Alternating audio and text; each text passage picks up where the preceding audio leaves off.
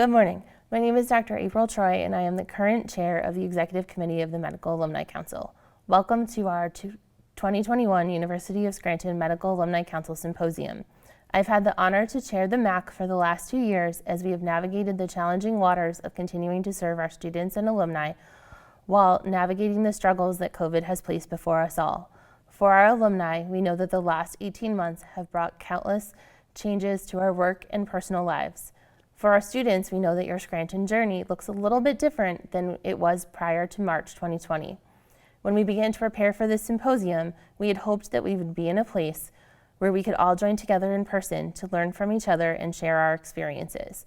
When we made the difficult decision a few weeks ago to transition to a virtual format, we did so with heavy hearts to help keep our Scranton family safe. We are thankful for the alumni and students who can join us virtually today. We hope that you will enjoy our excellent speakers, our live panel, and our Scranton Shorts. We will have time after lunch for alumni and students to meet together in small groups to share our experiences and provide much needed mentorship to our students. Prior to the beginning of the symposium today, you should have received an email which includes not only the link to the event, but also contact information if you're having any technical difficulties today. You can also use the live Q&A function in Zoom to be able to give questions to our speakers who would be available for a live Q&A at the end of each of their presentations. You will also receive a copy of each speaker's PowerPoint presentations. Following the event, you will receive an email from the alumni office with instructions for how to complete the information needed to get your continuing education for our dentists that are joining us today and continuing medical education credits for our physicians and other healthcare professionals that are joined with us today. We hope that today will give each participant a chance to join together virtually with your Scranton family. We anxiously await the time when we can be together in person in the future. We hope that you enjoy our symposium. Thank you so much for joining us today. I'd like to introduce our first speaker, Dr. Patrick Donnelly. Dr. Patrick Donnelly was born and raised in northeastern Pennsylvania. He graduated from the University of Scranton with a bachelor's in chemistry in 2009. From there, Dr. Donnelly earned a PhD in chemistry from Princeton University in 2013, specializing in the chemistry of material surfaces and how they interact with biological systems. Dr. Donnelly completed an NIH T32 postdoctoral fellowship at the Hospital for Special Surgery in New York City before attending dental school at the University of Pittsburgh. He graduated with his DMD in 2021 and is now in private practice in Newtown, Pennsylvania.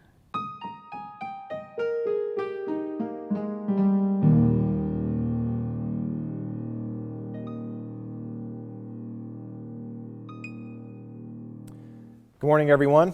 My name is Patrick Donnelly. I'm happy to be presenting today at this Medical Alumni Council presentation.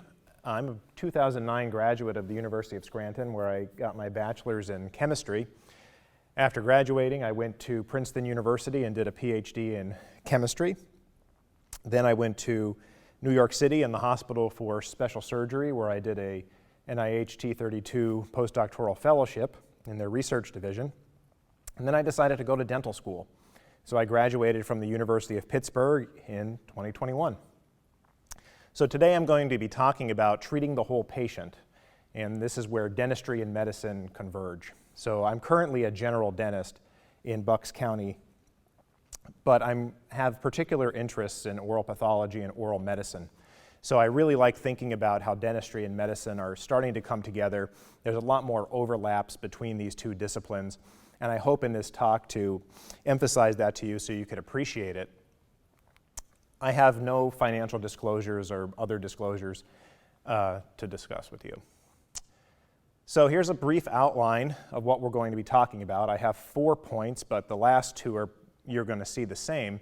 I want to start by talking about dental emergencies, and I want to frame this in the context of physician's office or an ER, encountering a dental emergency and how to handle that.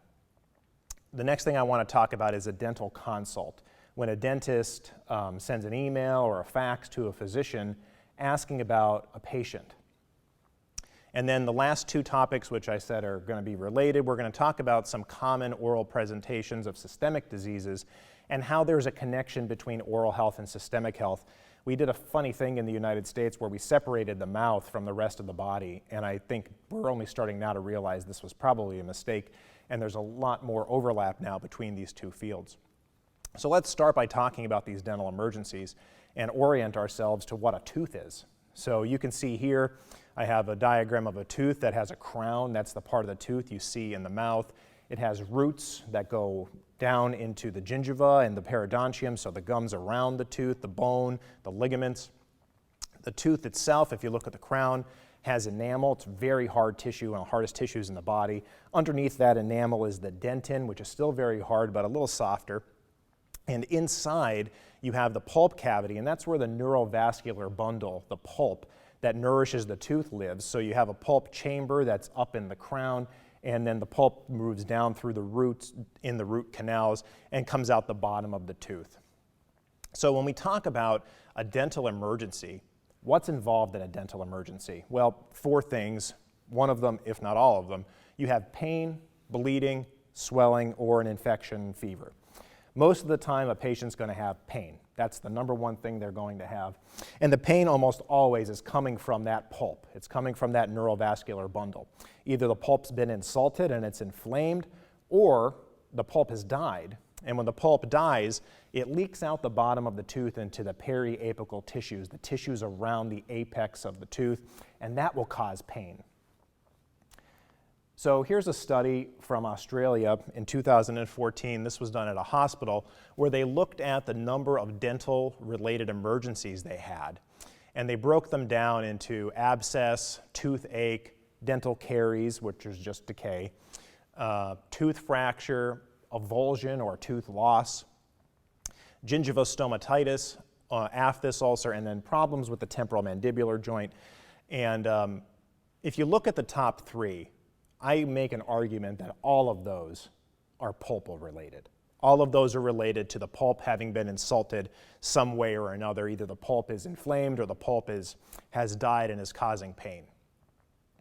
I'm going to talk about all of these on this list except the temporal mandibular joint, because that in itself is a whole other can of worms that I don't want to get into. So why am I talking about this? Why is this important? Well, here's an article from 2020 that talks about emergency room visits for dental problems and how they cost $2 billion a year.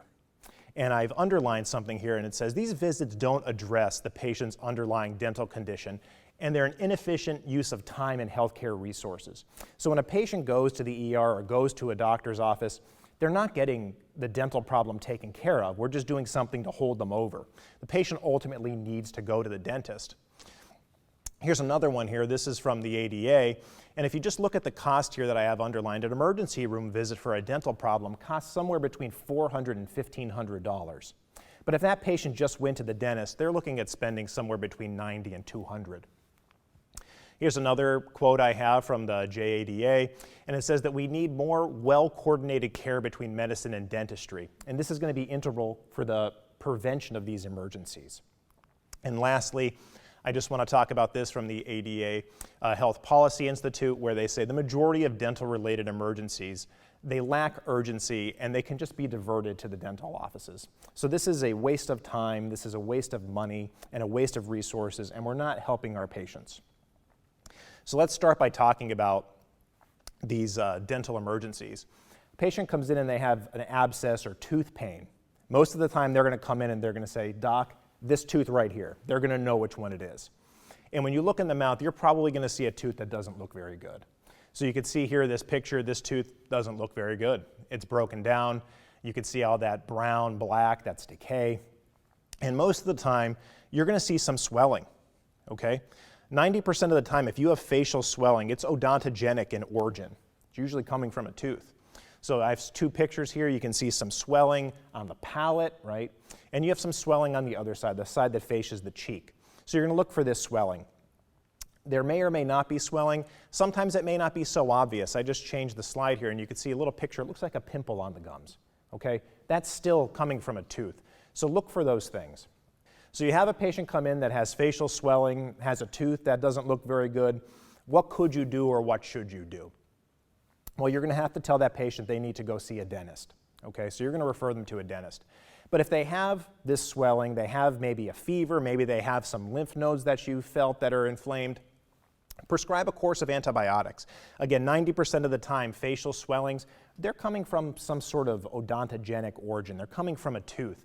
And early odontogenic infections in the acute phase are caused by a mix of anaerobic and aerobic bacteria, mostly gram-positive staph and strep. So you can't go wrong with an antibiotic. So you could prescribe a course of penicillin or amoxicillin. If the patient can't take that, you need to go to another antibiotic. The ADA has said we need to start thinking about using things other than clindamycin, and for good reason. There was a recent study done from 2009 to 2015 that was just presented at Infectious Disease Week, where they looked at the number of C. diff infections. And they found that 15% of C. diff infections have been caused by prescription by dentists for a dental procedure. And of that 15%, half of those were caused by clindamycin. So the ADA is asking us now to try and avoid clindamycin. So what you can do then is prescribe something like azithromycin. The next thing that you're going to want to do for these patients is you have to manage their pain, okay? So I recommend over-the-counter pain control analgesics like acetaminophen or APAP and ibuprofen and NSAID. And the way I usually tell patients to take it is you take 500 milligrams of your acetaminophen and 400 or 600 milligrams of your ibuprofen, and you're going to take that every 4 to 6 hours. So remember, though, when you do this for the patient, especially if you prescribe antibiotics, that's going to help get that patient out of pain. You're going to help control that infection. You're going to decrease the inflammation. That's great for the patient. It's also great for the dentist, right? When they go see this dentist, the dentist has to do local therapy. We're either going to pull this tooth or we're going to do a root canal. Okay, so the antibiotics are not a cure, and that needs to be emphasized to the patient. This is not the cure. You still have to get the tooth taken care of. The other thing those antibiotics are going to do are make things better for the dentist. Inflammation causes a decrease in the pH around the tooth and in the tissues.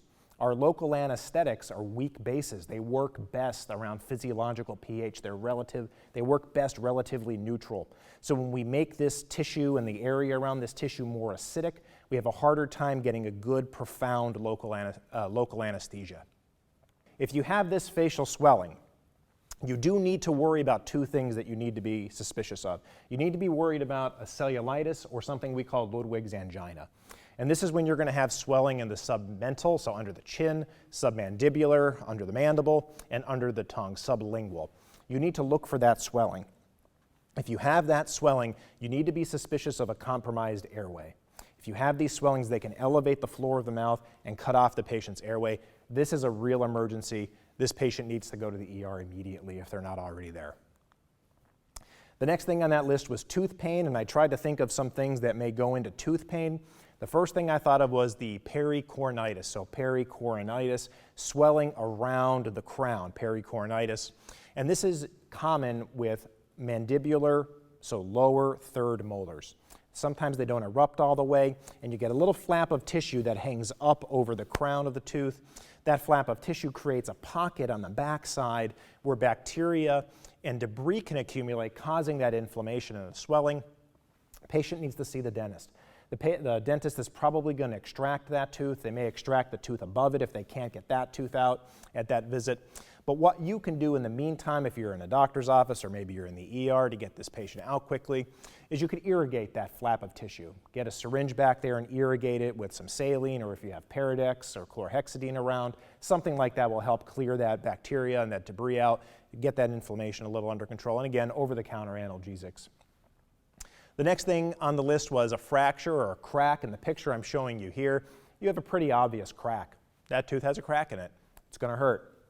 Another giveaway for a crack is the patient's going to tell you, this tooth hurts only when I bite on it a certain way. That should send up red flags right away. That's probably a crack or a fracture somewhere.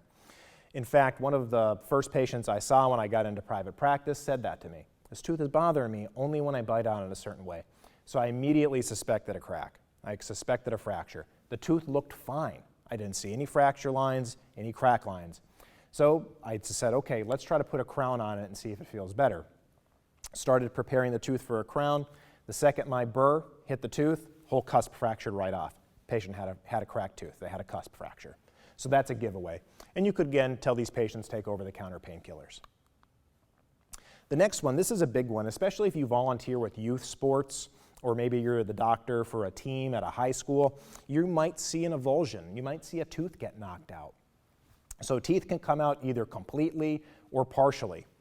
And what you do need to do is think about the mechanism of injury. Whenever you're the first person to address an emergency, you always got to think, what was the mechanism of injury? And there's usually going to be a blow to the face, okay? So you need to be suspicious of a fracture. You need to be suspicious of a fracture in the midface, maybe a fracture in the mandible. Always rule that out first, because that's going to be priority over a lost tooth. Dentally speaking, time matters. We talk about an hour. You have an hour to get to the dentist. And getting to the dentist in an hour greatly affects the success of our treatments. The thing that you should do in the meantime is try to put the tooth back in. If the tooth is dirty, gently clean it, try to get some debris off it, but try to get it back into that socket. If the patient can't tolerate it, or you can't get it into the socket, you need to put it in a storage medium. On the bottom of the slide here, I have a few different storage mediums from the best to the worst. The absolute worst being dry, which I don't have on the slide, but the best one is Hank's buffered salt solution. Everybody's got that, right? Well, we don't. But if you want to get it, you can buy something like this. This is the Save-A-Tooth kit. You can get this on Amazon. I would imagine some pharmacies have it. And in that Save-A-Tooth kit, Hank's buffered salt solution. The next best thing is milk. Maybe you can get the tooth into a cup of milk. Then saline, saliva. A really slick way to do that with saliva is just put it back in the patient's mouth. Have them hold it in their cheek and send them to the dentist. If you can't do any of those things, water's your last resort, but try not to send it dry. The last thing on that list, they talked about ulcers and stomatitis. So here on the screen, you can see primary herpetic gingivostomatitis.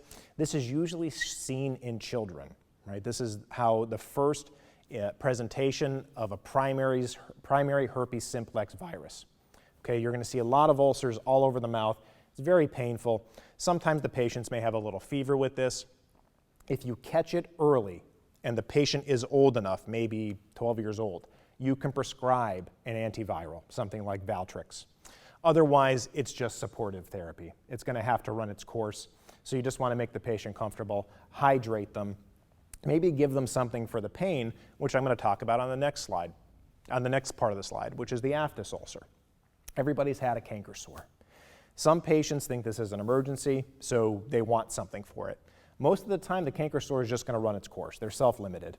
You could prescribe a topical steroid for the aphthous ulcer, but never prescribe a steroid if you suspect a bacterial or viral infection. What you could give them is good old Magic Swizzle or Magic Mouthwash, okay? What is Magic Swizzle? Well, three things. It's viscous lidocaine, an antihistamine like Benadryl or diphenhydramine, and then some kind of coating agent like sucralfate, something to hold it in place to give the patient some relief. And at this point, that pretty much sums up all the emergencies from that list. So if you're in a doctor's office or maybe you're in an ER, now you've successfully routed this patient to the dentist. But a day or two later, the dentist sends you an email or you get a fax and the dentist is asking about this patient. Maybe you're their primary doc and now this dentist is asking about your patient. Well, this is the dentist physician consult. Okay? So we have an aging patient population. We have more patients that are living longer and they're living with more chronic diseases, which means they're taking more medications. Okay? Advances in dentistry have allowed general dentists and just dentists in general to do more advanced, longer, invasive procedures. So we always have to be asking ourselves as a dentist, can this patient tolerate the stress of this procedure? And the things I'm talking about here are implants, multiple extractions, or maybe some other surgical procedure that a dentist may be performing. We need to make sure that the patient's going to be safe. So, what is the dentist asking for? We are not asking for permission. I think what happened years ago was that we used to call this a medical clearance, and it almost seemed like we were asking the doctors and physicians their permission to do this procedure. That's not what we're asking for. The final responsibility for treatment, risks, and complication rests solely with the dentist. This isn't clearance. We're asking you specifically about the health status of this patient. I want to drive this home because this is a common misconception regarding this medical consult. Dentists cannot limit their liability by requesting a medical clearance for their patients. Further, dentists must attain a certain level of minimum competency relative to medical understanding that cannot be deferred to a physician. This isn't permission. We can't share any of this with a physician. What we are asking you is this patient medically optimized? Is this the healthiest we can expect this patient to be? And from there, the dentist is going to make the decision, do we do this surgery, do we defer it, or maybe we need to modify something for this patient. So what prompts somebody like me to contact a primary care doctor or maybe an orthopedic surgeon or a cardiologist and ask questions about a patient? Well, the first thing is, if I have lingering doubts about the patient's health after a thorough physical and history, okay? The patient tells me something and I just don't feel it's right. Maybe the patient gives me a history of a suspicious sign or symptom. I remember when I was in dental school, I had a patient and I asked the patient, do you ever have chest pain? The patient said, oh yeah, a lot. I said, really? Do you take any medicine for it? No. And I said, well, when does your chest hurt you? Oh, all the time. And I said, like when you're walking up the stairs? Yeah. How about if you're just sitting watching TV? Oh yeah, all the time. So I told that patient, you need to go talk to your doctor. They did. That patient had angina. They needed to be medicated for it, so they had chest pain. Patient gives you a history of a serious illness that doesn't appear to be well controlled. I've had patients that have diabetes and high blood pressure. They come in, they're taking 4 medications for their diabetes and blood pressure, and you take their blood pressure, it's 180/100. I don't know if that's controlled or not, but it's definitely not normal. I ask a patient who's taking insulin, what was your last HbA1c? 13. Controlled is 7. How about your blood sugar? 250. Controlled is 155, 150, somewhere around there. Patient's not well controlled. Maybe the patient gives you a history of taking multiple medications. We're going to see in a second, this is particularly related to things like anticoagulants. The Society of Anesthesiologists have a great physical classification system where you can look at a patient's health and put them into classes. I look at class 3 or higher, and I'm usually always talking to a doctor. If you're not familiar with this class, look it up. It's a great way to classify patients and give you a quick snapshot of how healthy this patient is. And the last thing is, again, the blood pressure. I'm going to be really worried if I take a patient's blood pressure and it's high. So how do I find all this out? I take a medical history. I'm going to ask the patient, I'm going to review all their symptoms, review all their systems. I'm going to ask them what medications they take, if they have any allergies. If they have an allergy, I'm going to ask them what happens if they take that thing that causes the allergy. I'm going to ask them about their surgical history and their anesthetic history, especially if we're doing a procedure that might involve some sedation. I'm going to ask them about their family history, their social history, and if they could be pregnant. Here's a list of things that if a patient tells me, I am absolutely not doing anything to this patient until I talk to their doctor. If they've had a recent heart attack or a myocardial infarction. If they have unstable or resting angina, chest pain, just like that patient, sits in his chair watching TV, my chest hurts. Serious congestive heart failure, or any uncontrolled diabetes, hypertension, arrhythmias or dysrhythmias, and hyperthyroidism. Definitely not touching this patient for an elective procedure. So when we think about the cardiovascular system, what am I thinking about? I'm thinking about coronary artery disease, hypertension, heart attacks, again, these myocardial infarctions, valve disease, maybe they have an artificial valve, dysrhythmias or arrhythmias, or if they're in heart failure. Why am I worried about this? Well, every time somebody gets into a dental chair, the stress response happens, okay? We have a release of catecholamines. When you release catecholamines, you have an increase in the cardiac output, and that puts demand on the myocardial tissues, right? So the heart muscle needs more oxygen. But in a patient that may have compromised cardiovascular health, this can lead to ischemia, lack of oxygen. The heart needs oxygen and can precipitate things like heart failure and dysrhythmias. So this is what we're worried about. This is why we're talking to the doctor. Related to this, I like to think about metabolic equivalence, or METs. This is a measure of the exercise tolerance and how much demand can be put on the heart.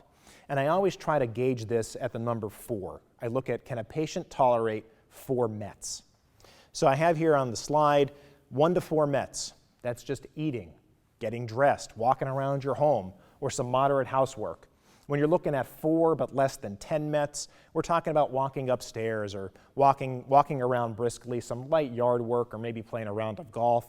And when you get above 10, we're talking about strenuous sports. So if I have a patient that walks from their car to the waiting room and then into my chair, and they're out of breath, I'm asking myself, can this patient tolerate 4 METs? You need to be suspicious of this. The next thing I worry about is anticoagulation therapy. We know that about 1 in 4 patients are going to develop atrial fibrillation in their lifetime, and many of these patients take medications like anticoagulants, warfarin, Plavix, things like that. And if I'm doing an extensive invasive dental procedure, maybe I'm pulling a whole arch of teeth for a patient to get a denture, there's going to be a lot of bleeding. So I'm going to want to talk to their doctor and say, hey, maybe we need to modify their anticoagulant medication a little bit so I can safely do this procedure. Maybe the doctor will tell me no, and then we'll have to find ways around that. But that's one thing that's going to precipitate this consultation for me. Diabetes is another one. We know that there's more than 20 million patients in the US. That's roughly 1 in 10 people who have diabetes. Nearly half of those people aren't diagnosed. And it's highly correlated with obesity. If you look on the slide here, you can see in the image on the top, we have obesity in 1991, and on the other side, we have 2001. And on the bottom is diabetes. So you can see how obesity and diabetes go together, and they've changed since the 90s in the United States. And what we're worried about here is insulin. We don't want these patients to have low blood sugar. We don't want them to go hypoglycemic. Okay, we have a saying, we'd rather the patient a little sweet than not sweet enough. So we may have to defer elective dental treatment or just modify their insulin regimen a little bit. And we're going to do that by talking to the doctor. The final considerations that I have here, I'm going to think about respiratory disease, asthma, bronchitis, emphysema, or obstructive sleep apnea, right? Especially for patients that have a bronchodilator, they have an inhaler. Maybe we need to give them a puff before we start a procedure so we don't have a problem. I'm going to talk to their doctor about that. Adrenal insufficiency, so we're going to talk about steroid use. Maybe we need to modify their steroid use, or we need to change our treatment a little bit. And finally, renal disease and hepatic disease. I'm worried about, if we have a hepatic disease, I'm worried about the liver. Is this patient going to have a bleeding problem? Or if they have renal disease, I'm wondering, are they on dialysis? Should I structure my dental treatments around dialysis? These are all things that we're going to ask the doctor. The next thing that you may hear, especially if you're an orthopedic surgeon, is prophylaxis, right? So prophylaxis is prevention. We're trying to prevent something. This is controversial. There's a lot of medical legal considerations here. I think years ago we were kind of throwing antibiotics around and not thinking much of it, but now we need to be better stewards of these antibiotics, okay? We need to follow the guidelines. There's been a recent revision to the ADA guidelines. That's what I have here on the slide. And what are the things we're giving patients antibiotic prophylaxis for, right? Prosthetic heart valves are a material in the heart. Congenital heart defects. If they've ever had endocarditis in the past, and if the patients have had a transplant and we suspect that something can happen with their valves, right? There's something that can happen with their valves. And the reason we're doing this is because every time a dentist does a dental procedure, we're introducing some bacteria into the bloodstream. And if those bacteria get to a place they don't belong, they can cause a problem. So the idea is we load the patient up with antibiotics. Any bacteria that gets into the bloodstream, we're going to take care of them before they can cause a problem. That's the idea. But this is the thing that caused the problem, and this is the prosthetic joints, okay? So we used to always give antibiotics to patients who had a prosthetic joint, but now the guidelines say we're only going to do this after consultation with the patient and their orthopedic surgeon. So my recommendation here is just follow the guidelines, do what you think is best for the patient, and that sums up the dental consult when we're talking to the physician. Now I'm going to transition to the last part of the presentation where dentists and physicians are going to be talking again. And we're going to talk about the oral systemic connection. We're going to talk about oral manifestations of systemic diseases, something suspicious you may see in a patient's mouth, or a patient comes to you and says, hey, something's wrong in my mouth. We're going to talk about how systemic disease and oral disease influence each other and how medications can cause problems in the oral cavity. So we're virtual now. I wanted this part of the talk to be a little interactive. So if you're playing along at home, take out a pencil and paper. What do you think this is? Patient comes into your office. They said, I have this on my cheek and my mouth hurts a little bit. You look at it, it's on both sides. Looks like a spider web, right? You have these white, lacy lines on the cheek. What are you thinking? Well, you win if you're thinking lichen planus. Okay, so this is an autoimmune disease. Very common presentation in the mouth. Actually, the first time I was ever in the dental clinic in dental school, I saw lichen planus. Didn't see a cavity, didn't see an extraction. I saw lichen planus. I'm going to drive this home a little further. One of my best friends called me when I was still a dental student and said, hey, can lichen planus present in the mouth? My friend's a pediatrician. I said, yeah, it can. What do you see? I think this is what they saw. So the other thing you can think of when you see something like this is a lichenoid mucositis. So lichenoid, you have this lichen structure on the cheek, mucositis, swelling of the mucosa. Well, what causes this? Sometimes it's a reaction to a drug. Maybe they've taken some kind of prescription, they're just not tolerating it well, and you get a reaction like this. Other things can cause this, like some flavorings. Cinnamon is usually one that does it. The other thing to think of, this is more rare, but you could be thinking something like graft versus host disease. Maybe the patient just had a bone marrow transplant. Something to be suspicious of. And lastly, another autoimmune disease here, lupus can do this. All right, let's try another one. Patient comes in, they have multiple ulcers. They keep coming back. What do you think this is? What could it be? Well, this isn't a dental problem. So what are we thinking?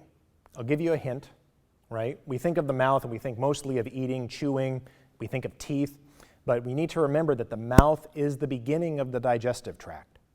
It is the absolute start of the digestive tract.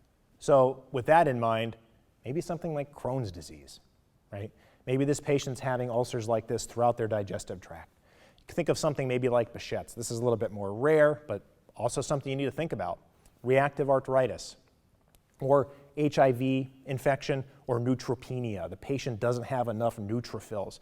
If they have that, you need to be wondering why they don't, but sometimes it can present in the mouth like this. The next thing to think about, patient isn't going to come in and tell you about this. The patient's going to come in and you're going to notice this when you're looking in their mouth. You're going to notice maybe on the back of their maxillary teeth in the front, you're going to see that it's washed out or eroded, okay? Or maybe if you look at their molars, you're going to see little cups forming on the surfaces of these teeth. What could this be? Well, first thing to think about is GERD, gastroesophageal reflux disease. Patients having acid come up and it's going into their mouth and it's causing the erosion of the enamel.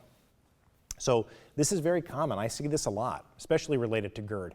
But the other thing you need to be suspicious of, especially in younger patients, you need to think about anorexia or maybe bulimia. So you need to ask yourself, maybe is there another reason that this acid is in this patient's mouth? Next one. You look in the patient's mouth and their gums look like this. They're swollen. They don't look healthy. Well, if you're a dentist, you're thinking gingivitis or periodontitis. So gingivitis, inflammation of the gingiva. Periodontitis, inflammation of the periodontium, the structures around the tooth. Right, so we're thinking about this. But here's our first oral systemic connection here between an oral disease and a systemic disease.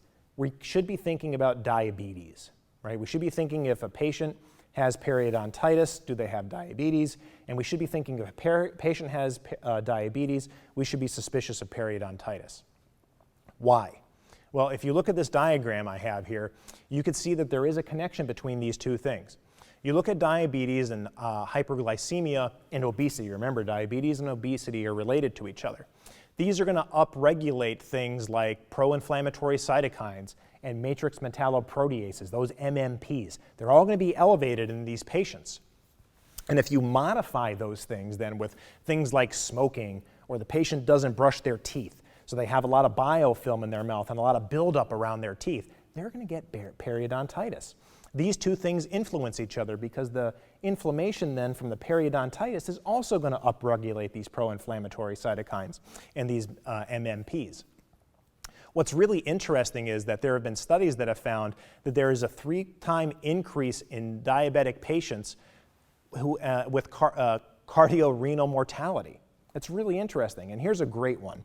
And this is one that stands the test, all things accounted for, no confounders.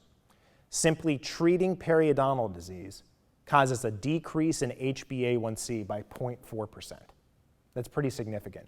So this is a good oral systemic connection here and how these two diseases influence each other, and treating one can affect the other one. So looking at these gingival swellings, the next thing we need to think about is HIV. Usually it doesn't look like this. You may see something like this.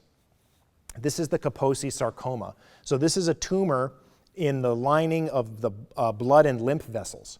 So usually this is a sign that the patient's HIV is not controlled, and it sometimes goes away if the patient gets on medication to control the HIV infection.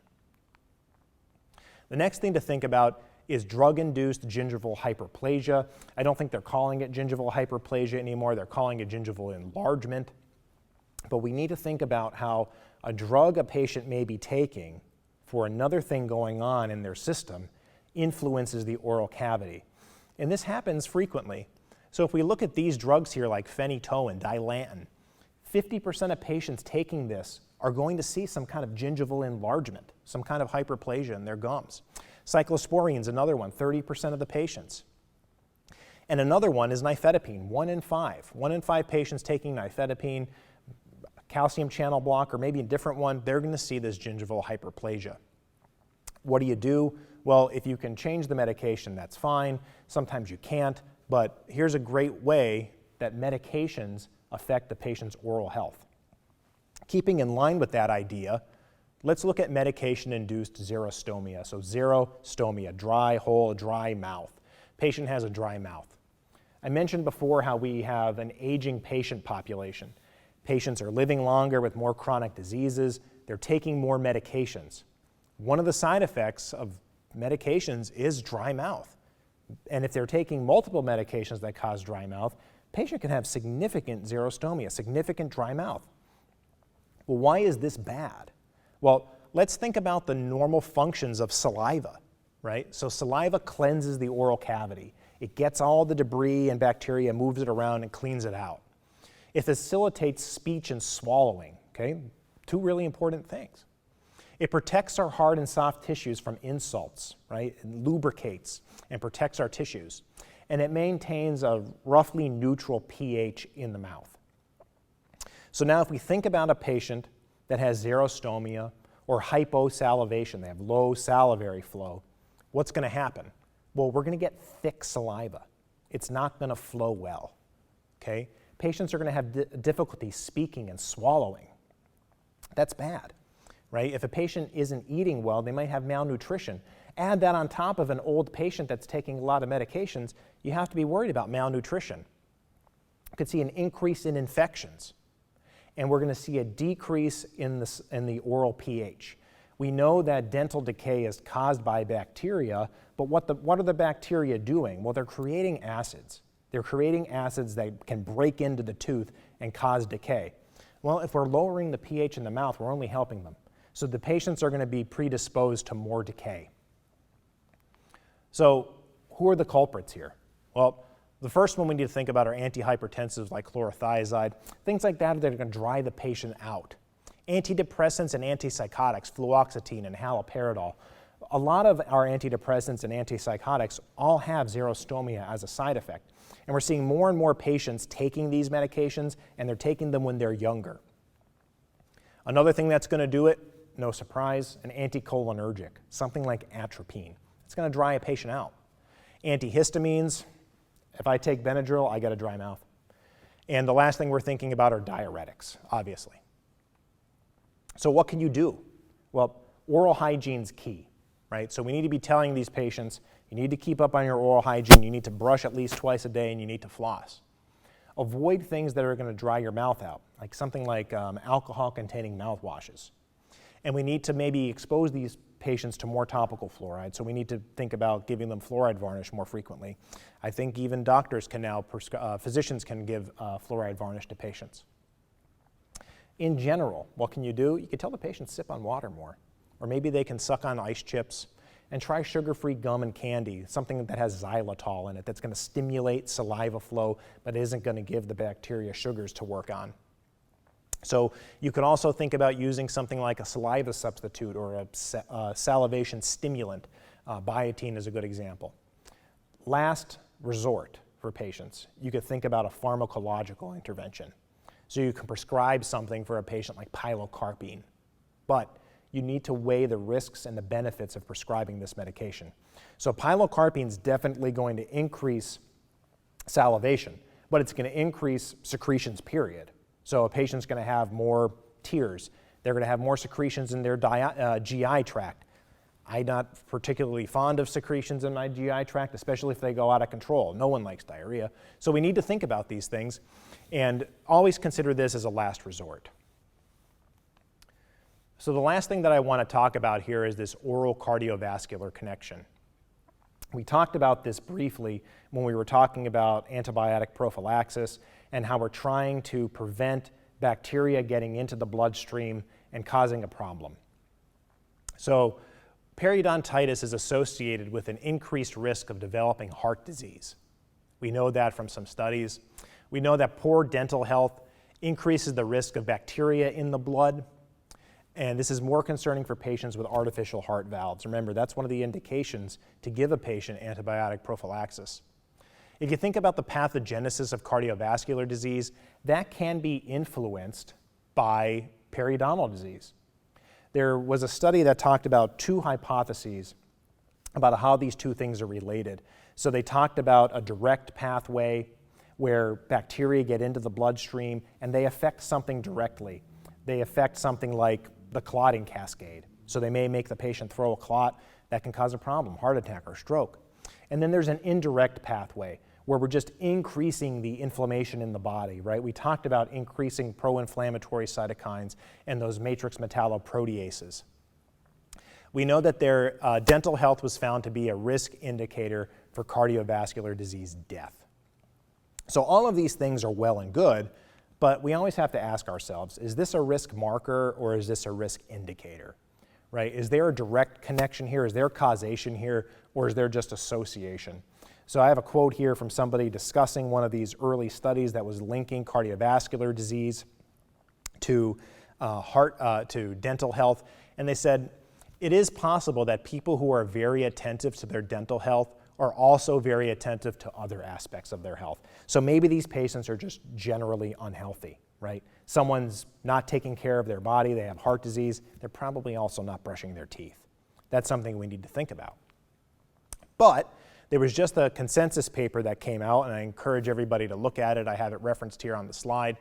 And we found that there's strong epidemiological data for a positive association between periodontal disease, coronary artery disease, risk of heart attack, and cerebrovascular accident or stroke. There's also evidence that patients with periodontal disease exhibit endothelial dysfunction and arterial tightening or stiffness. And there's limited evidence supporting the association between periodontal disease and peripheral artery disease. So overall, there's still research coming out, we're still doing studies, but overall the data from current research leans in favor in the direction of periodontal infection and cardiovascular disease having some kind of effect on each other and being related. So all of this is still happening. It's very exciting. I think we're going to see more of this stuff coming out in the future, and I look forward to seeing it. So this brings us to the end. I'm just going to go over it again. Here's our outline from the beginning. We started by talking about dental emergencies, and we talked about the most common ones from that study we saw from Australia. And we talked about how pretty much all of these just need a dental referral. We need to get these patients to the dentist. I didn't talk about why these patients aren't seeing the dentist to begin with. That's a whole other topic, but something to think about. And we talked about how we need to be aware of a compromised airway. We talked about prescribing antibiotics for these patients, especially if they have a fever, swelling, or enlarged nodes. We talked about which ones to prescribe. And we talked about giving these patients analgesics, right? Combination of acetaminophen and ibuprofen, if the patient can tolerate it. Then we talked about dental consults. We talked about what the dentist is actually asking for. We're not asking for your permission. We're asking you, is this patient optimized? Is this the healthiest we can expect this patient to be? Then we talked about a survey of common oral presentations of systemic diseases. We talked about things like lichen planus. We talked about things like gingivitis and how gingivitis may be something related to diabetes. We talked about acid erosion, how we need to be suspicious of GERD or maybe if someone's anorexic or bulimic. And then we talked about how medications can affect the gums, right? We talked about that medication-induced gingival enlargement or hyperplasia. But then we started talking more about how diabetes and periodontal disease influence and affect each other, how something really simple like treating periodontal disease can improve a patient's diabetic status. We talked about medications that cause xerostomia and how we need to be paying attention to when we're treating the whole patient, we need to remember their mouth, right? So if a patient's taking all these medications, we need to remember something could be going on in their mouth too. We could be drying them out. And finally, we talked about the cardiovascular dental connection and how periodontal disease increases in inflammation, increase in pro-inflammatory cytokines and MMPs may be related to cardiovascular disease and how they could be influencing each other. And finally, we talked about how this is an evolving area of research. It's very exciting, and I look forward to seeing more of that in the future. That brings me to the end of the talk. I just want to thank you for your attention. I know it's early in the morning. I hope you found this brief talk entertaining. I hope you learned something, and I'm happy to take any questions you have. Hi, everyone. Thanks for tuning in and listening to the talk. I'm going to look at some of these questions here. Checking the chat. There's nothing in there. I'm going to go into the Q&A section here. So I have a question here about avulsed teeth and if you should brush them clean. The answer, kind of. When a tooth comes out, you're going to have parts of the periodontal ligament still attached to the tooth. So you don't want to brush that away. But if the tooth is actually dirty, which it can be if there's dirt on it, you do want to try and get that off, but you don't really want to scrub it clean. So you could rinse it, just gently rinse it under water and try to brush some of that debris away, but you really don't want to try and scrub it clean. Next question asks, for which procedure should anticoagulant therapies be addressed? So what I'm looking at are procedures where I anticipate a lot of bleeding. This is going to be in the surgical realm. So if I'm taking out multiple teeth, that's usually when that's going to happen. And it has to be multiple teeth. Generally, depending on the patient's ability to clot, you can get away with a tooth or two. But if you're going beyond that, you may need to think about modifying those medications to allow the patient to clot a little easier. Another question here, this is a great question, asks about methotrexate. I didn't mention that here. So that's a great one. That's going to be something you're definitely going to consult the physician about. And usually this is going to require antibiotics. And we're talking about procedures like implant placement, extensive scaling procedures where we expect quite a bit of bleeding.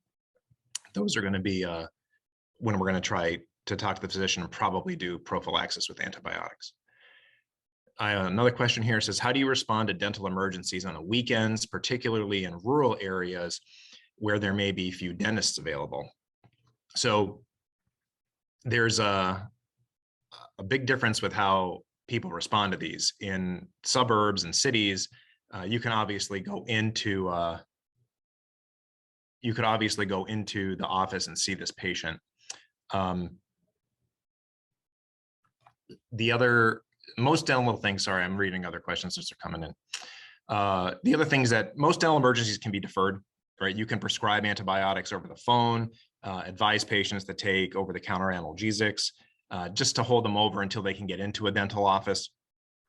But I do know dentists that, especially in the rural areas, they have medications in a lockbox that they can give to patients. Those really rural areas, I know dentists that do that. We have another question here. We often see patients coming to the ER with dental pain requesting narcotics. What are your thoughts and the dental organization's thoughts on these stronger medications? That's a really good question. So when I was in school, we were really pushing to be a opioid narcotic free profession. There was a lot of pushback from oral surgeons, and I agree with the oral surgeons that there are some procedures where you're still going to need to give these things. But I think one thing that I do all the time with patients is you have to try and set their expectations. And I think this is a big thing that I think dentists haven't been doing a lot. You really need to set expectations for patients so they know what's going to happen. And in the United States, I think we always think of pain management as being pain-free. And I think that's a bad way to think about it. I think we need to try to set patients up to think about the pain is going to be tolerable. Sometimes you're going to be pain-free, but we're going to try and make the pain tolerable. It'll be managed to the point that you can tolerate it. So with that in mind, you should be able to prescribe over-the-counter analgesics, and maybe in a combination with an antibiotic that's going to give the patient pain relief. They may not be pain-free, but it is going to definitely be more tolerable.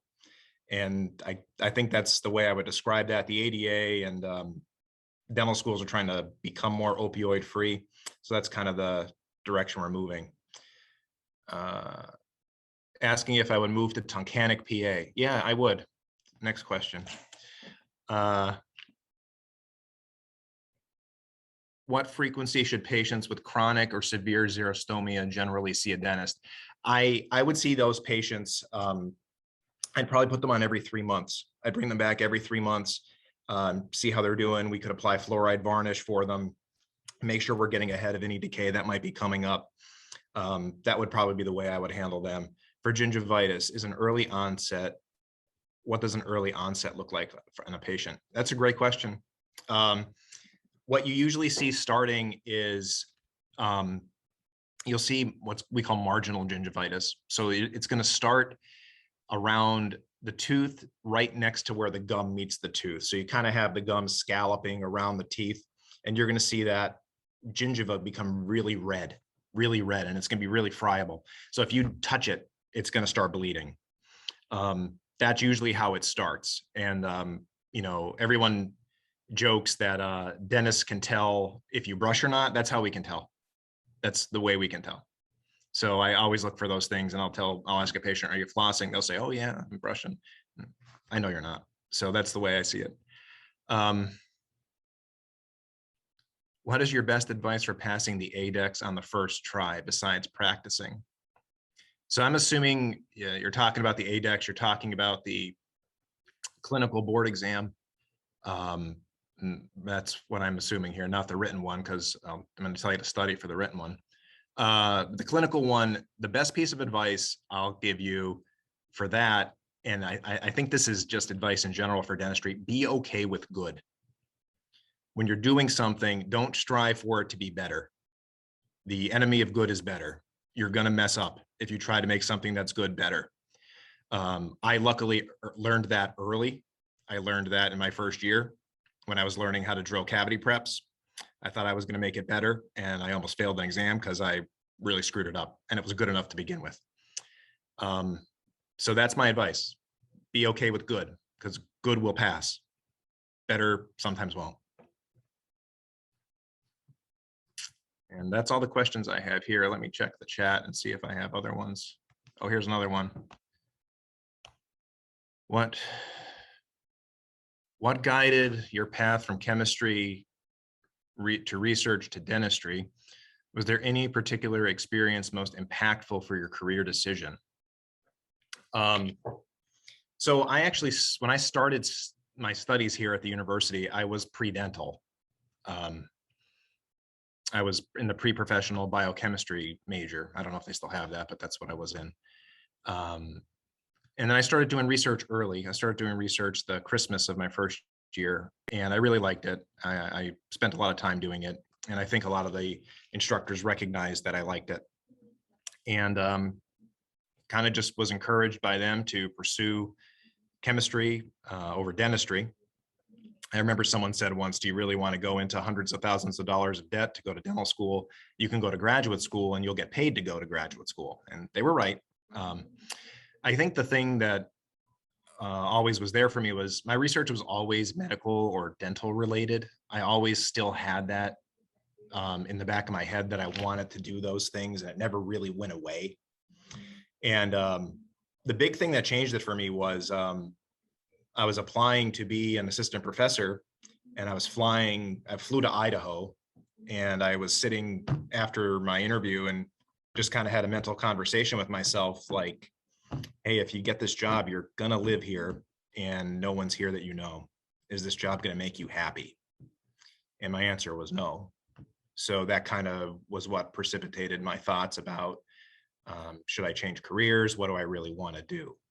And yeah, I told my wife I wanted to go to dental school, and she said, go for it.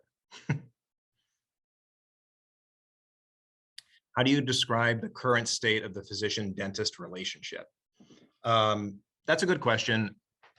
I remember when I was just starting dental school, I used to read a lot of journals, and one of the big people in the dental field was talking about the general physician practice of the future and how it was going to be a general care physician and a dentist together. That's how they envision the future of primary medicine and primary dentistry, I guess you can call it.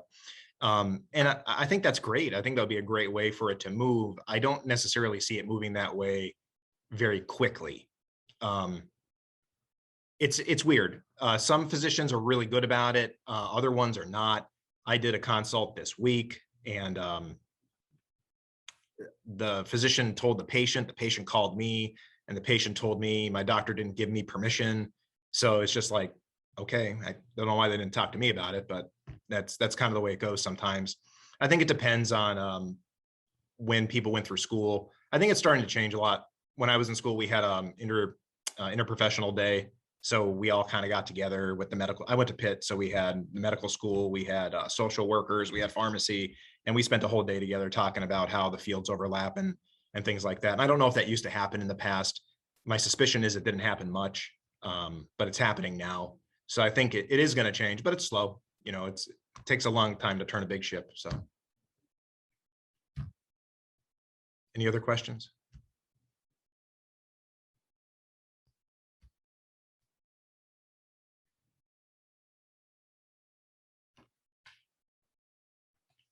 All right, I'm assuming there's no more questions. Thank you all very much.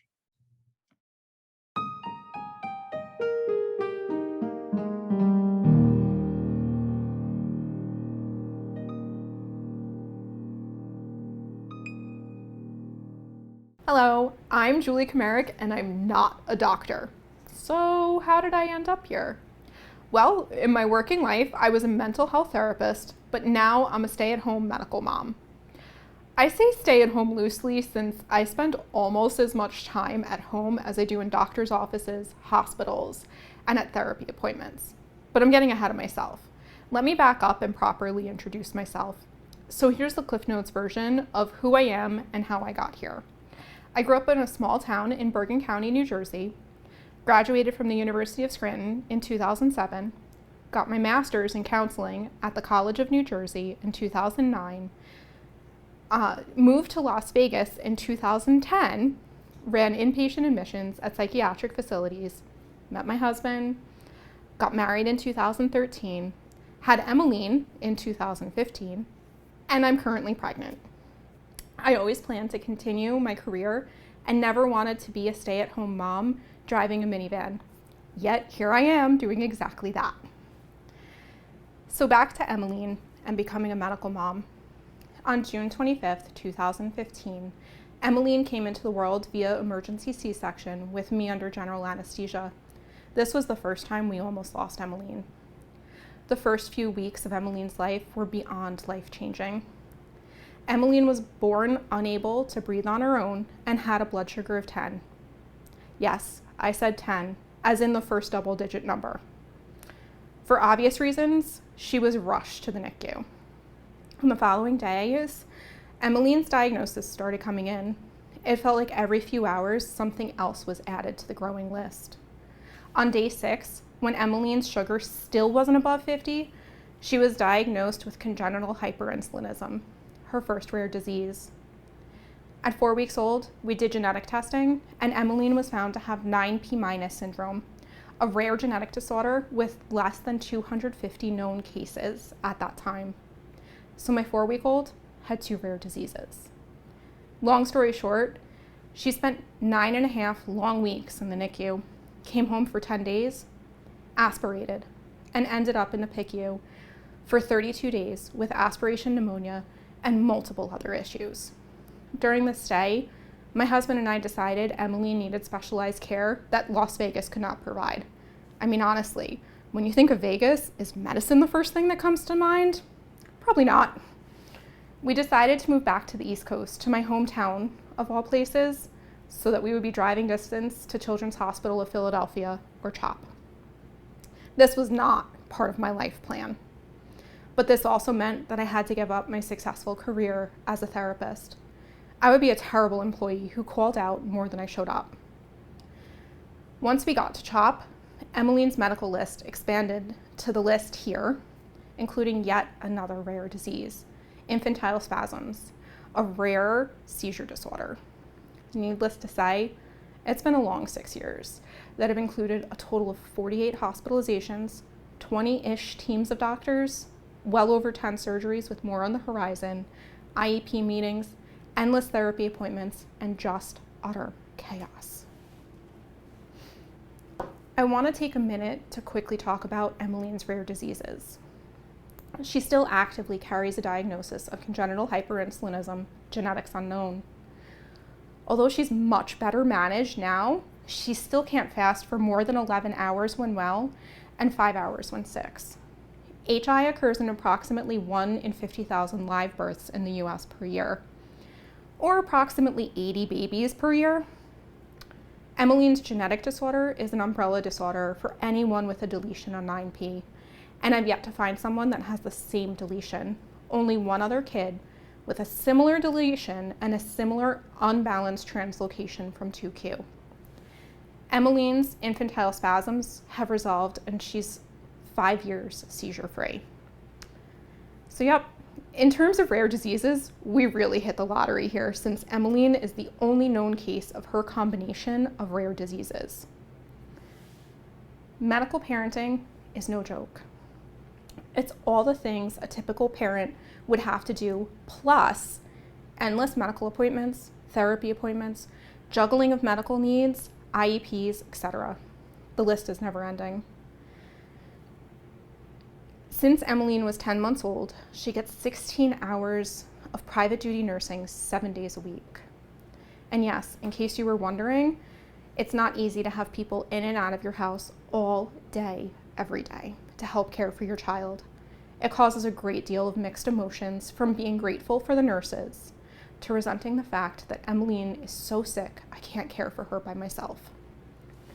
Anyway, I have this binder that I made. That's a guide to help me train our nurses on all things Emmeline. It includes her schedule, meds, how to give boluses so she doesn't vomit, info on all her rare diseases, her emergency letters, etc. And yes, I train her nurses when they are new to us, since every medical kid is drastically different. Medical parenting in a non-pandemic is isolating. We measure accomplishments in inch stones, not milestones. We spend countless hours learning and researching about rare diseases that, frankly, most medical professionals have never heard of. We can't just take our kid to the park, go out to dinner, or go on a vacation without endless hours of researching and planning. I can't even go out on a date with my husband unless we have a nurse to watch Emmeline. When I deliver this baby, that will be the first time I'm away from Emmeline for more than a few hours in 6.5 years.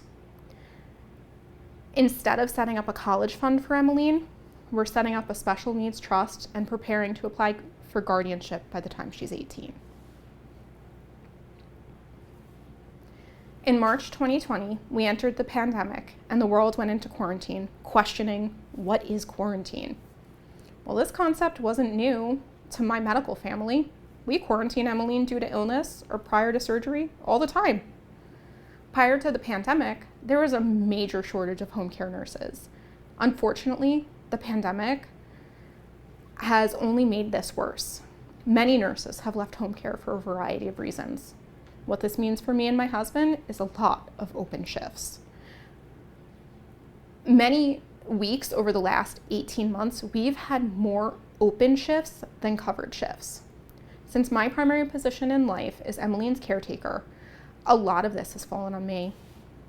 As you can see, Emmeline requires a great deal of equipment to keep her alive. I never wanted to work in medicine. It wasn't my thing. I prefer tinfoil hat wearing, CIA and FBI stealing my thoughts kind of patients. Now, I can use all the equipment pictured, plus a G-tube, glucometer, give IM and sub-Q injections, insert and remove Foley catheters, and so on. And yes, when I don't have a nurse, I have to be the nurse and somehow try to be mom. The stress over the last 18 months is extremely difficult to explain. I'm usually a fit person who likes to work out, specifically ride my bike. It's a bit of self-care I need to keep going. Yet that's gone out the window.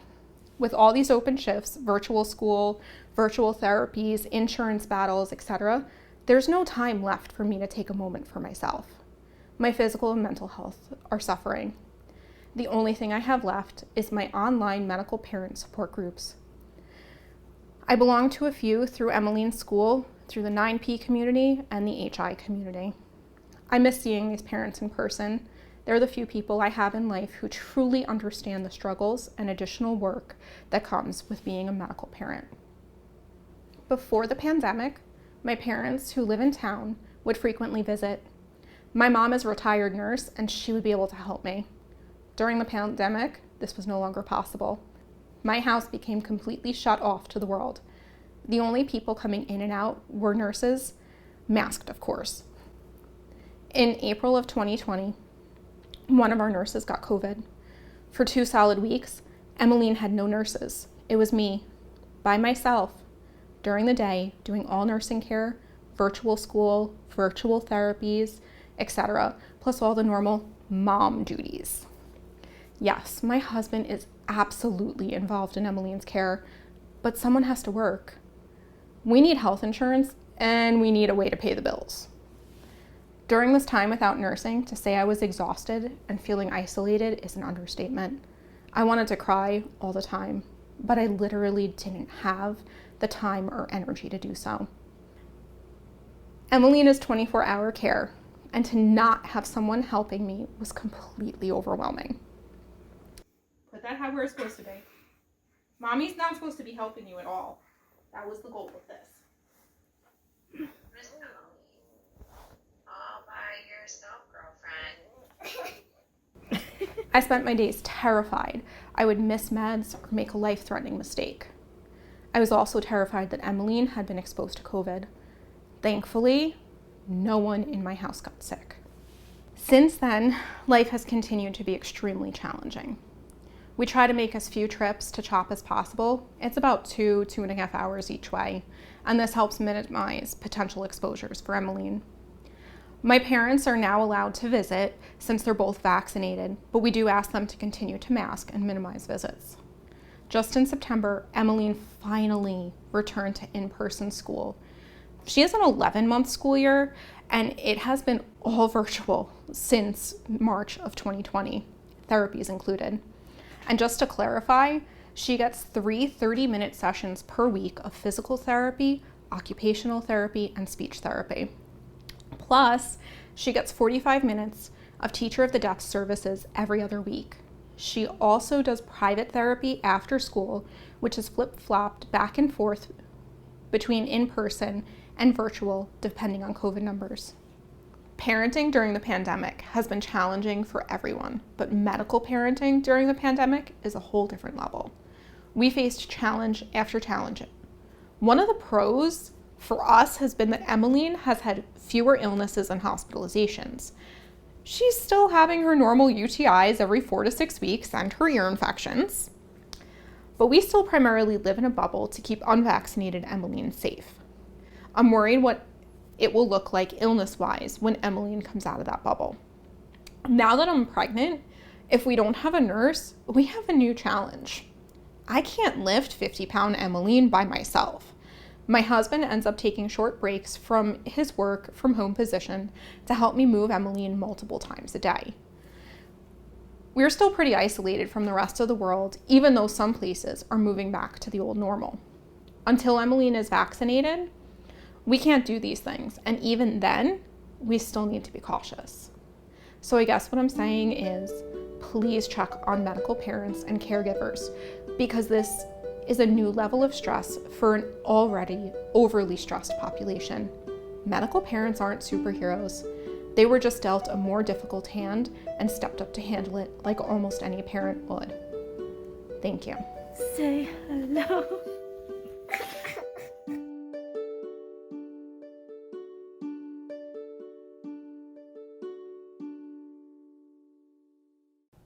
Our next speaker is Dr. Kevin Brazil. Dr. Kevin Brazil graduated from the University of Scranton in 1995. After careers in writing and forestry and water quality, he attended the Chicago College of Osteopathic Medicine, where he graduated in 2010, and completed the University of Cincinnati's Family Medicine and Psychiatry residency in 2015. He is board certified in psychiatry and family medicine.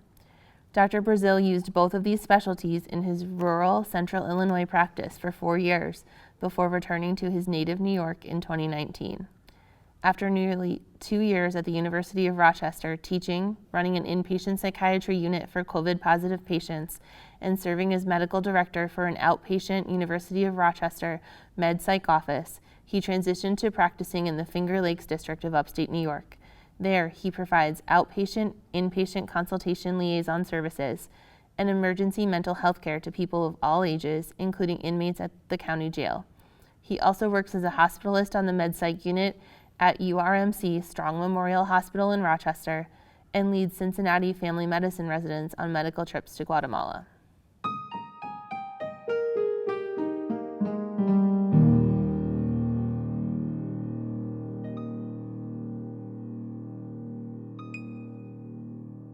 Hi everybody, my name is Kevin Brazil. I am a 1995 graduate of the University of Scranton.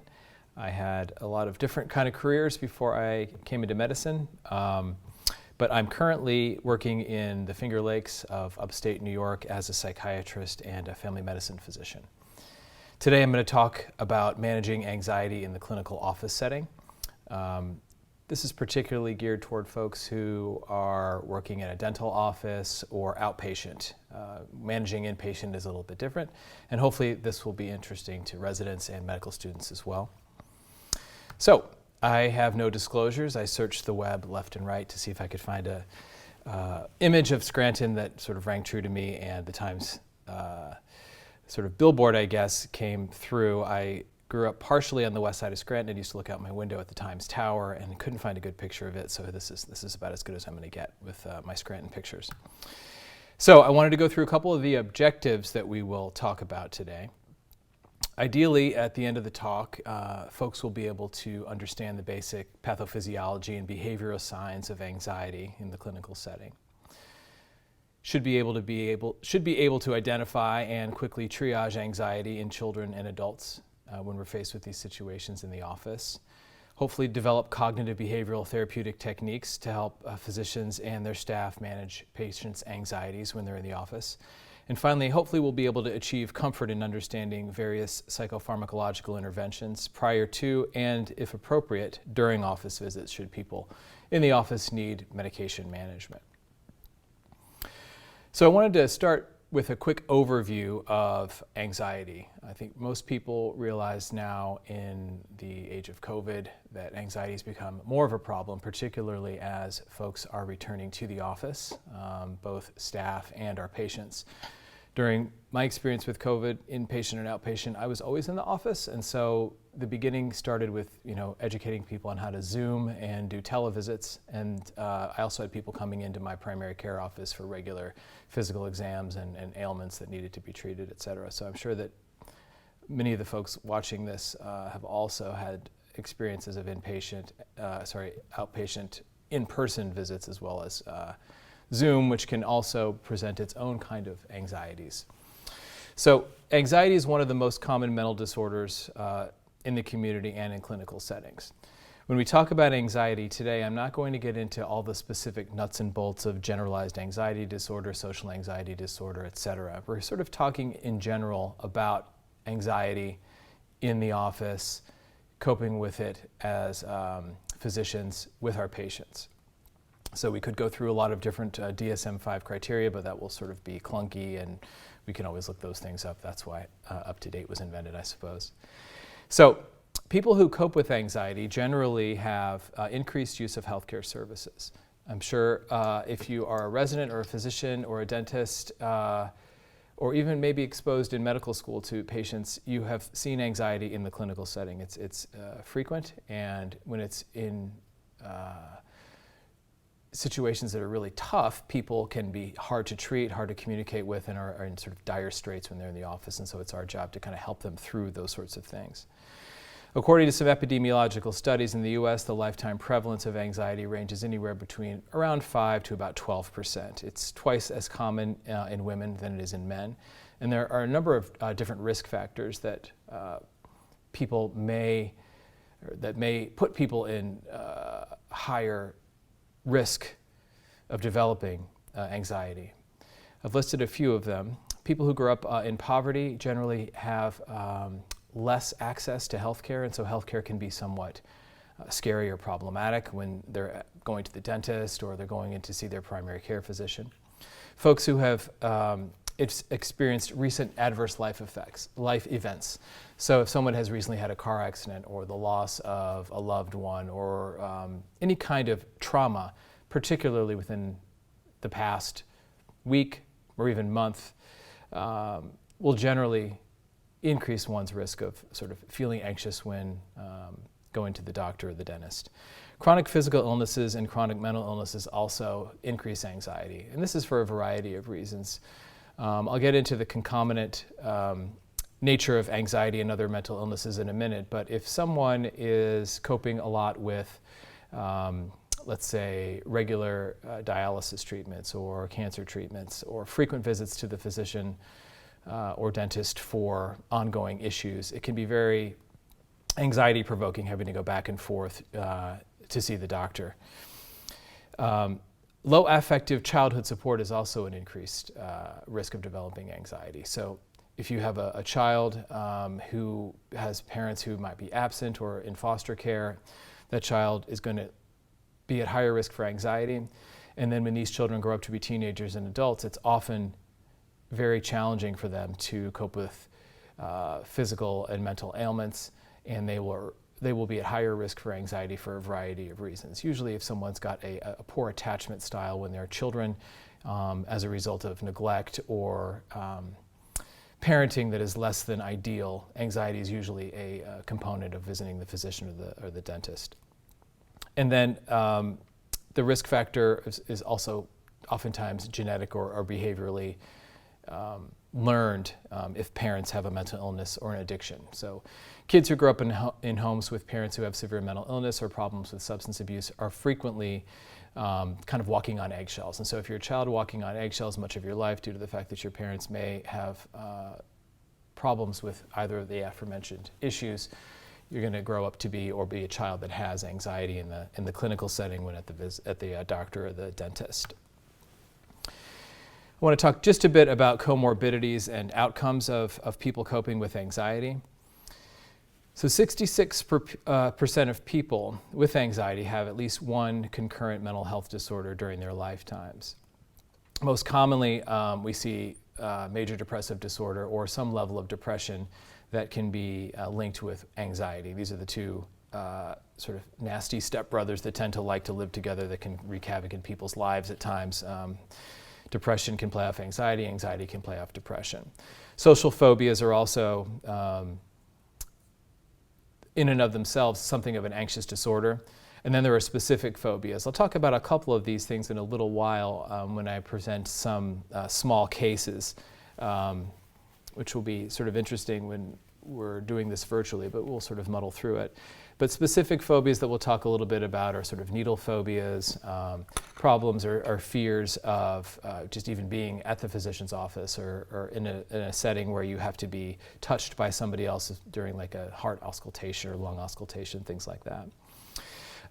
People who have anxiety disorders often experience panic. An occasional panic attack does not a panic disorder make. However, people who experience anxiety often have panic attacks periodically, and we'll talk a little bit about how to manage that in the clinical setting as we go through the talk. Lastly, substance abuse, PTSD, and OCD, while very different disorders, also frequently occur with anxiety. Up until the DSM-5 came out, PTSD and OCD were sort of categorized as anxiety disorders, and they have since sort of been parsed out into more specifics, but that's really neither here nor there.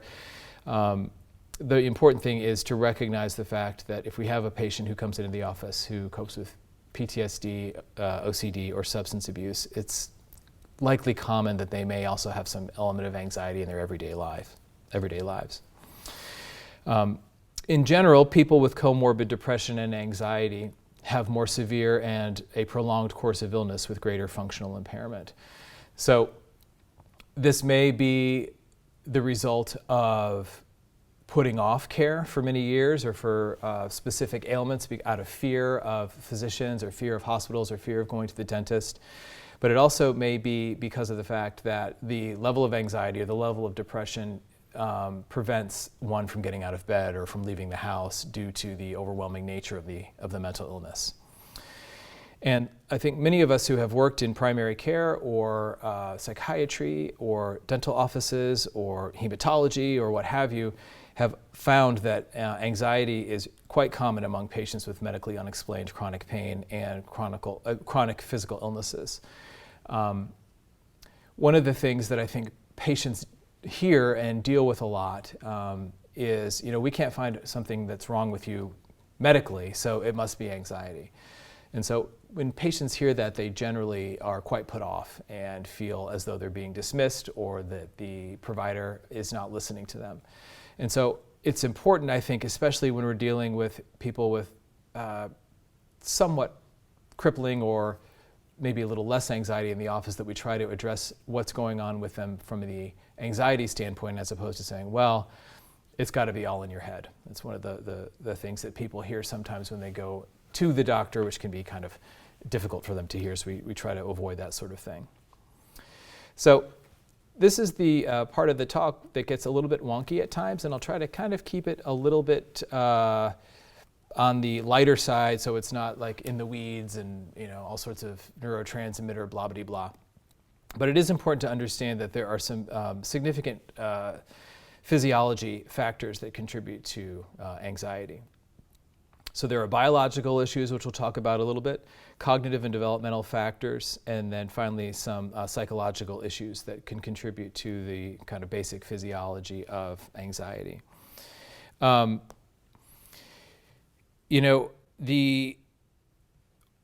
As a whole, I guess I would say, the most consistent brain imaging findings demonstrate kind of a hyperactivity of the limbic and paralimbic fear circuitry when it comes to responding to anxieties. There's been some good PET, positron emission tomography studies and functional MRI studies that demonstrate that people with anxiety show hyperactivation of the amygdala and the insula when they're engaging in whatever sort of anxious stimulus that they're dealing with. So that may be going to the doctor, that may be public speaking, that may be any kind of anxiety-provoking issue, driving the car on the highway, something like that. For our purposes, we just are thinking about what happens in the clinical setting. So there are all sorts of theoretical and some evidence-based studies that have taken a look at neurotransmitters and other biomarker derangements in people who cope with anxiety.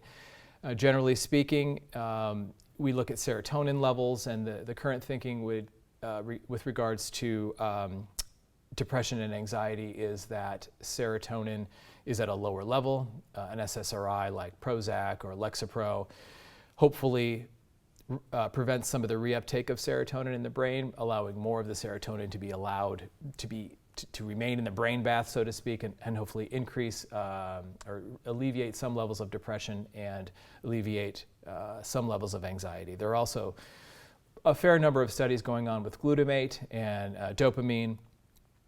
So these are things that, taking a look at the neurotransmitters along with the functional imaging have been really helpful. And I think that if there are people out there who are interested in neurology or psychiatry or neuroanatomy, the future of psychiatry is sort of like the past of psychiatry. It used to be that psychiatry and neurology were together and sort of their own entity, and they split. But as things progress and we get to know a little bit more about the brain, I think that we're going to continue to see psychiatry and neurology come together again and see the functionality of brain chemistry and the responses through all the amazing imagery that we're able to sort of assess as we get more and more sort of sophisticated when it comes to watching brains function under the modern imaging that we've got. The other biological factor, of course, is genetics. So genetics plays a significant role in anxiety. And so I had mentioned a little bit earlier that women were more likely to experience anxiety. That's not to say that men don't experience significant levels of anxiety. And so generally speaking, I don't have the statistic off the top of my head, but anxiety certainly will run through genetic family lines. If patients have parents who are anxious, they are more likely to experience anxiety.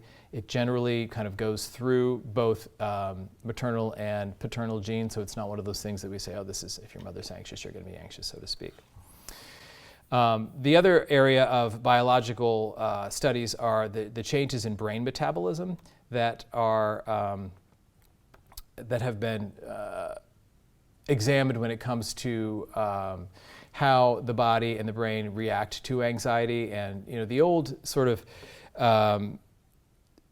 hypothalamic pituitary axis dysfunction that we have learned in medical school is still true to this day. And the way that we understand elevated cortisol levels in the body contributing to fight or flight responses to stimulus or to anxiety still hold true today. So those things are important. And increasingly, there's been some more work being done on the role of the rapidity at which glucose is metabolized in the brain as well. So moving on to the cognitive and developmental factors that contribute to anxiety. As we develop as children and move on into our adulthood, there are a lot of things that sort of contribute to whether or not we cope with stressors appropriately or have a difficult time with them. So one of the things that's important to understand, and this also kind of may be going a little bit too far in depth, but there is a lot of really good research that's been done on childhood trauma. And how that contributes to our development as people. So there is the Adverse Childhood Events Questionnaire that can be used in the primary care setting to determine whether or not somebody has a history of trauma. And if a child has a history of trauma and then grows up and is still holding on to a lot of that trauma, it can impact all sorts of developmental and disease processes. So for example, I think there are 10 questions on the Adverse Childhood Events Questionnaire. And if a person has 4 that are positive, those are maybe my parents were divorced, I had a parent who was violent toward the other, I had a parent in jail, and one of my parents was a substance abuser. Those are 4 positive answers indicating that the child has a 250% chance or increased chance of developing both physical and mental health disorders. So when we have people who are coping with stressors at a young age, that does have an impact on personality development and the way one attaches to his or her parent and to other people long term. So obviously this is not the type of thing that we're going to be able to assess very readily or easily in the clinical setting, but these things are pretty important when we begin to assess people's level of anxiety. The other thing that's important is to consider what the origins are of one's anxieties or excessive worrying. So if we're coping with somebody who's very, very anxious in the dental office, and we do have an understanding of the fact that this person has had 3 root canals and never had very good dental care when they were children due to poverty, and as they've gotten older, they've become more cognizant of the importance of getting their dental problems taken care of. Clearly, the origin of one of their excessive worries may be the fact that, like, every time I go to the dentist, it hurts, or every time I go to the primary care doctor, they always stick me with a needle because they need to check my blood, etc. So knowing the origins of excessive worrying can sometimes help us to understand how that has changed one's physiology or has changed one's, body response to an excessive worry. And then lastly, one of the things to consider is the psychological factors and how that impacts physiology, sort of this body-brain relationship. And there's an excellent book that probably many of you have heard of. It's called The Body Keeps the Score, about trauma and how the body responds to trauma and anxieties. My wife would kill me if she knew that I couldn't forget the author's name, but I forget the author's name. But just The Body Keeps the Score. It's like sort of the tome of dealing with PTSD and trauma and how the body responds to it. Traumatic history, I can't sort of underplay how important this is when it comes to coping with understanding anxiety and our patients' anxiety. So not that we should always think of, I wonder if this person's been through traumatic things, or even bring it up in a setting that may make them uncomfortable, but it's something to keep in the back of our heads as we're talking with people. So this is probably a normal understanding for all of you out there in the virtual ethos, but let's just briefly talk a little bit about the behavioral signs that we see with people in the office coping with anxiety. There is a little bit of a difference between what adults deal with and what children deal with. So one of the things that we can think of when we have a patient who frequently cancels their appointments or doesn't show up for them is this person anxious about coming in to see me? If you're in the office and someone just will not stop talking, that can be a sign that, okay, there must be something else going on here. Or you walk into the room and there's silence, brooding, poor eye contact. I know that's always a little unnerving when we walk into those situations, but frequently that can be a sign that this person is coping with something. Excessive sweating or crying or hand-wringing are often signs that people are dealing with anxiety. People can have hives that suddenly sort of come up when they're anxious. They can be grimacing, they can be sort of gnashing their teeth. Or if we walk into the room and the patient is angry at us, it may be real, legit anger. How come you're so late? I've been waiting for an hour. Or it might be anxiety. And so sort of diffusing that is one of the roles that we play when we see people in the office in these situations. As far as children go, I think one of my earliest childhood memories of the doctor was running down the halls with the nurse following me with a syringe because I had to get a shot of some sort. I still, to this day, have needle phobia, but I deal with it in my own way.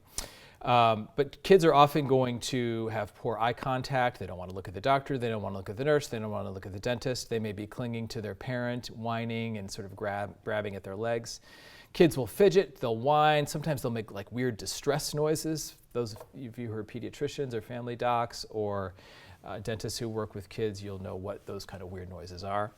Like adults, kids will sweat. Sometimes kids will wet their pants. Sometimes they will have defecation and sort of lose control of their bowels when they're in the office. Kids, like adults, can get hives. And there are times when kids, as we know, will physically act out. They may run down the hall, as I did, or they may hit or bite or scratch or just do anything they can to sort of get away from an anxious situation when they're in the clinical setting. So what I want to do is sort of talk a little bit about how do we begin to make people feel a little bit more comfortable when they're seeing us in the office. And so I kind of call this triaging. So we take a look at our office setting and we think, what are we going to do to sort of make things a little bit more soothing or less anxiety provoking? So I've worked in a couple of different places, and some of them have had really lovely waiting rooms, and some of them have had absolutely terrible waiting rooms. And sometimes waiting rooms are a tent if we're working overseas, or sometimes they're in a tent because we're working in a COVID disaster. So as much as we can, we try to improve the atmospherics. And so Really bright lights in the ceiling may be a little bit overdone. Really bright, big, huge flat screen TVs that are loud or super bright can be very distressing to people. We also can have problems with space. Now, I think most of us out there at this point, if we're working in the clinic, have had to space out all of our seating so that people are 6 feet apart. And for the most part, I've found people kind of like that. Now, that can be problematic because there's not enough room for everybody, but with timing of appointments, that can improve. So we don't have 17 people coming in for an 8 o'clock appointment. You can time that out, and people can have different places to sit that can make them feel a little bit more comfortable. While televisions can be very helpful and good diversions, as we'll get to in a second, they can also be very anxiety provoking. It's important, I think, to take a look at what is on the screen. So if you have a television in your waiting room, it's probably best not to have it on any news channel, unless of course there's something bad happening that we all need to take a look at immediately, like 9/11 or something awful like that. But for the most part, I always advise people not to have it on any news channel. It doesn't matter if it's MSNBC, it doesn't matter if it's Fox. These two could be polarizing and can be triggering to people who are in the waiting room. And so usually the best thing to have on is something very benign. Sometimes it's good to have just videos playing about health and wellness and something like that. It's boring, but people can kind of lose themselves in it and sort of focus on it. Some offices just have very decent music, not Muzak, but something to listen to that's sort of palatable, and then they'll have like nature scenes or like outer space scenes where it's very soothing and calm and quiet on television screens. It doesn't have to be television programs. One of the other things that can be helpful in triaging your waiting room is really thinking about the time people sit in the waiting room. So during the pandemic, we have, and I've been a patient of, sitting in the car and waiting. So some people have cars, some people don't, but that can sometimes be helpful to reduce people's anxieties about sitting in the waiting room. It's not always perfect if you're on the 5th floor of a high rise or even higher, or if you are working in a large city where people don't drive. But if there's any way to decrease the amount of time a patient sits and waits, it can always be helpful to reduce their level of anxiety, because sitting and stewing and maybe with a bunch of children running around can be sort of detrimental to people's mental health. And so one of the things we can do is try to reduce the amount of time people sit in waiting rooms. Diversions are helpful. Magazines are okay, but one of the things I've seen frequently is use of iPads, and so people can go and they can, either if they don't have a phone to get on themselves, we can have iPads available to people that they can check out. This kind of goes back to the first point, which was improved atmospherics with television screens, appropriate lighting.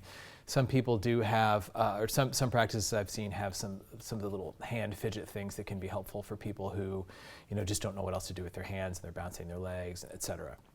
It's also good to have a bathroom accessible to people in the waiting room.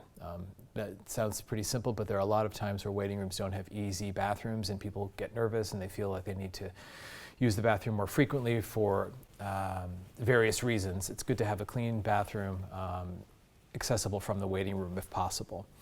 And then during morning kind of rounding or huddles, whatever different practices do, where the staff gets together and talks about how's the day going to look, it might be a good idea to say, hey, Mr. Jones is going to be coming in at noon, and he's very, very anxious. I've got to tell him a little bit about the next steps in his prostate cancer treatment. Or, Billy is going to be in at 4, and he's the kid who, punched the nurse last time when she was going to give him his booster vaccination. So let's just be cognizant of the fact that we may be dealing with these sorts of people. So when we have our nurses and our clerical staff on the same page, it can help kind of reduce those anxieties, both for the patient and for the staff who knows that maybe, Billy can be a pain in the neck. Now, when we're in the clinical rooms, there are a couple things that we can do. So this is particularly for dental offices I've seen and had pretty good luck with in my friends who are dentists, and talking with them about this before I made this little presentation.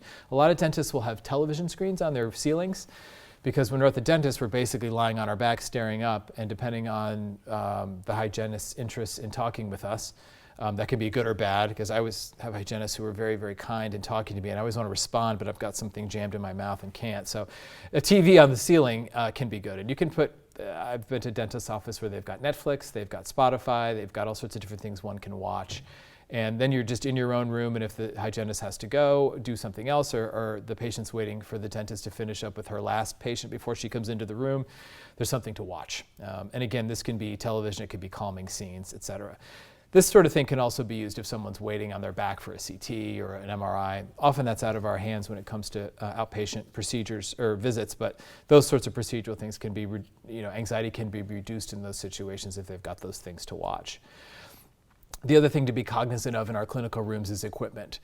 So if there are needles out, if there are specula out, if there are things out that can be a little bit distressing to the patient when she walks into the room, we want to be aware of the fact that this can cause some anxiety. So if it's a regular gynecological exam, it may be best to have a tray that is draped in sterile cloth that's maybe not visible in the room, or if it's in the room, it's covered, but if it's outside of the room, it's on a cart that the crew can bring in before the exam. Same thing with needles and things like that, because if someone knows they're going to be getting either a blood draw or a vaccination, sometimes just seeing the needle can cause needle-phobic people to be very upset.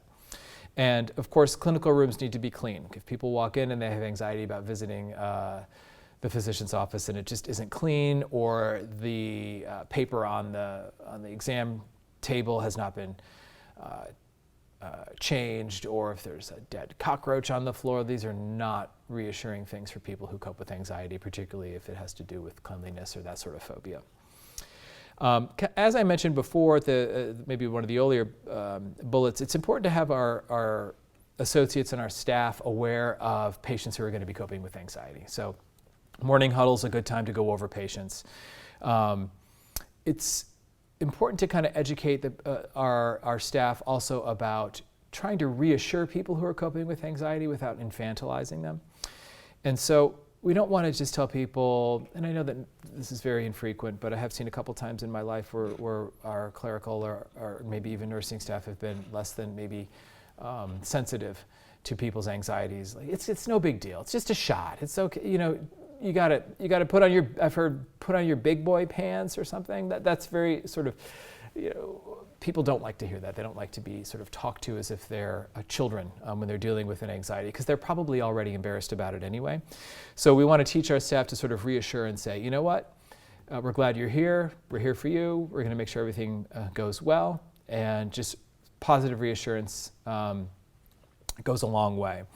And if you have a patient that's, maybe you're identifying their anxieties for the first time, and if you have the time, it's often very easy to do a GAD-7, which is a generalized anxiety disorder 7-question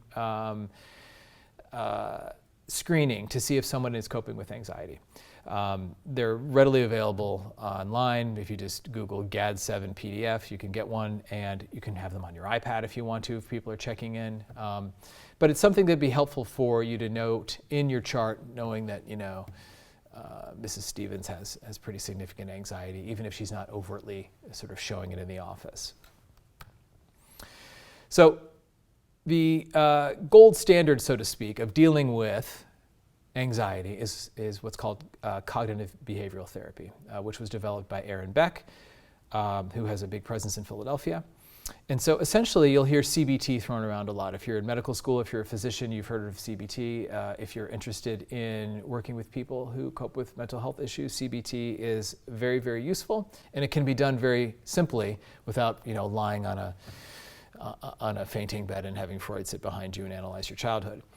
It's essentially a psychotherapeutic technique that challenges negative patterns of thinking about oneself and about the world around us in order to change the unwanted behavioral patterns, moods, and reactions to stressors.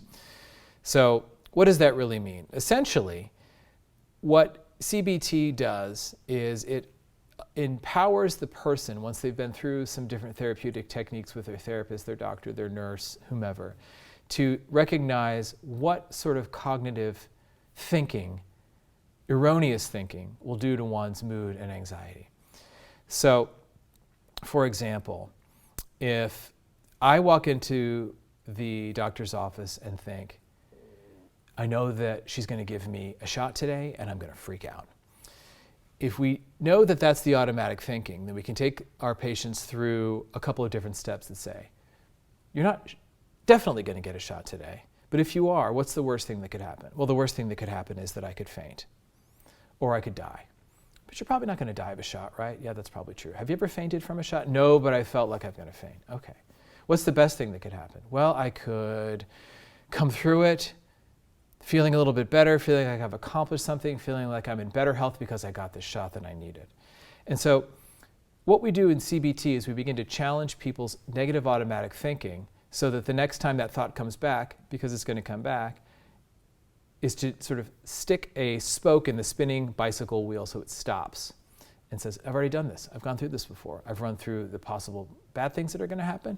I've run through the possible good things that are going to happen. And now I know that something's probably going to happen in the in-between, but it'll probably be right down the middle or on the good side, because we tend to catastrophize when we have problems with anxiety. And so that's just kind of a basic way to understand cognitive behavioral therapy.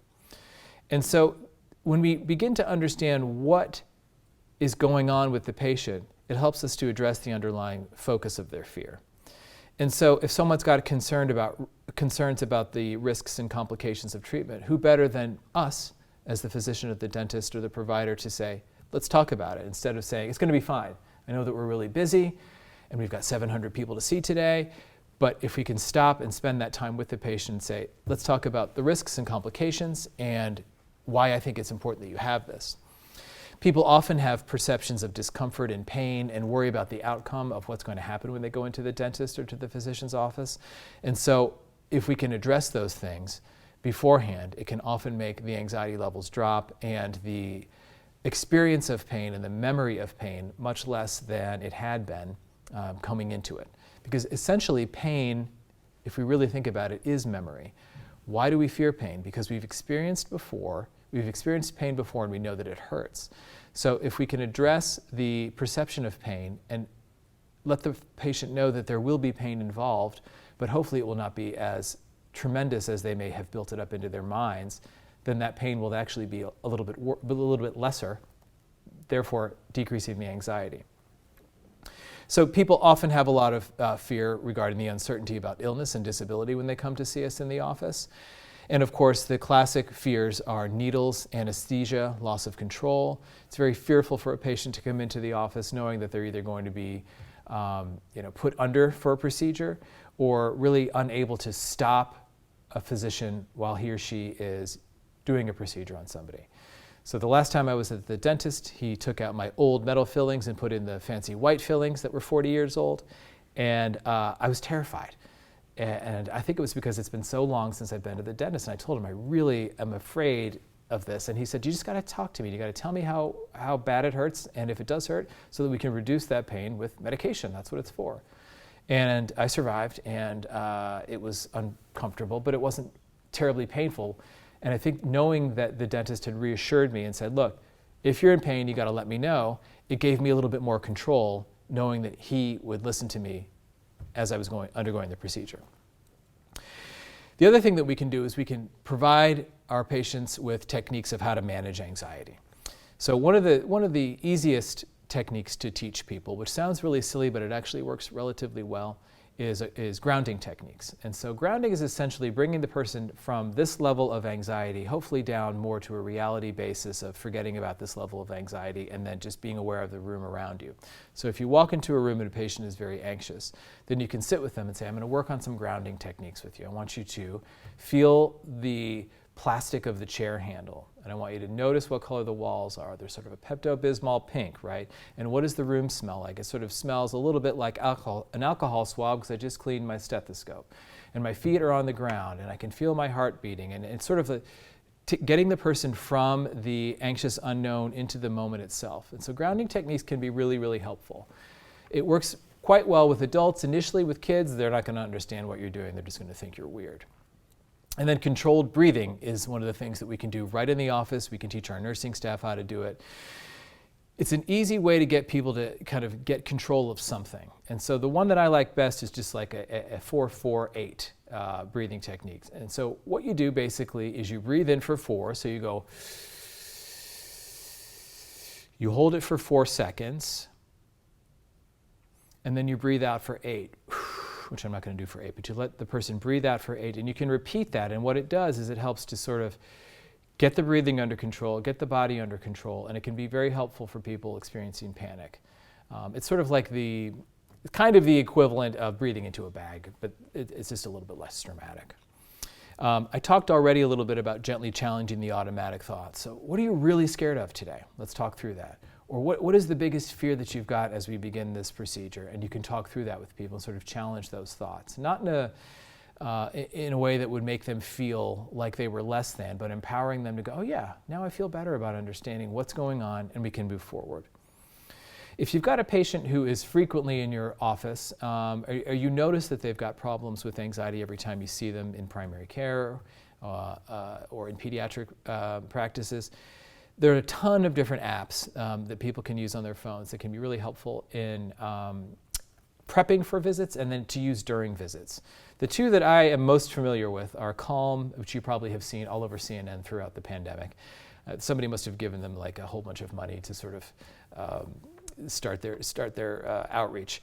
But Calm is a really good little app that you can look at various things that can bring you back to reality, and you can put your favorite songs on there. You can have photographs from your life, or you can use their photographs to bring you to sort of a calmer spot. And then Virtual Hope Box is more interactive, where people can kind of build their own sort of things to look at and listen to when they're feeling really anxious. But this way, at least they've got it in their pocket. And if you've spoken with the patients about it before, you can sort of divert and be like, so did you ever download that app? If they haven't, be like, well, we can do it now if you've got time, and they can begin to sort of focus on something different. So ideally, we would sort of sit through a case in the real world, but today we're just going to talk a little bit about some basic cases of how things would look in the office and how we may want to address them. So the first case is Carol. She's a 56-year-old woman. She's got AFib, she's had a stroke, and she's on Coumadin, coming into the office today for her routine INR. She hates blood draws, she's hyperventilating, and she's upset because she's got severe needle phobia. So some of the things that we might be able to do for her, we'll talk about in a minute when we talk a little bit about psychopharmacology. But initially, we can, know that she's coming in, know that Carol is somebody who has a problem with needles, and have things ready for her. And so you can make sure that she's got her own chair. Even if it's busy, most labs have individual chairs. You can always use like EMLA or something if she's worried about the pain, a lidocaine rub on the area where she can sort of sit and get ready for it. And then we can talk a little bit about medications for her. She's somebody who certainly should have a flag on her chart that says this woman is always anxious, but she's got to get her INR checked at least monthly at this point, hopefully, because we've got to make sure her INR is therapeutic.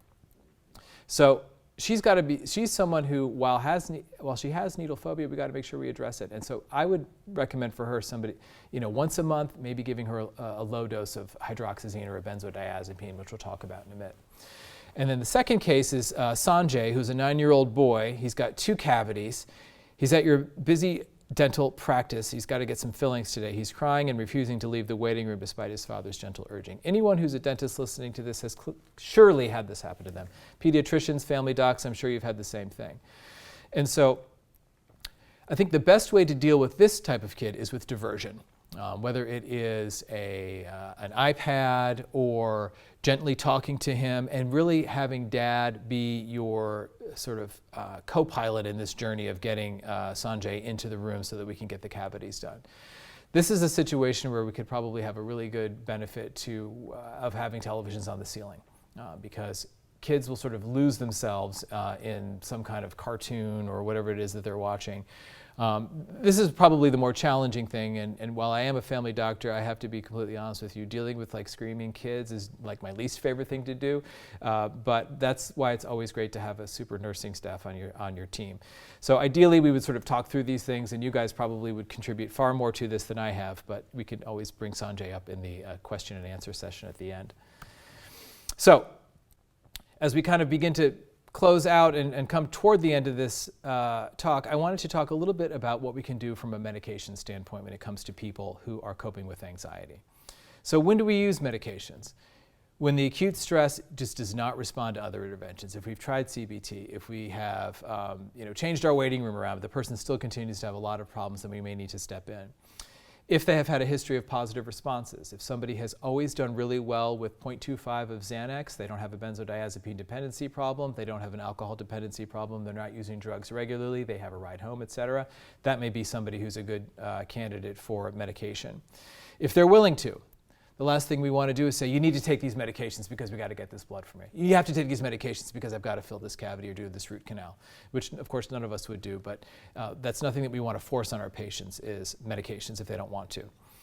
And it really depends on you as the physician or the dentist whether you're comfortable with this or not. Some may not be comfortable with giving medications for routine blood draw. If they have to get blood drawn every month, you may worry, I don't want to give this person Xanax all the time. What am I going to turn them into somebody who's dependent upon benzodiazepines? Or you may just not be comfortable in your clinical setting, and that's fine. You need to be able to be comfortable with that if you're going to make a medication decision.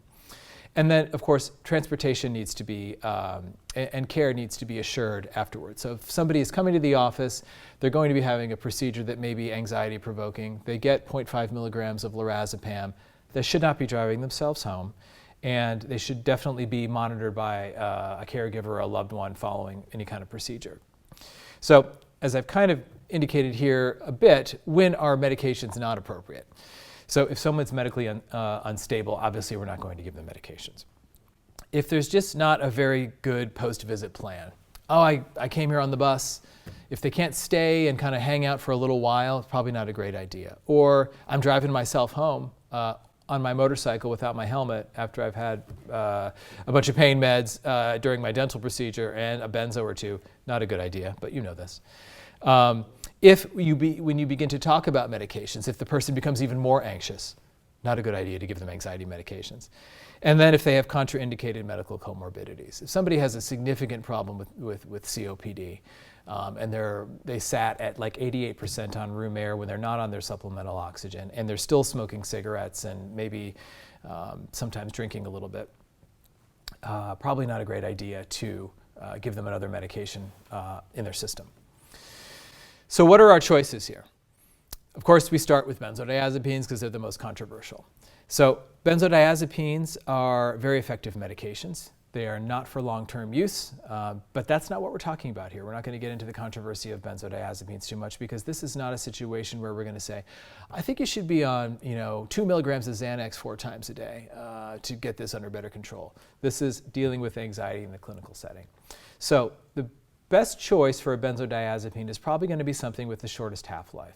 The shortest half-life is alprazolam, followed by lorazepam. Clonazepam and diazepam have longer half-lives. And so we have to think about what exactly are we doing here in the office. We want the shortest half-life so the drug is out of the system the quickest. So if somebody is coming into the office and they're having a severe anxiety, they need to have blood work done, then what I have done in the past is done either 0.25 or 0.5 of alprazolam, immediate release. I don't use extended release, or lorazepam, 0.5 or, depending on body habitus, maybe 1 milligram. And again, the prescription is written for take 1 tablet before procedure, and then I usually will dispense 2. And so they'll go to the pharmacy, they'll get 2 tablets. That way, you're not giving them a whole bunch of medication and then suddenly managing their anxiety in a way that may not be safe for them or sustainable. They're usually quite well tolerated, but not everybody tolerates benzodiazepines well. And like I said earlier, low dose is the way to go when it comes to these sorts of situations. There, of course, are risks. If somebody is coping with substance abuse, or they're newly sober, or they tend to have adverse reactions to medications, you have to assess those things. I generally don't prescribe any benzodiazepine for anybody who has a substance abuse problem. The next class of medications are the H1 antagonists. These are things, Vistaril, hydroxyzine, often used in primary care to help people with anxiety where we don't want them to have a long-term benzodiazepine dependence. I like Vistaril because it's similar to Benadryl, and most people have had Benadryl in their lives, and if they can tolerate Benadryl, they generally can tolerate hydroxyzine, not always 100%. 12.5 to 25 milligrams can generally calm people down a little bit. This does make people drowsy, so it has similar risks that we would find with benzodiazepine, but not quite as drowsy. So if you have somebody follow the same directive prior to the office visit, 25 milligrams, 15 or 12 and a half milligrams should be fine 20 minutes before they come in. Beta blockers, generally not used for on-site, hey, let's give this person a little bit of propranolol or metoprolol, but long-term beta blockers, low dose, can be very effective to help people with situational anxieties. And then, as I mentioned earlier with Carol, our patient who has a needle phobia, it's often helpful to have EMLA or a topical lidocaine available to put on the skin so that it numbs it a little bit. This is used all the time in children's hospitals and pediatricians' offices, but we sometimes forget to use these tools when we're working with adults. So those are a couple of different interventions that you could use from a pharmacological standpoint. This is me. I am, like I said, I graduated from the U back in 1995, and I currently am working in the Finger Lakes area in a town called Penn Yan, New York. I'm working as an outpatient psychiatrist, also some CL psychiatry in 2 rural hospitals, and I do some emergency psychiatry at the hospitals as well. For years, I was a family medicine doctor, and I still am, and still work at the University of Rochester periodically, where I still teach somewhat and am a clinical assistant professor there. But if you have any questions, you can always send me an email. The Gmail's easiest because I check it more often. And then my mobile number, feel free to call or text, and if you have any interest in the nexus of psychiatry and medicine, if you're a med student or a resident. And I'm on Doximity. But that's all social media I do. I'm not anywhere else because I don't know how to do it and don't want to.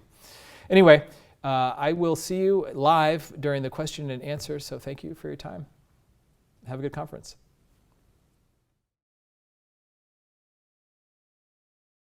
Hey, everybody. Thanks for listening to me. I just want to make sure that you can hear me. So if you can't, somebody just send me a note, but I'm assuming that you can. So I'll go through some of the questions that I had during the session. One suggestion, we were talking a little bit about the television screens on the ceilings in dental procedures. One of the panelists mentioned that they use the Food Network, which I thought was a great idea. I also recommended like something such as the Great British Baking Show, which is sort of the easy thing that is non-controversial. A couple other questions came through. One of them was, how do we deal with sort of separation anxiety for kids as they are transitioning back to school during COVID, et cetera? And so I had sent a link in the Q&A section. There's a good website called Child Mind, and they have a section that's completely devoted to getting kids back to school after COVID.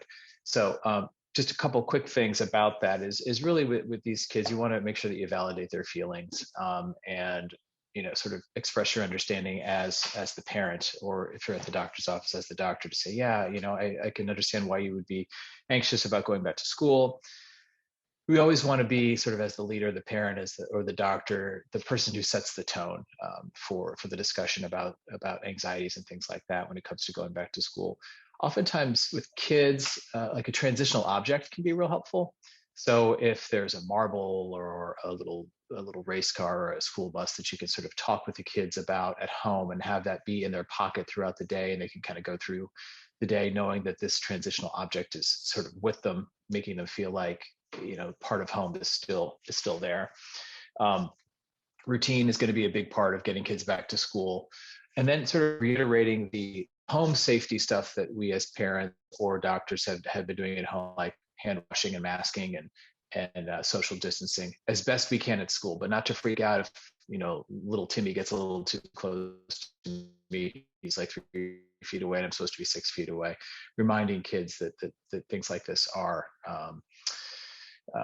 just the way life is going to be. We have to sort of get back to normal on some level. There's another question about social determinants of health. So oftentimes in the primary care setting, we are increasingly required to fill out a social determinant of health questionnaire. And so that can be time consuming for the doc or the nurse doing it, and it can also be anxiety provoking for the patient. The question was really, how do we go about addressing these social determinant of health questions that we need to do in the primary care setting without upsetting the patient? And so one of the things that I suggested in the panel discussion was considering just addressing it at the beginning with the patient. Say, so I need to get through these questions for a variety of reasons, but mostly to help me serve you better, to understand where you're coming from. Because a lot of times people who are either paranoid or sort of suspicious are like, why do you need to know this stuff about me? I'm really not comfortable with this sort of thing. And so if we can explain to people, well, this is why I'm asking these questions, and they still are resistant to the questions, we can always say, okay, we can deal with it another day, or we can just not do it. But here's why I need it. A lot of times people are not, reasons are not provided to patients about like, oh, this is why I need to know this information from you. But my sort of rule of thumb is if somebody's really resistant to questions that we're asking of them, I generally kind of abort and move on, because the last thing I want to do is say, we're getting through these questions and that's the way it's going to be, because then, your trust with the patient can be sort of fractured a bit. Another question came in that said, do you have any oh, no, I already answered that one. Considering a dental procedure, how do you recommend handling a situation where a patient becomes uncooperative mid-procedure? So I am going to defer to the dentist on that, because the last thing that I would want to do is say, just keep going, because I would imagine that there's a lot of potential biting involved.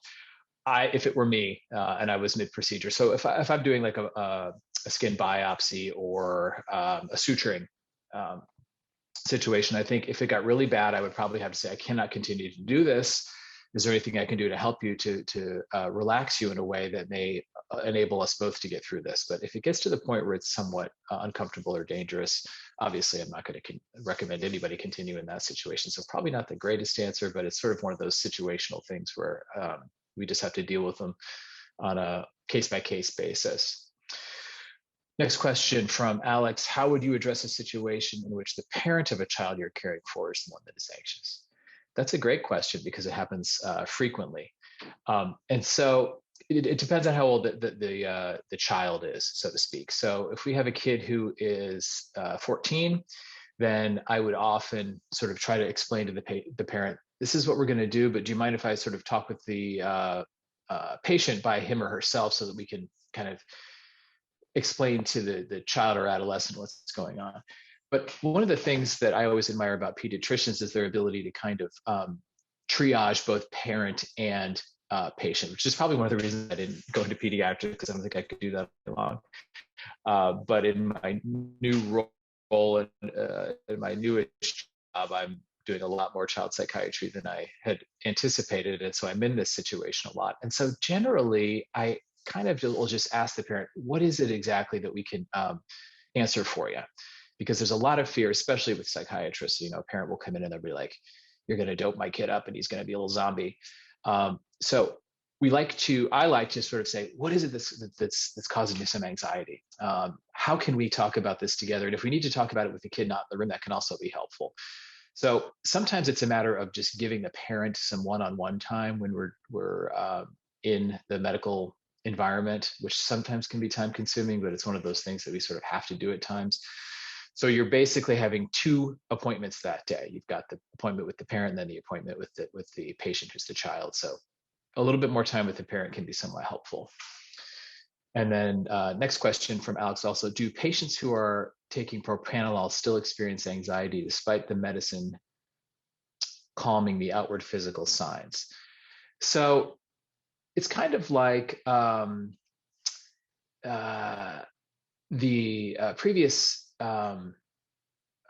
discussion about dental procedures, where having the patient understand that the expectation is not that we're going to completely get rid of pain or that we're going to completely get rid of anxiety.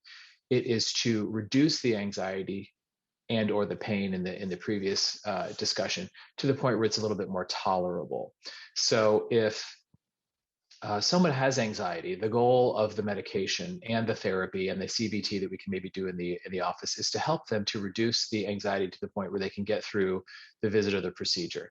So they may, not be showing outward signs of tachycardia as a result of being on propranolol, but they may be still experiencing some level of anxiety, and that's where just sort of talking to the patient can be beneficial, and sort of say, are you still feeling pretty anxious, and what's the level of anxiety?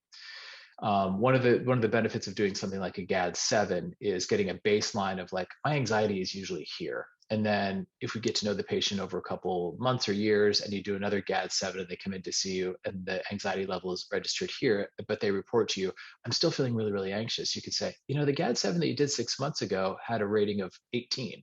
The GAD-7 today is 9. Your anxiety is actually half of what it was. So sometimes if we can present the evidence to the patient, they can say, oh yeah, that's right. I actually do feel not quite as bad. I remember that first time I saw you, I was like digging my fingernails into my hands because I was so nervous. So let me see. I think that might be the end of our question and answer stuff. So everybody, thank you so much for listening. It's been a real pleasure to join with the university community again. Have a good conference and see you soon.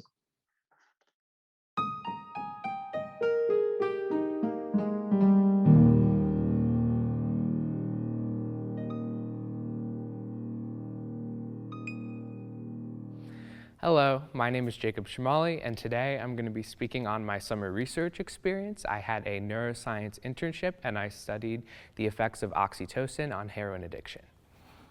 So just a little background on myself.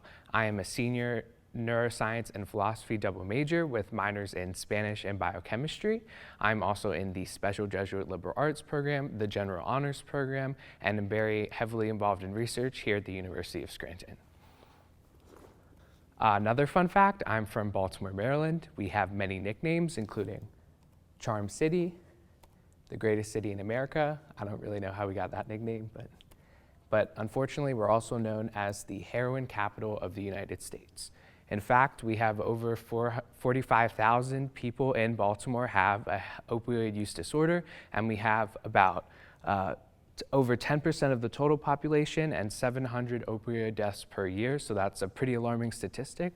But fortunately, I was able to take this opportunity and study heroin addiction at the Medical University of South Carolina this summer. So I received a pretty competitive internship to work at MUSC under the direction of Dr. Carmela Reichel in the neuroscience department in the College of Graduate Studies. And so with about 40 students from across the United States, we all came to Charleston, South Carolina, and we were able to perform research at a real graduate institution.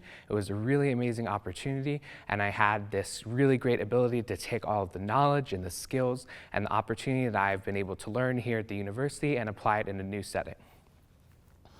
So just a little bit about opioid use disorder. First of all, the way that opioid use disorder starts is when you take an opioid, so in this case heroin, and then you have feelings of euphoria and also feelings of relaxation, which ultimately cause you to want to take the drug. And when you haven't taken the drug for a while, you get these negative symptoms, these withdrawal symptoms, including vomiting, nausea, and anxiety. And so these cause you to want to take even more drug, and eventually this leads to craving that only furthers this cycle of heroin addiction, and it's really hard to break out of it because, as you can see on the slide, a lot of neuroadaptations on the synaptic level reinforce these behaviors to the point where it's almost impossible to break out of this kind of behavior. Fortunately, a lot of the drugs we have are able to help because they negate a lot of the withdrawal and negative affect craving symptoms that go along with opioid use disorder. However, they do not change things on a neural level. They act on opioid receptors.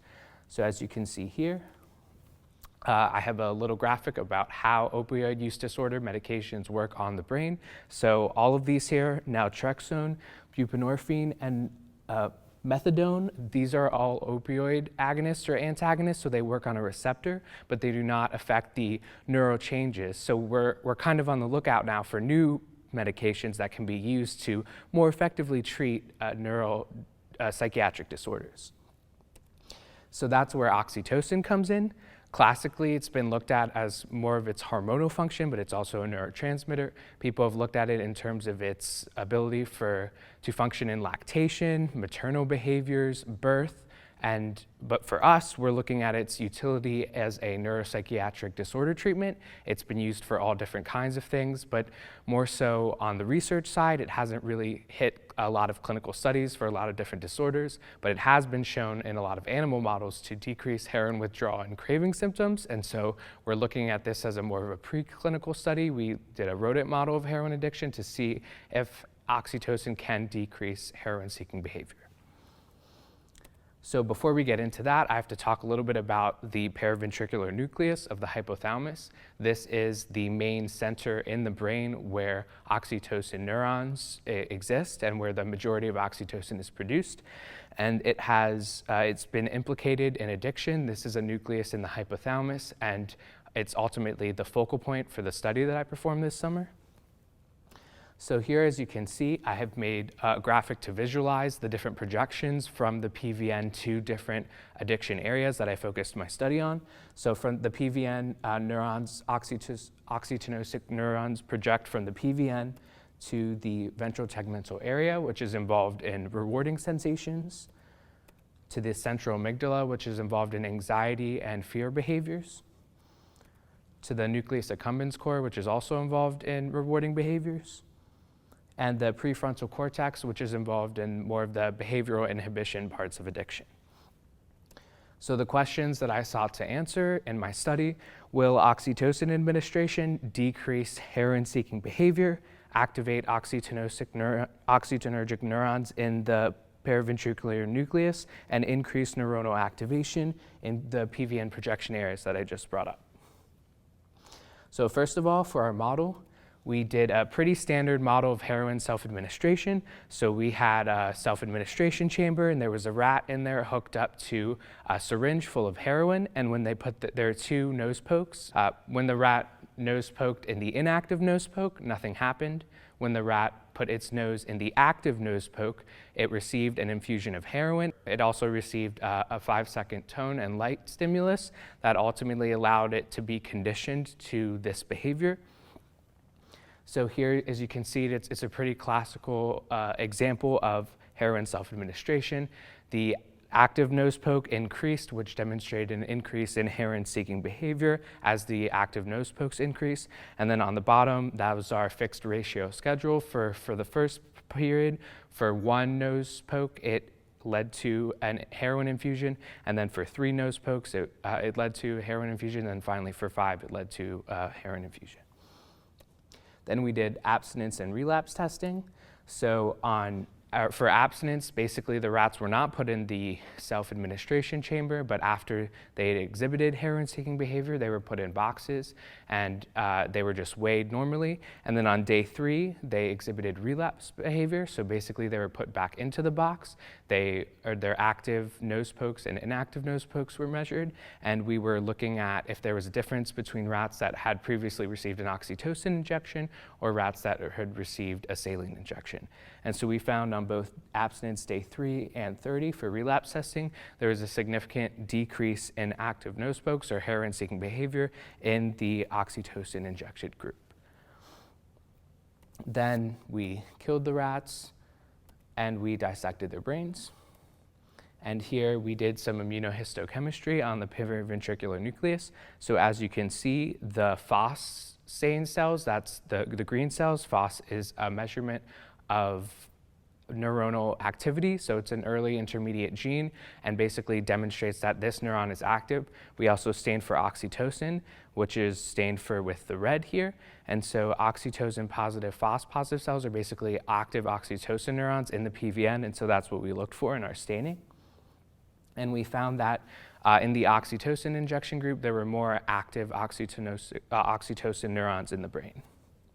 So then we also found a correlation between the average cell counts of the active oxytocin neurons for nose pokes, and essentially we found that as the number of active oxytocin neurons increased, basically the heroin-seeking behavior decreased. So the more active oxytocin neurons were, the less drug-seeking behavior there was. We found no differences in neuronal activation in the PVN projection areas that I mentioned, and the 3 of them here, the nucleus accumbens, the prefrontal cortex, and the ventral tegmental area. However, we did find a pretty significant difference in the central amygdala, the CEA. It's almost a 3-fold difference, and so we were very excited about that finding. And then here is a pretty significant difference. So on the left, we have a central amygdala stained for FOS cells in the oxytocin injected group, and on the right we have that in the control group. We also found a correlation in the CEA for nose pokes. So we found that as the active nose pokes increased, that the amount of active cells in the CEA decreased. So it seems to appear that there is this correlation between the two.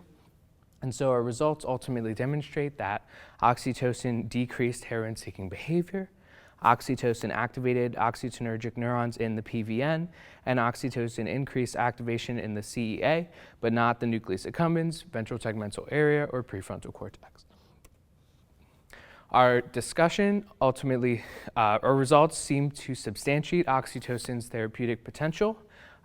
We found that oxytocin did, in fact, reach the brain, and that because the area that we found was differentially activated was the CEA, we suspect that the CEA mediates fearful stimuli and autonomic components of emotion, which leads to a decrease in heroin-seeking and craving behavior, and this ultimately resulted in the ability of the rats to seek heroin less.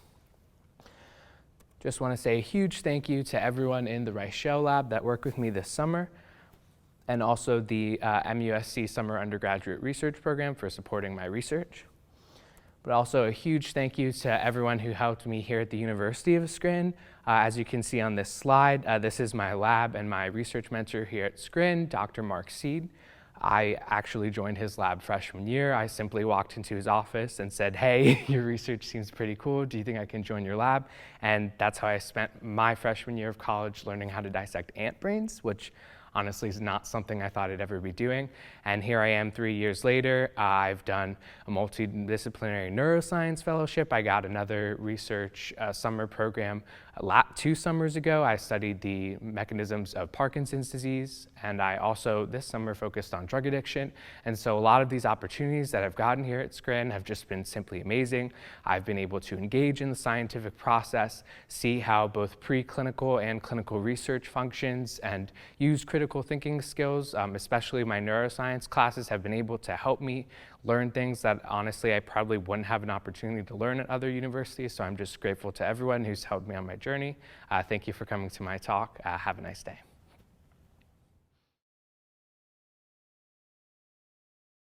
I would like to introduce our panel. First, Dr. Melissa Edwards. Dr. Melissa Edwards graduated from the Oregon Health Science University Medical School in 1993 and OBGYN residency in 1997. She is a 2020 alumna of the MHA program from the University of Scranton. She spent 24 years in private practice, specializing in pelvic reconstructive surgery and serving in a number of administrative roles. In 2020, she became the System Medical Director of Women's Health at Peace Health. In 2021, she also took on the role of Surgical Chief Medical Officer of Peace Health Oregon Network. Dr. Christopher Jones. Dr. Christopher Jones is a 2002 graduate of the University of Scranton. Originally from Peckville, PA, Dr. Jones trained in internal medicine at Brown University and in both geriatrics and palliative care at Duke. He currently serves as the Director of Outpatient Palliative Care for the Duke University Health System and as the Editor-in-Chief of the journal Palliative Medicine Reports. Dr. Thomas Langan Jr. Dr. Thomas Langan Jr. is a 2009 graduate of the University of Scranton. He completed both his dental training and periodontal residency at Temple University. Dr. Langan is currently in private practice in Dunmore and Honesdale, Pennsylvania. He is board certified in periodontics and implant dentistry and is currently serving as the president of the Scranton District Dental Society. Dr. Joseph Mastroianni. Dr. Joseph Mastroianni is a University of Scranton graduate from the class of 2014. He completed his doctoral degree in veterinary medicine at the University of Pennsylvania in 2018. Currently, he works in a mixed animal practice near Lake Wallenpaupack, where he enjoys working predominantly with cats and dogs. Dr. Pamela Taffer-Adil. Dr. Pamela Taffer-Adil is a University of Scranton graduate from the class of 2002. She is a family medicine trained hospitalist at WellSpan Health in South Central Pennsylvania. She is the medical director of WellTrack, the centralized patient logistics department for 8 acute care hospitals across 5 counties in the health system. She completed her medical degree at PCOM and executive MBA at St. Joseph's University. She completed family medicine residency training in Reading, Pennsylvania. Good morning. I'm Dr. Melissa Edwards, and I'm joining you from Eugene, Oregon this morning. And I'm going to talk to you a little bit about our experience with the COVID pandemic. And I'm going to talk to you with two perspectives. The first being how I spent the first 17 months of the pandemic, and that was as a private practice pelvic reconstructive surgeon and gynecologist and medical director of a private group. And then the last portion, I'm going to go a little bit off script because things have changed dramatically since I submitted my slides. In the last 6 weeks, I've become the surgical chief medical officer of Peace Health Oregon Network, where I serve over a large regional referral hospital, a community-based hospital, and 2 critical access hospitals. And that time with them coincided with the most dramatic portion of the pandemic for our region thus far. So I'll give you a little update at the end with regard to how things are going now. But as I took myself back to the early pandemic, looking at February and March of 2020 and tried to kind of relive that time, I was struck by probably the most moving memory that I will take with me, not only through the pandemic, but probably through my entire career.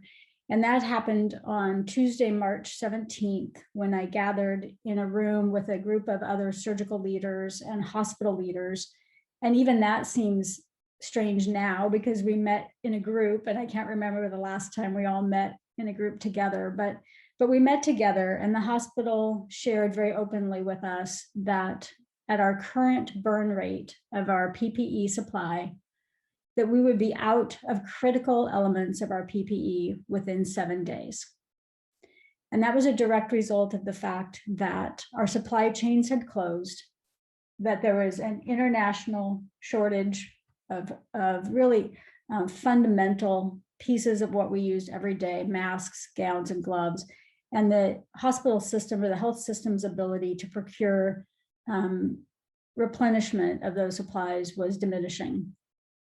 And so as a result, the surgeons looked around the table at one another and made the immediate decision that the only way to be good stewards of the limited resources we had was to curtail all non-urgent, non-emergent surgical procedures. And so we immediately got on the phone and started calling our patients and calling our colleagues and canceling their procedures, such that by the next morning, our surgical schedule was nearly empty. Several days later, our governor actually made that a statewide mandate. And so surgeries were effectively shut down across our entire state. Likewise, the following day, my group made the difficult decision to defer all routine screening examinations. So well women examinations were canceled. Our screening mammogram unit was closed. Our obstetricians continued to see pregnant patients, but on a different cadence, such that they were seeing them less frequently. We restricted family members and friends from visiting the office or the hospital with their loved one. And for those few patients who were undergoing surgery, they were not allowed to bring a family member with them.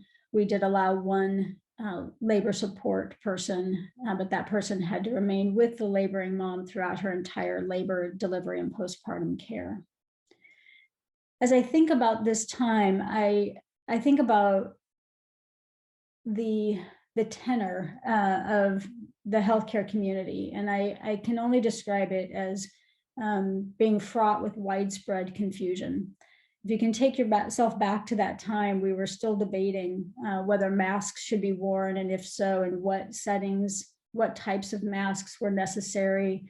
Were we following droplet precautions or aerosol precautions? Should we be screening people for symptoms? Should we be checking their temperature? And if so, how are we going to procure enough thermometers to be able to do that? So every night I would go to bed thinking I knew everything I needed to know about COVID. And the next morning I would wake up realizing I knew almost nothing at all. And so it was a dizzying time, and one that was unsettling, to say the least. I suddenly was without a job. I was home, unable to be in the office seeing my patients. And so I quickly shifted into a fully administrative role and worked with our CEO and other physician leaders to not only work on our safety plans and our cleaning and screening protocols, but also working on our business strategy. We had to deal with employee layoffs and furloughs. We were trying to work our way through the mysteries of the PPP loan. And I would say that the early wins, the things that we were the most proud of in terms of our early successes, were our ability to stand up our work from home options and our telehealth platform within 72 hours. Those were both things that we had deferred in the past. We had not put a lot of effort into them. And so the fact that we were able to stand them up so quickly was a real early success for us. We then moved into what I call the early mid-pandemic, which was the following 8 to 12 weeks. And at that point, the hospital had shored up its PPE supply to the point that we were able to return to elective surgical cases. And we were able to resume preventive visits and screening examinations in the office. However, we needed to be very creative in how we did that, because we still needed to maintain social distancing and ensure that we were creating a safe environment for our employees and for our patients. And so we had a huge backlog, of course, of patients who were waiting to be seen. And so we created schedules where we saw patients in the office in 2 shifts. So one shift would come in early in the morning and see patients directly through the first half of the lunch hour.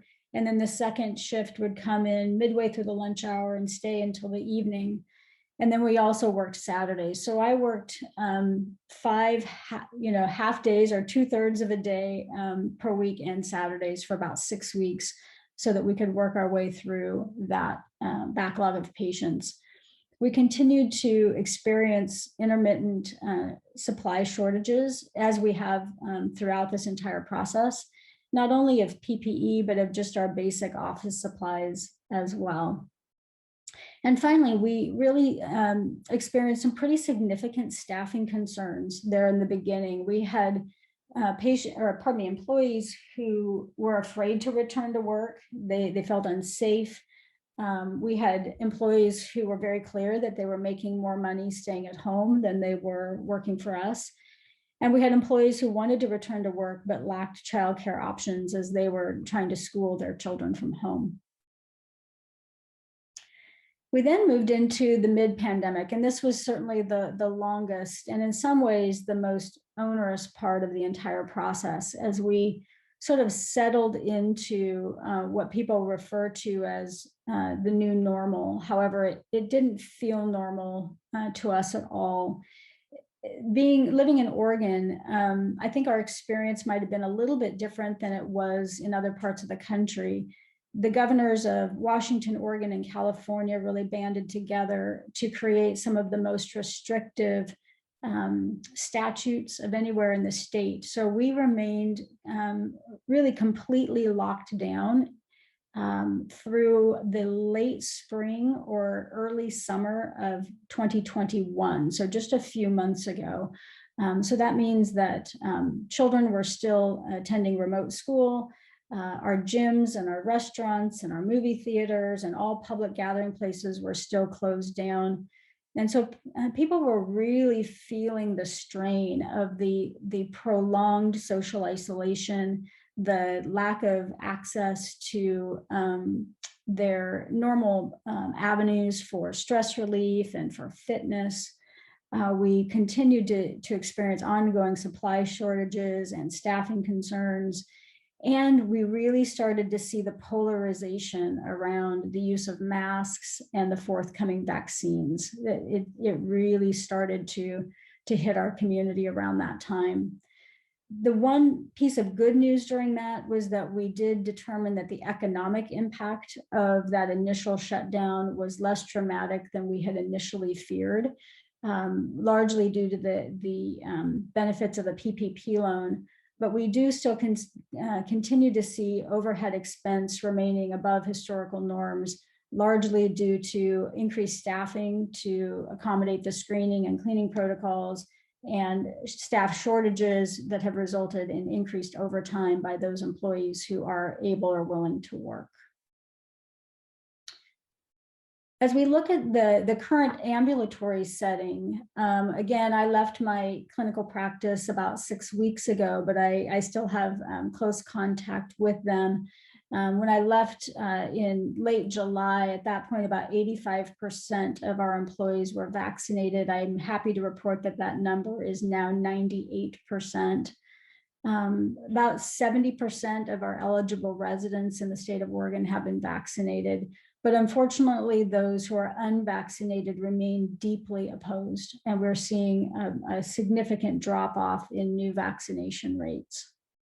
Visitor restrictions have been under review throughout this entire process. And of course, due to the Delta variant, we are back in that period of extreme visitor restrictions. We allow the partner to attend the ultrasound for our OB patients, but otherwise we have no visitors in the office and very limited access for visitors in the hospital. Our telehealth and work from home platforms remain in place and have been extremely popular, particularly the work from home. I think there are some employees who may never choose to return to the workplace. It's turning out to be a win-win, I think, in most situations. Telehealth has fairly limited application in obstetrics and gynecology, as you can imagine, but we have found creative ways to use it, particularly for our postpartum moms. It's so much more convenient for them to have a postpartum visit from their home rather than trying to bundle up the baby and get them in the car seat and get to the office. So that's been a real value to our patients. New supply chain issues emerge regularly. That's just become sort of the new normal for our clinic managers, and staffing remains challenging. As I think most of you know, we are in the midst of the worst registered nurse shortage the United States has ever experienced, but now we're actually really struggling with our medical office assistants as well. The good news is that all of our services are back online and patients are increasingly comfortable returning for routine care. What we are seeing, however, when they return is that their health has been impacted significantly by the impact of COVID. The weight gain associated with COVID is not just something you see as a meme on Instagram. It is real, and it is associated with increased blood pressure as well. And relevant to our previous discussions this morning, we've seen much more pervasive symptoms of both depression and anxiety, increased use of alcohol and other drugs, and our behavioral health resources are at capacity or beyond. And then finally, I want to talk to you a little bit about the hospital setting. And I'm going to go off script here because things have changed dramatically in the last 6 weeks since I submitted these slides. Starting down there at the bottom, you'll see that I listed Oregon state statute prevents healthcare employers from requiring vaccination. And that was true when I submitted this slide, and it is still true. However, there is an exception for the COVID vaccine. So while we cannot require employees to receive any other vaccine, our governor has now instituted a vaccine mandate for all healthcare workers and employees in the education realm. My health system had actually gone against the state statute and placed a vaccine mandate before the governor intervened. We felt so strongly that we could not take the risk that one of our caregivers would infect one of our patients. It was a difficult decision to make, and it did cost us about 7% of our workforce, but we felt strongly that it was the right thing to do, and we were thrilled when the governor came out in support of that as well. I began my new job as Surgical Chief Medical Officer on August 16th and had the inauspicious opportunity to shut down our operating rooms once again that morning.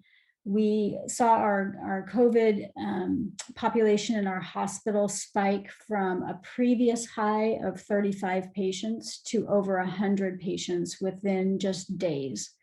That completely overwhelmed our hospital. It took up over 25% of our hospital beds and completely filled our critical care beds We have an ICU capacity of 48. Our ICU was completely full. And at one moment in time, every single patient in the ICU was on a ventilator.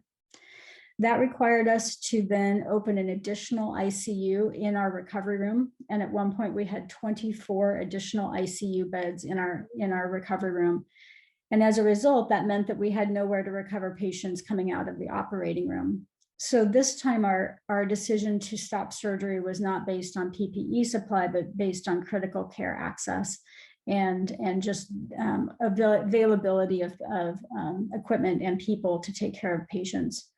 So up until last week, we were performing only life-saving surgery. So that meant people who were at imminent risk of death or loss of limb or vital organ function within the next 24 to 48 hours.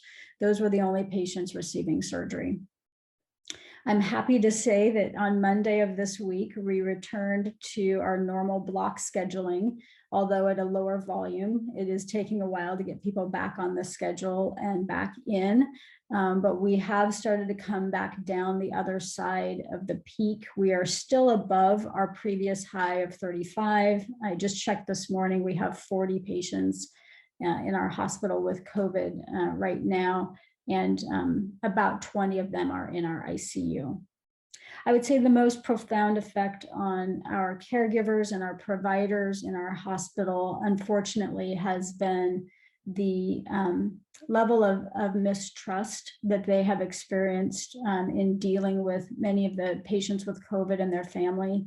We do still have patients dying of COVID, denying that that's the disease that they are suffering from, and demanding that we figure out what is really going on with them, because it certainly can't be COVID, or patients refusing standard therapy, but wanting us to provide non-standard therapy. As I think about how COVID has impacted me personally, I would say that the most overwhelming emotion initially was having to deal with the fact that I was deemed to be a non-essential worker, that for the first time in my life as a physician, I was at home and I was unable to be present caring for my patients. I was separated from my coworkers and my colleagues. I was separated from my family and my friends. And like all of you, I lacked access to those usual outlets for stress management. But I would say the silver lining is that the timing was perfect. I was finishing my final term of the MHA program. So all that time at home gave me the opportunity to complete that. And the slow pace of life allowed me space and time for personal reflection. My mother was dying of ovarian cancer at the time. And so that extra gift of time with my mother is something that I will forever be grateful for. And then finally, the opportunities for leadership and a renewed sense of purpose. And it was during this time that I did make the decision that I was ready to leave my clinical practice and move into administration, which, as you have heard me say, happened about 6 weeks ago. So that's my journey through COVID. And I'm really looking forward to hearing what the rest of the panelists have to share with us.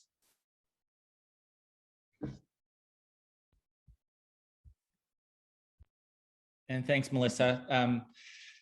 For everybody, Melissa did such a great job of kind of encapsulating the pandemic from her side. We all lived very similar lives, albeit on different coasts at different times. My name's Chris Jones. Now you see a picture of Penn, but now I'm down in North Carolina. I run outpatient palliative care for Duke Health. My life before the pandemic was sitting in a cubicle. Palliative care people don't get offices, we make it work, at the end of that little red arrow with a view overlooking Philadelphia. You could see the football stadium. I had opened 8 non-oncology palliative care clinics, so in heart and vascular, in lung, and in renal, in September of 2019. Next slide. Post-pandemic, my life moved a bit. And my office continues at the end of a red arrow, but in a very different setting. So we lived in Marion Station at that point, outside Philly, and had a house that sure didn't have an extra bedroom for work from home, because that wasn't a thing. So had a little table in the corner of the living room with a chair behind it. went from running my palliative care clinics, which became all remote, to being drafted into being the occupational medicine doctor for 1,500 Penn Medicine at Home employees. So was deciding who was quarantined, when they'd go back in, talking with employees, talking with managers to try to navigate COVID risk. Next slide. And these were my coworkers. So you can still see the office there in the corner of the left-hand screen. My wife was working at the dining room table around the corner. She's a research nurse. Will was doing Zoom school from home that lasted between 15 and 30 minutes a day. Cameron on the right was crawling around, and she remained that same blur that you see the entire time we were working remotely. The dog was asleep on the couch. We were paying for daycare every day, though it was closed. But we were also paying one of the daycare teachers who was furloughed and being paid by daycare to come and take the kids for a little while so that we could jam our work into half a day. So life was totally different, you can imagine. Next slide. And I wanted to talk a bit about outpatient medicine generally, and Melissa had given some overview. If you look, this graph is the % change in outpatient visits, and it's right around the beginning of March. So this goes from March until October of 2020. You look at that precipitous dip, 60% of outpatient care went away within about 2 weeks. So I remember talking with my wife on the phone going, I don't know if this COVID thing's going to be a big deal. I fly out to San Diego for our national meeting in 2 days and haven't heard anything. And then the meeting was canceled, clinic was closed. Quite literally, that big office building at Penn was closed and everybody was sent home. You can see it took almost 6 months to recover back to pre-pandemic levels. Next slide. The procedure utilization is the same thing. The scale on this goes from January of 2020 up to January of 2021. Same thing, giant precipitous decline like Melissa talked about, initially because of PPE issues. And then really never, even after it recovered, never recovered back to exactly where things were. Next slide. And everything, it feels like everything, so much of medicine moved to telehealth. So I really like this slide from McKinsey. It looks at January and February, which are set up as the 1x of telehealth use. And then you see from February up to April, there was a 78 times increase in telehealth use. And we've landed at about 38 times telehealth use. And we're still, my clinic down at Duke, we used to be 100% in person. We quite literally did nothing telemedicine. And now about 70% of our visits are telemedicine. So with a 0 on the denominator, we're infinity X telemedicine use. Next slide. And if I look forward in outpatient care, there are kind of 3 big buckets that I want people to think about in terms of changes from COVID moving forward. I think care is going to become more distributed. And what I mean by distributed is care is going to be where health is. And this is certainly in the outpatient space. And you see telemedicine, there are e-consults where one clinician can talk to another clinician. Just on Friday, I needed help from hematology, and they gave me a visit for my patient who's needed a transfusion now every 2 weeks. The visit was in 362 days. So needless to say, that was not super helpful. So we're going to do e-consults there. And there are even hospital at home models now. Next slide. I think care is going to be more digitalized. So we're going to rely more on telemedicine and on connected devices. And next slide.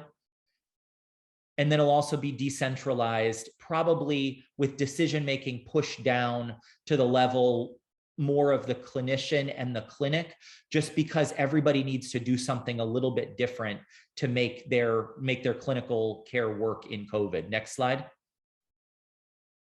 I think the biggest risk to this is actually monopolization. And you can see that in most healthcare markets. If you think about Scranton, it's turned into community health systems, and Geisinger, if you look at Philadelphia, it's very much Jefferson and Penn with a bit of Temple. As each of these geographic areas monopolize, you get costs going up, you get choice going down, you end up with a fair bit more administrative overhead. And I think that's going to hurt our ability to be nimble moving forward. So my job was to race, and you've run around the track with me.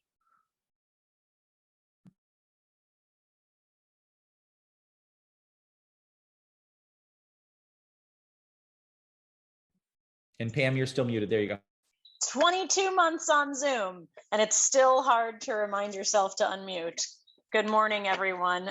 Thanks so much for joining us. My name is Pam Tafford-Deal.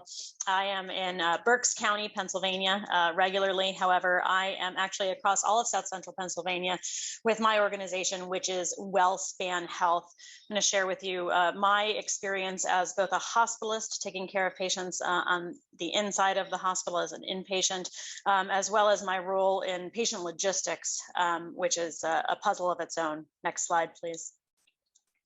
So again, echoing what Melissa so well and so thoroughly described for us, and echoing the racetrack that it has been, the pregame for COVID was really that question of, is this going to be a big deal? Talking to friends in your community, at church, and in the neighborhood, and kind of giving it a shoulder shrug, followed by the light switch of spring 2020, where we needed to cancel everything in order to flatten the curve. And there were these, wildly dramatic decisions that needed to be made about something that we didn't understand. And as it came about, I kept reflecting on experiencing natural disasters like the 2010 earthquake in Haiti, or the cholera epidemic that followed. And when we really recognized that COVID was a thing, and it was going to be a true pandemic, and that it was going to affect the entire world, those follow-up scenarios that would occur in places like Haiti were now going to happen in the United States. So we had a new type of cancel culture, which canceled everything: surgeries and outpatient visits and social gatherings, so both socially and professionally. And then by the summer, volumes were so low in the hospital that the administration was very concerned. Now we weren't keeping enough production in place to keep the doors of the hospital open. We felt things differently in the fall and winter surge. This is when we started to realize the opportunity of vaccines, and then unfortunately feel the politicization of them that went along with that, and we still continue to feel. But we felt a surge that we had not felt in the spring. What we experienced was volumes that we could not manage. We had prepared for that in the spring, and then sort of took a breath in the summer. And as our volumes grew incredibly high in the fall and winter, we recognized that we had spent a whole bunch of months preparing, and maybe still didn't have enough beds or enough ventilators or enough nurses most often. Unfortunately, this spring and summer put us into what I would call a place of denial, where we started to feign normalcy and say, we can go back to doing things the way we previously did. And then we came to this fall, which is a whole new realm, especially in the inpatient setting. Next slide, please. So much like Chris Jones, I have a personal story that enjoys many laughable moments and many terrifying moments. The most terrifying moments are your 4-year-old running his own Zoom classes on preschool, truly creating a sense of flattening the curve and canceling everything by having all meetings and all social interactions on social Zoom and on the computer. Really hard for someone like me who's a total extrovert, very easy for someone like my husband who's a total introvert and kind of loved quarantine. But having preschool and first grade out of the house, while I also was sometimes trying to work out of the house. And then in the upper left-hand corner, what you see is my husband. So in November of 2019, pre-COVID, so BC, as we like to call it, before COVID, my husband, who was a healthcare administrator, came to me and said, I want out of the game. I want out of healthcare. It's too hard. I don't want to do this anymore. I want to start a small business, and I want to go into home remodeling like I did growing up with my dad. And I said, you know what? The economy's stable and nothing's really going on in the world. And my life in healthcare is pretty kind of dull and boring right now. You know what? Maybe you do you. Go ahead. Let's start a small business. And his last day in healthcare was the middle of March when the state of Pennsylvania had shut down. So now not only did we have a pandemic and I was working 120 hours a week, but my husband had gone from a healthcare executive role to being an unemployed husband, where he became a stay-at-home dad and first grade and preschool teacher. And then my home office looks a little bit dirtier than Chris Jones's because we also have 5 dogs in our house. So I don't know how Chris Jones kept his living room that clean with the kids and the dogs running around, but that's what my office looked like after my pit bulls got a hold of it. Next slide, please. So I didn't get to work from home a lot in the initial portion of it. In fact, I didn't get to go home a lot in the initial portion of COVID. The upper right-hand corner is actually a cot in my office where I was sleeping, spending a significant amount of time. And we stood up an incident command scenario, which had an emergency management structure for how we were going to thoughtfully and in an organized fashion react to everything. And I won't go through this entire list, but exactly what Melissa had commented on of the uncertainty of things that caused a sense of mistrust. We learned new things each day, and because of that, we then had to educate and socialize new things each day, and that caused a real sense of mistrust, not only in the general community, but also in the healthcare community. So our nurses and our docs and our staff didn't trust us because first we said, you have to put masks on. And then we said, well, no, you don't really need to. But we said, well, they're better if they're cloth, but then they have to be surgical 1 versus surgical 3. And you have to wear goggles sometimes, but only if you're with COVID patients. And we should cancel everything, but don't cancel this, and make sure you take things on and off in this organized fashion, and air and droplet and whatnot. But realistically, what it caused is this chaos caused mistrust. And the first sense of hope we had was when we got to V-Day and we were able to start to administer our vaccines. But unfortunately, that may have given us a false sense of security. Next slide, please. So my current role, where I occasionally will work from home, is twofold. First is that I am a hospitalist and I'm taking care of patients on the inside of the hospital. And I can tell you with absolute certainty that this is right now a pandemic of the vaccinated and unvaccinated. So you can look at any health system statistics, and our patients who are hospitalized are almost all unvaccinated, and unfortunately almost all way sicker than they were in the last waves of this. Being hospitalized has a certain percentage of patients who will wind up in the intensive care unit, and a certain amount of those patients will wind up on ventilators, and almost certainly a certain amount of those patients will die. And that is not at all related to how elderly or frail or unwell or how many comorbidities they have. It is related directly to whether or not they are vaccinated.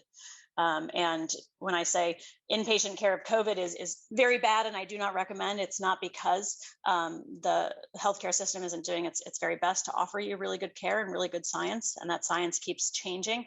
But the most part of it, the worst part of it is the fact that it doesn't matter who you are. There's a very good chance you won't survive. Next slide, please. So the other half of my role beyond providing that inpatient care is from a health system consideration standpoint. I'm actually the medical director for, as I told you, for patient logistics, which is looking at our hospital system. We are across 5 counties and we have 7 hospitals of varying sizes.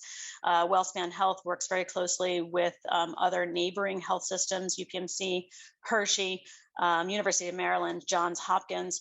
And what we have said is, yes, we are competitors. However, we also need to figure out how to take care of this tri-state community.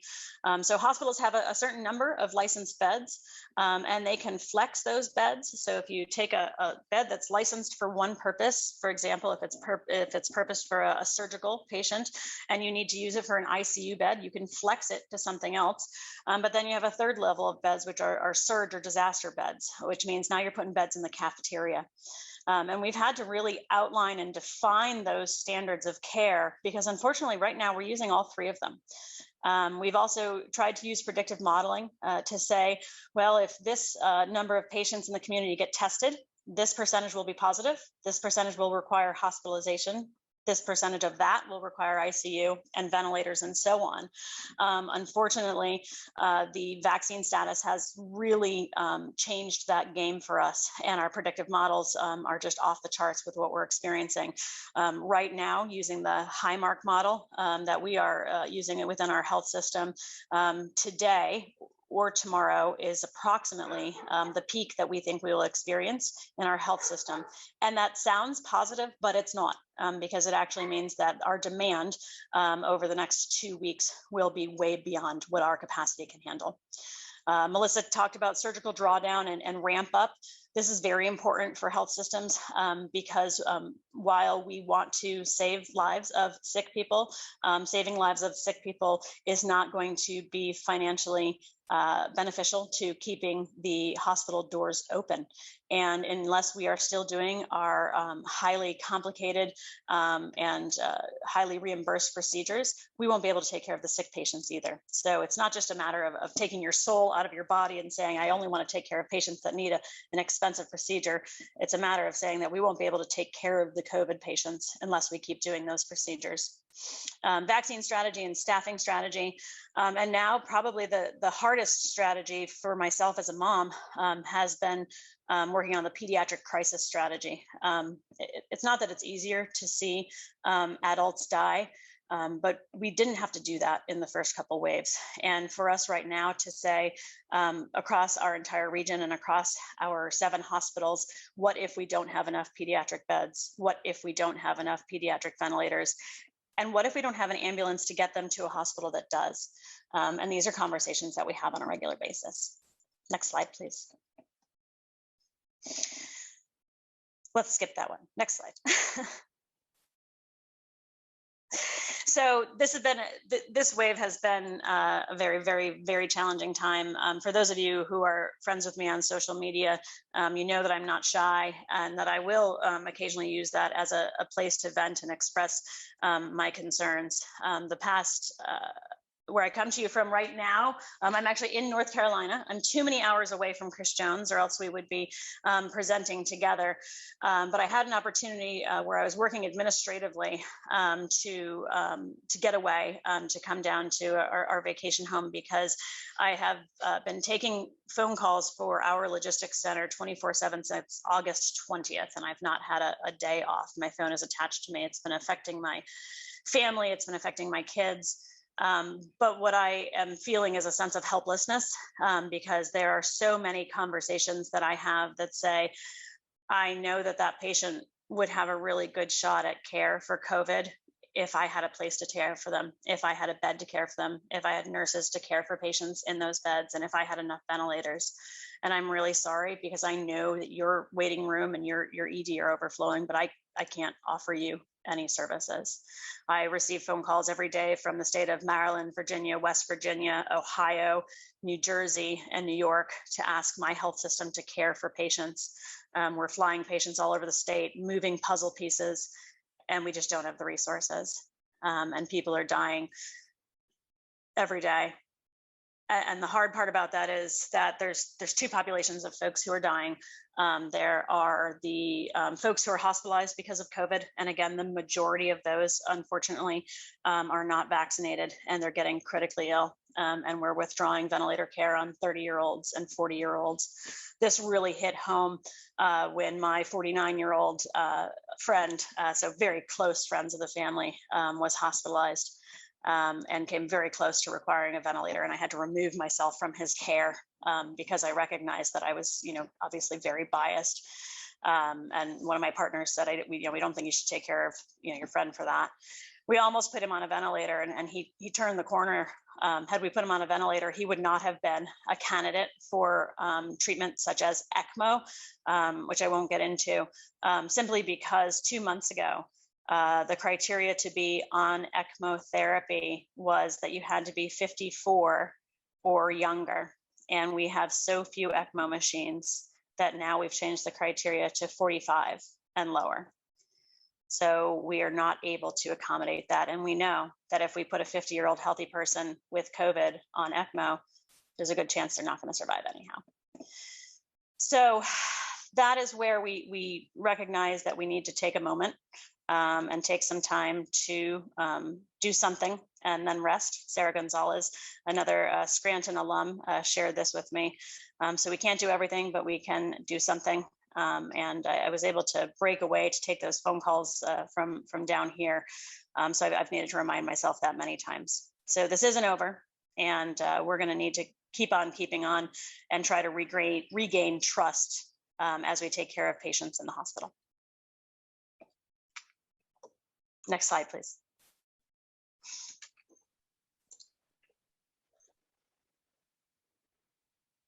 Good morning, everyone. Hopefully you can hear me just fine. I'm Tom Langen. I'm a periodontist. I practice in Dunmore, just outside of Scranton, and Honesdale, about a half hour from Scranton. For dentistry, everything kind of shifted immediately overnight, like others have echoed so far. On March 23rd, 2020, if you didn't have a negative pressure room, which is typically in an operating room, you couldn't do dentistry. They were very worried about aerosolization of the virus particles, which is pretty much everything you do in dentistry. So we got shut down for about 6 to 8 weeks, and we were allowed to do emergency care only.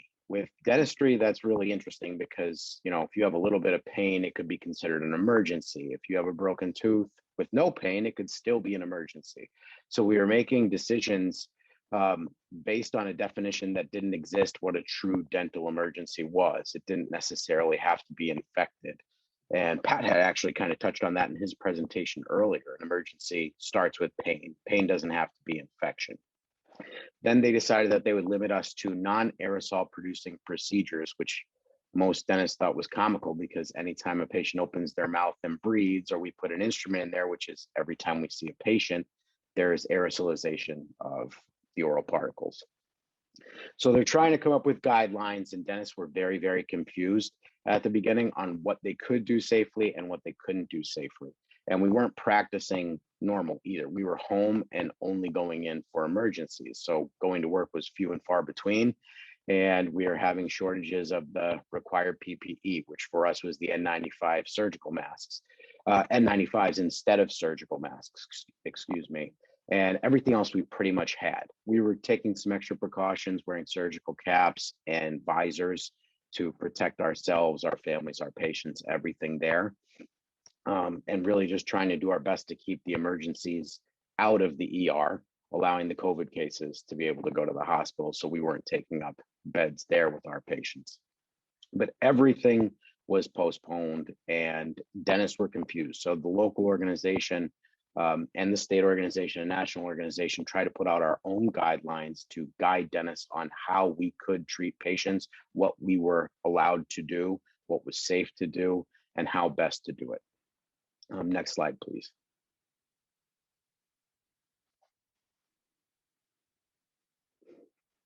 So there wasn't enough known about the virus early on for us to make fully educated decisions. That's why we were wearing the N95 masks, which was great, but we have essentially dropped that. Still surgical caps and visors for surgical procedures and anything with heavy aerosolization of particles, but we didn't know what to do. So we were doing everything we possibly could to stay safe, wearing gowns, coming home, immediately taking off our scrubs or whatever it may be in the garage, going and showering right as soon as we got home. You wanted to keep yourself safe, your patients safe, and your family safe in no particular order, just trying to limit the spread of the virus. We were screening all patients over the phone the day before their appointment. And then when they got to the office, they had to call to be allowed in. We weren't allowing anyone in the waiting rooms, and they had to fill out a sheet. If there were any type of symptoms or questions, had they traveled out of the state, we weren't seeing them. We were putting it off for 2 weeks. The infrequency of work was difficult to deal with, and the complete lack of social life. So there was other issues at hand that we had to try and overcome, other than just going into the office, trying to keep the practice afloat and treat our patients who needed our care. And we had to be as proactive as we could for some of these issues to keep the patients out of the emergency rooms. And while we were home, we were trying to make the most of our time, not sitting around and doing nothing. Next slide, please. So then in June, we were allowed to return to normal dental work, back in the office full time, able to see patients for some more routine work, like cleanings. I'm a periodontist, so we do a lot of deep cleanings or scaling and root planings. These patients have inflammation of the gums. They need to be seen every 3 months. So a lot of their care got postponed, and then you see them drop off a cliff. Plus, when they were home, they weren't taking care of their teeth as well as they were before because they were nervous, there was anxiety, they were depressed, they didn't have their typical lives that they had beforehand. The picture on this slide shows this person had a tooth that either needed to be extracted or have a root canal, and the dentist went in and put a temporary filling in there because they didn't know what they could do. So we were starting to see a lot of care like this, which was very palliative, just to get the patient through it until we could get back to the office. Oral care had definitely deteriorated. There was an abundance of problems. Hygiene suffered everything because we were shut down. So when we did reopen, we saw a steady wave of increase, but patients were very, very nervous. So when they called our office, we educated them on what we had done to make the office safer, how we were going to keep them safe, and why, if they're ready, they should feel comfortable returning to the dentist. And some people were happy to get out of their houses to have some kind of social interaction with me as the dentist or our staff or whoever, just because they hadn't had face-to-face contact with people for months. Next slide, please. So when we had returned, these patients haven't seen their physicians. They haven't seen anyone for their medical issues. And I think they started to get comfortable in the dental chair. You know, a lot of them were coming in pain. So they were dealing with issues that they had to. So I was sending out a ton of referrals, especially for mental health issues that patients were suffering. But on top of that, just general issues. You know, they hadn't seen their cardiologist in a while. So now it's time to get back there, wear your mask, be safe, do what you have to do. This was all pre-vaccine.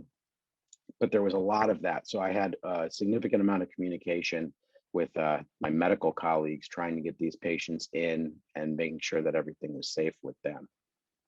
The anxiety was off the charts. I was spending as much time actually treating patients as I was sitting and listening to them. I felt like my job had shifted so that these patients could also kind of give us their struggle. We could go back and forth so they could get comfortable, so they could kind of re-enter the world, the new normal, whatever you want to call it. That people had lost their jobs, their social lives. They were unable to see their friends and families. Lots of people have families out of the area. They weren't seeing them. So loneliness and fear were constantly being brought up, and it was tough to deal with. And I think they were glad to have someone to listen to them and talk to face to face. Next slide, please. For dentists, we came together really nicely. I think the lack of understanding of the virus at the beginning caused dentists to unite and try to make decisions together, be educated together. So as I had mentioned, I didn't want to sit around for 6 to 8 weeks just wasting time until we knew we could go back to the office. So our local dental society, we offered free CE courses basically weekly. We were having meetings for probably 2 hours at a time weekly about updates, about where to get masks. I don't know if I had mentioned this, but dentists gave a lot of masks, gloves, and everything to the local hospitals because they were so short on it. So when we did get back to work or we were going in to see the emergencies, we were short, one, because we gave it away, and two, because the shortage existed. So we were able to find supply chains to get what we needed with the N95 masks, gloves, gowns, and whatnot. But yeah, we kept together, which was a positive of the whole thing. And I think it's made the dental society and dentists as a whole stronger together. We did everything we could to inform our local representatives that our practices were safe, how we changed it.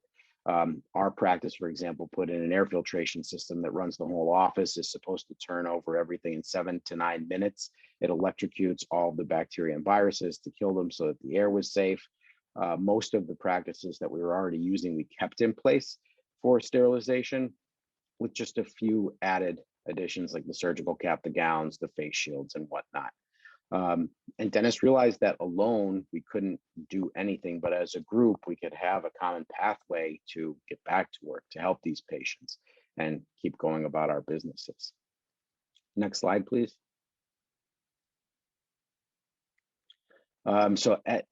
During the pandemic, I would say, so probably the last year or so, as we got back to normal, there's a huge backlog of patients. And sorry, I'm rushing. I just want to get through it. I think the question and answer at the end will be more valuable. But we're trying to treat these patients. Everybody is busy as a dentist because it's taking longer with the turnover in the rooms. We're all short-staffed. Everybody is looking for assistants, hygienists, support staff. And we'll see what will happen with that. Everybody's interviewing nonstop, and we're doing the best that we can. But with the increased turnover times with the rooms, it really has been a challenge to see the amount of patients that we need to. On top of that, with the local dental societies, we've been trying to get back to our in-person meetings and our in-person CEs, and we've probably set up 6 or more at this point, only 2 weeks or a month before to have to cancel it.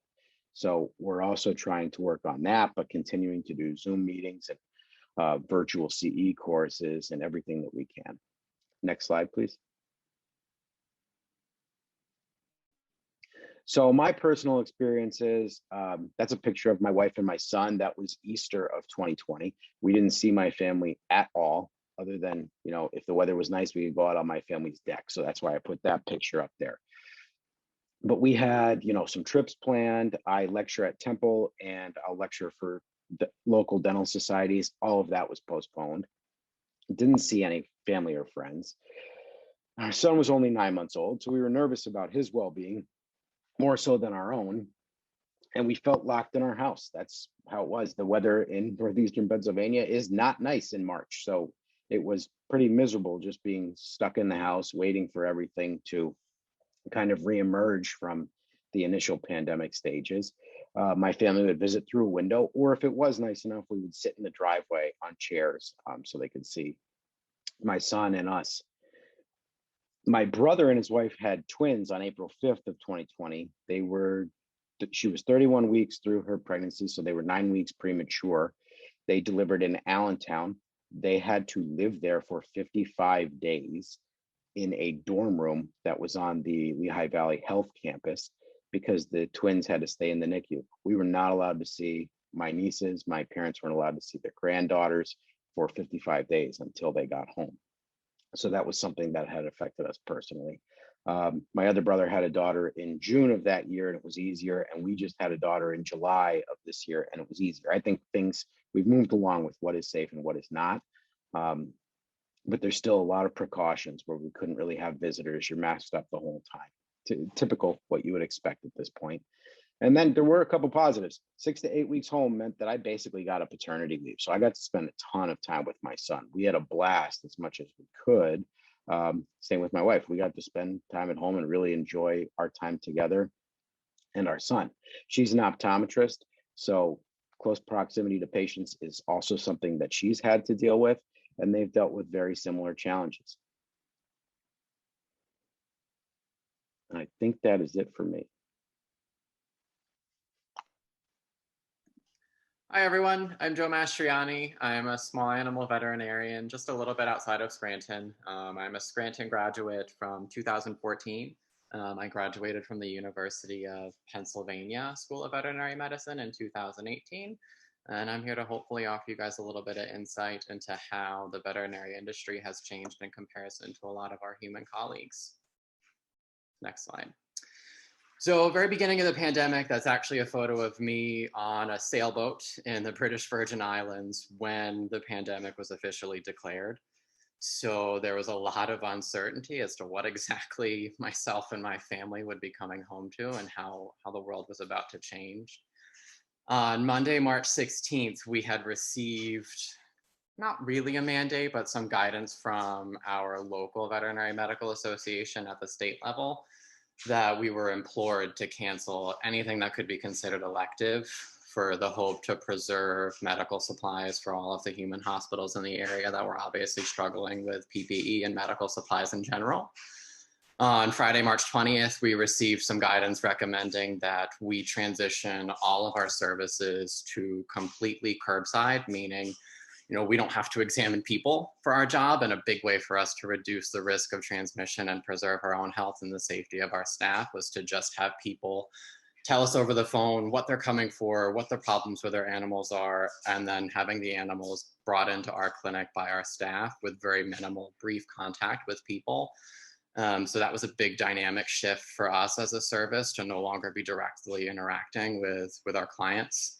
And we worked that way pretty much for about 6 or 7 weeks. And then at the end of April, we were lightly told we could resume some elective procedures, ultimately with best judgment, still trying to keep in mind that one of our oaths as veterinarians is to always have at the forefront, human health and safety as well. Next slide, please. So veterinary medicine has actually made major headlines over the last few months. I'm sure many of you have seen on major national news networks the industry explosion and why all of a sudden veterinary medicine went from very accessible to a lot of people for very immediate services to all of a sudden people being told, we can't see you for 4 to 8, maybe even 12 weeks for routine care. And that change has been really multifaceted, and we still don't understand all of it yet. But thus far, the biggest 3 factors are a huge relocation of pet owners. In the area where I work, we're a pretty small business that serves a relatively small community most of the year.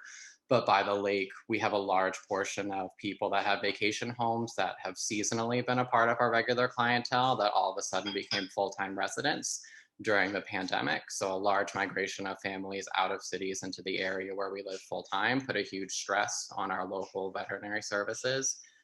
Pet ownership just absolutely increased during the pandemic because a lot of people had extra time at home, work from home, time off of work altogether. Seemed like a great idea for people to adopt new pets, purchase pets, and that's great. We always love and support new animal ownership. But again, when we talk about what for the last 10 years has served adequately for the number of pets in our area, all of a sudden became insufficient.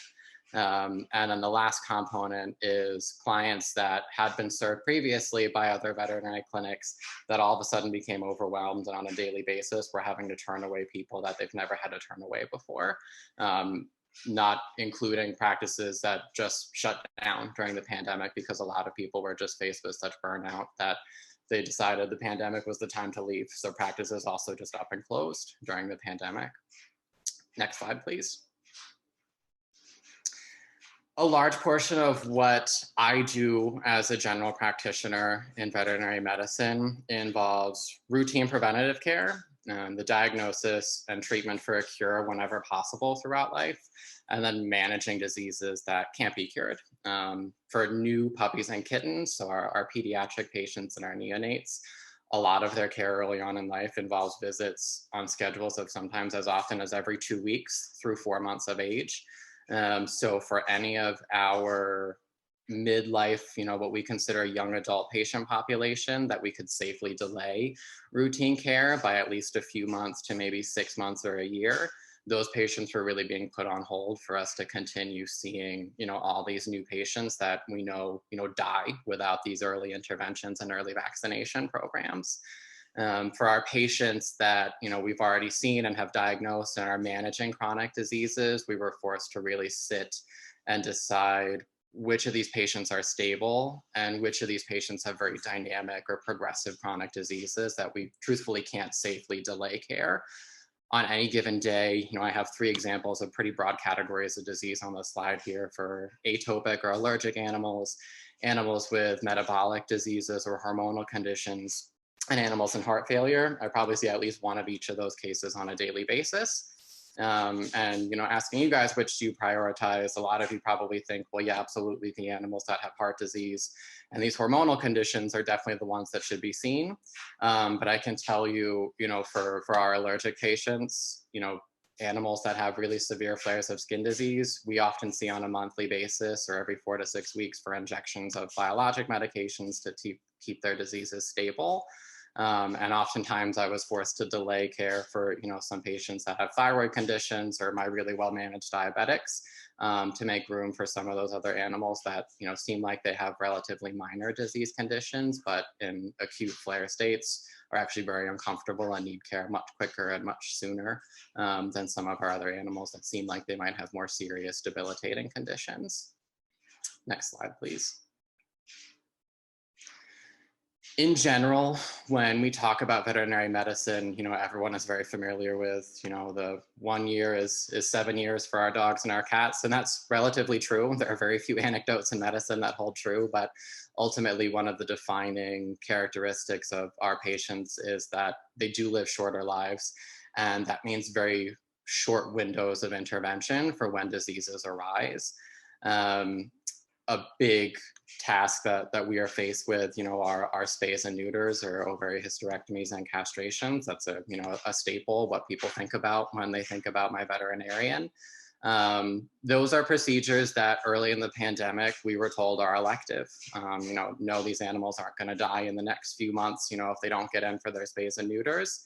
But as veterinarians, we really challenge that perspective. Clients that I had seen, months before the pandemic started, we went over extensively what the timing of these procedures may mean for the long-term health of their pets. There's a very strong association with females that are allowed to start having estrus cycles and how that directly correlates to their increased risk for mammary cancer later on in life.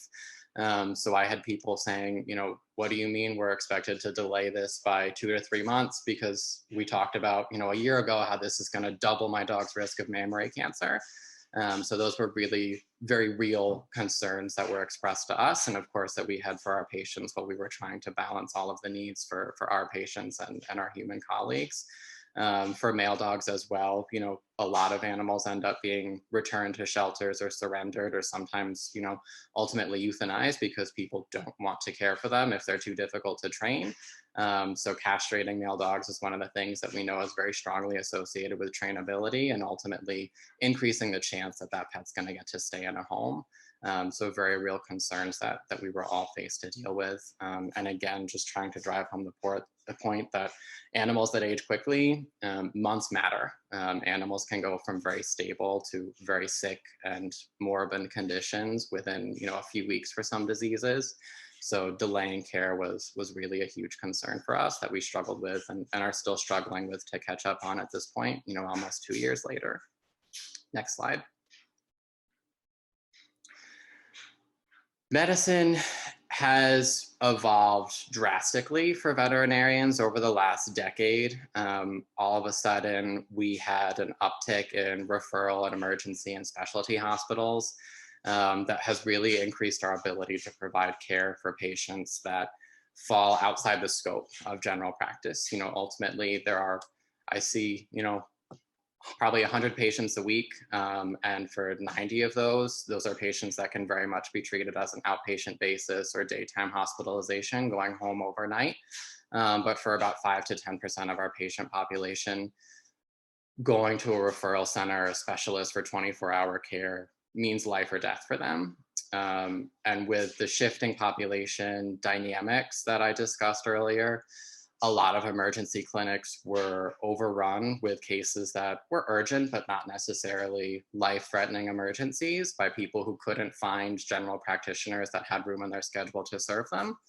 So what that led to for me as a general practitioner was no longer being able to refer cases to emergency clinics that really needed it. So a lot of primary care offices were just left to deal with very critical care level patients that we couldn't find hospitals to take them. Specifically, obviously ventilators were a huge talking point in the treatment of COVID for people. AMC, the Animal Medical Center in New York, actually ended up donating their ventilators to local human hospitals because they knew it was more important for them. There are very few indications for animals to be put on ventilators in veterinary medicine. But that was a sacrifice that they made to help, our human colleagues. And, sadly, it probably meant that a few, animals did die that had these conditions that needed to be ventilated. And that was just a service that, we couldn't continue offering, knowing that it was going to deny access for a human for treatment. I have a photo here of myself with a patient named Finley who, over a year ago now, I ended up seeing last appointment of the day, came in vomiting, collapsed. And this was a patient that ended up having septic peritonitis from a stick migrating out of her intestines. And I could not find a hospital to take this dog. The owner was very dedicated, very long-time client, and for a number of reasons just couldn't commit to driving over 3 hours away for an estimate of up to $12,000 that I ultimately found for him at a university hospital. And this was a procedure that I was woefully, unprepared for, honestly. And it came down to me basically having a frank conversation with him of, you're either going to take your dog home to die, or I'm going to stay here until 9 or 10 o'clock tonight and do our best and just see what happens. Fortunately, after hours in surgery, Finley did make it by the grace of God and luck. And a lot of time and effort. But those are the situations that a lot of vets have been put in now, is offering really high critical care with not really necessarily all the supplies needed to do it perfectly. But I guess that's why we call medicine a practice, definitely not a perfect. And we're starting to learn, that we can handle these things, albeit stressfully, with hopefully still good outcomes for patients that have no other options. Next slide. I wanted to touch a little bit on telemedicine because as it's already come up earlier in this talk, that's been a huge point for human medicine now, is the transition from in-office care to out-of-office care whenever possible. And that's really great for people. And it's something that I wish we could safely do, but it's very distinctly different for us in veterinary medicine. Whenever you have a telehealth appointment with your human healthcare providers, they're relying exclusively on you self-reporting symptoms, and our patients can't do that, right? We're very similar to some pediatricians that way, where we wish our patients could tell us more, would be more specific, but they just can't. So a huge part of how we practice is based on a physical exam and having a patient in a room with us. A lot of symptoms in cats and dogs and other animals are incredibly vague and non-specific, and misdiagnoses are very common when we're just trying to deal with patients over the phone with, hey, I have a vomiting cat, he skipped a meal, is this an emergency or not? I truthfully can't tell that to my owners when they call and they ask, do I need to be seen? A vomiting cat can be anything from overindulged a little bit at breakfast and is just going to need to ride this out for the next 24 hours, to a cat that has a urinary obstruction and is vomiting because their kidneys are acutely failing. And that's something that we need a physical to do. And it's a field that we're very cautiously approaching. A lot of companies and corporations are trying to start initiating telemedicine for at least services where it's safer to do so. For example, dermatology and behavior has a huge shift right now to telemedicine whenever possible. But for the vast majority of us veterinary practitioners, it doesn't really seem like it's going to be a productive and safe option for us moving forward. Next slide. So what have we learned overall? I would say personally, I've come to appreciate, how advanced medicine and what we've been able to offer over the last 10 years has been really great for the patients that we've been able to help, but it's on a very fragile infrastructure. Where I practice, the closest emergency clinics are about an hour away, and then another hour, sometimes 2 hours past that, for truly specialized care with boarded criticalists, boarded surgeons, care like that. So it was really scary this past 20 months to have to be forced with, where do I send these patients, and can I even find a place for them to go to find better hands, more qualified hands than what I'm able to offer in a general practice setting. And just constantly being reminded that good medicine is never enough without good client communication and setting expectations. Because again, sometimes what we're able to offer on any day is very different. It's not standardized at all for us. And we always have to be guiding our clients through what the best decision-making process is that day.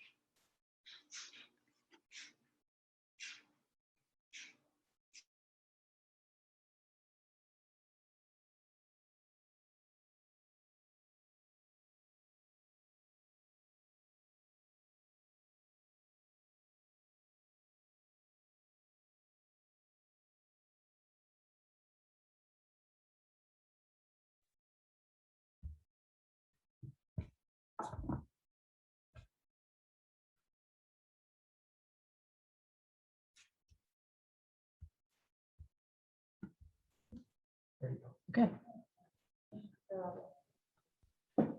Thank you to our incredible alums. Wherever you are, on the West Coast, in the South, in various parts of Pennsylvania, you have risen to leadership positions. And as someone who no longer lives where there are Scranton-trained dentists, docs, and veterinarians, I can just tell you I'm jealous and I'm grateful. For anyone who's attending virtually, please send your questions to our panelists through the Q&A function. I will be directing a couple of those questions at this point. And some of them are already directed to a given individual. So they will be addressed. Why don't we start in the order of presentation? Dr. Edwards, you have a question that came up at 11:25. Yeah, thank you so much, Carla, for the question about counseling pregnant women and breastfeeding women regarding the vaccination. I'm really pleased to report that the CDC, the American College of OBGYNs, and the Society for Maternal and Fetal Medicine are all in strong agreement that the vaccination is safe and effective in pregnant and breastfeeding women, and it is highly encouraged. Unfortunately, we know that COVID is as dangerous as it is in non-pregnant women, it's even far more dangerous in pregnant women. And the risk of death, the risk of ICU care and ventilator care is much higher in pregnant women than non-pregnant women. So we do strongly encourage women considering pregnancy, women who are already pregnant, and women who are breastfeeding to obtain the vaccine. There is a question for everyone asked about almost an hour ago. How do you foresee future healthcare changes due to the ongoing COVID epidemic? Anyone can weigh in on this. From putting patients in the right bed or the right place of care at the right time for the right care is going to require a significant culture change. And that's going to require an expectation change for patients and their families. Getting care in the hospital is a lot different now. You don't go to the hospital folks go to the hospital because they lack alternate access to care, but patients will experience different levels of care that they would have expected in the hospital at home. You know, Dr. Jones referenced the hospital at home program, which is sending patients home 3 or 4 days earlier than the docs would normally be comfortable with to let them finish their hospital course at home. Many of you have heard about the difference between observation care and admission care. Observation care is a very expensive way to stay at hotel hospital overnight and get studies that you normally would get as an outpatient, but that we're just worried enough that you're going to decompensate at home. So we have to be prepared to handle the higher acuity, incredibly ill patients in the hospital. And if we don't start getting patients out of the hospital who don't need to be in the hospital, we won't have access to care for patients who do. This is a major, major culture shift. And along with that is not only going to come a change in behavior for physicians and nursing staff and providers, but also for our alternate dispositions, meaning not all patients could go home. So, you know, it's not like the hospitals like the bar at 2 a.m. You don't have to go home, but you can't stay here. We're still very much trying to find safe dispositions for patients to leave the hospital. But those dispositions and those places to go are fewer and far between. So we have to get creative about that. If we don't, we won't be able to provide those services at the hospital. Pam, I'll jump into thinking about people dying in the hospital. One of the early struggles during the shut everything down, there were lots of people dying of COVID or not COVID who died alone. As things loosened a bit, there were family members who would come in and kind of touch the glass and watch their loved one die from 10 feet away. We've loosened things a bit more now to where somewhere between 2 and 4 people for most health systems can come and be with somebody who's dying. But if you've got 3 kids and a wife and the rule is 2 people, you really have to throw yourself on the mercy of some administrator somewhere to make exceptions. And as soon as you make one exception, then the rest of the floor wants exceptions for this, that, and the other thing. So I've seen a fair number of people die not able to see people who in the before times would have come by to say, I love you, and to support the family.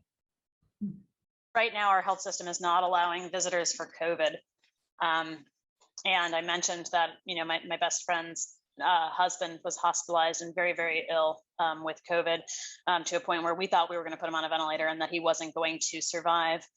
And I don't know how or who broke what rule or who did what, but there was a calm Sunday afternoon where she was able to get in to see him despite that rule. And he really turned the corner the next day. So this is where my faith and my science intersect. So God gave us an amazing amount of science, and I have no doubt in that. But I know that patients can't get better without their loved ones. So how do we balance that without making the pandemic worse?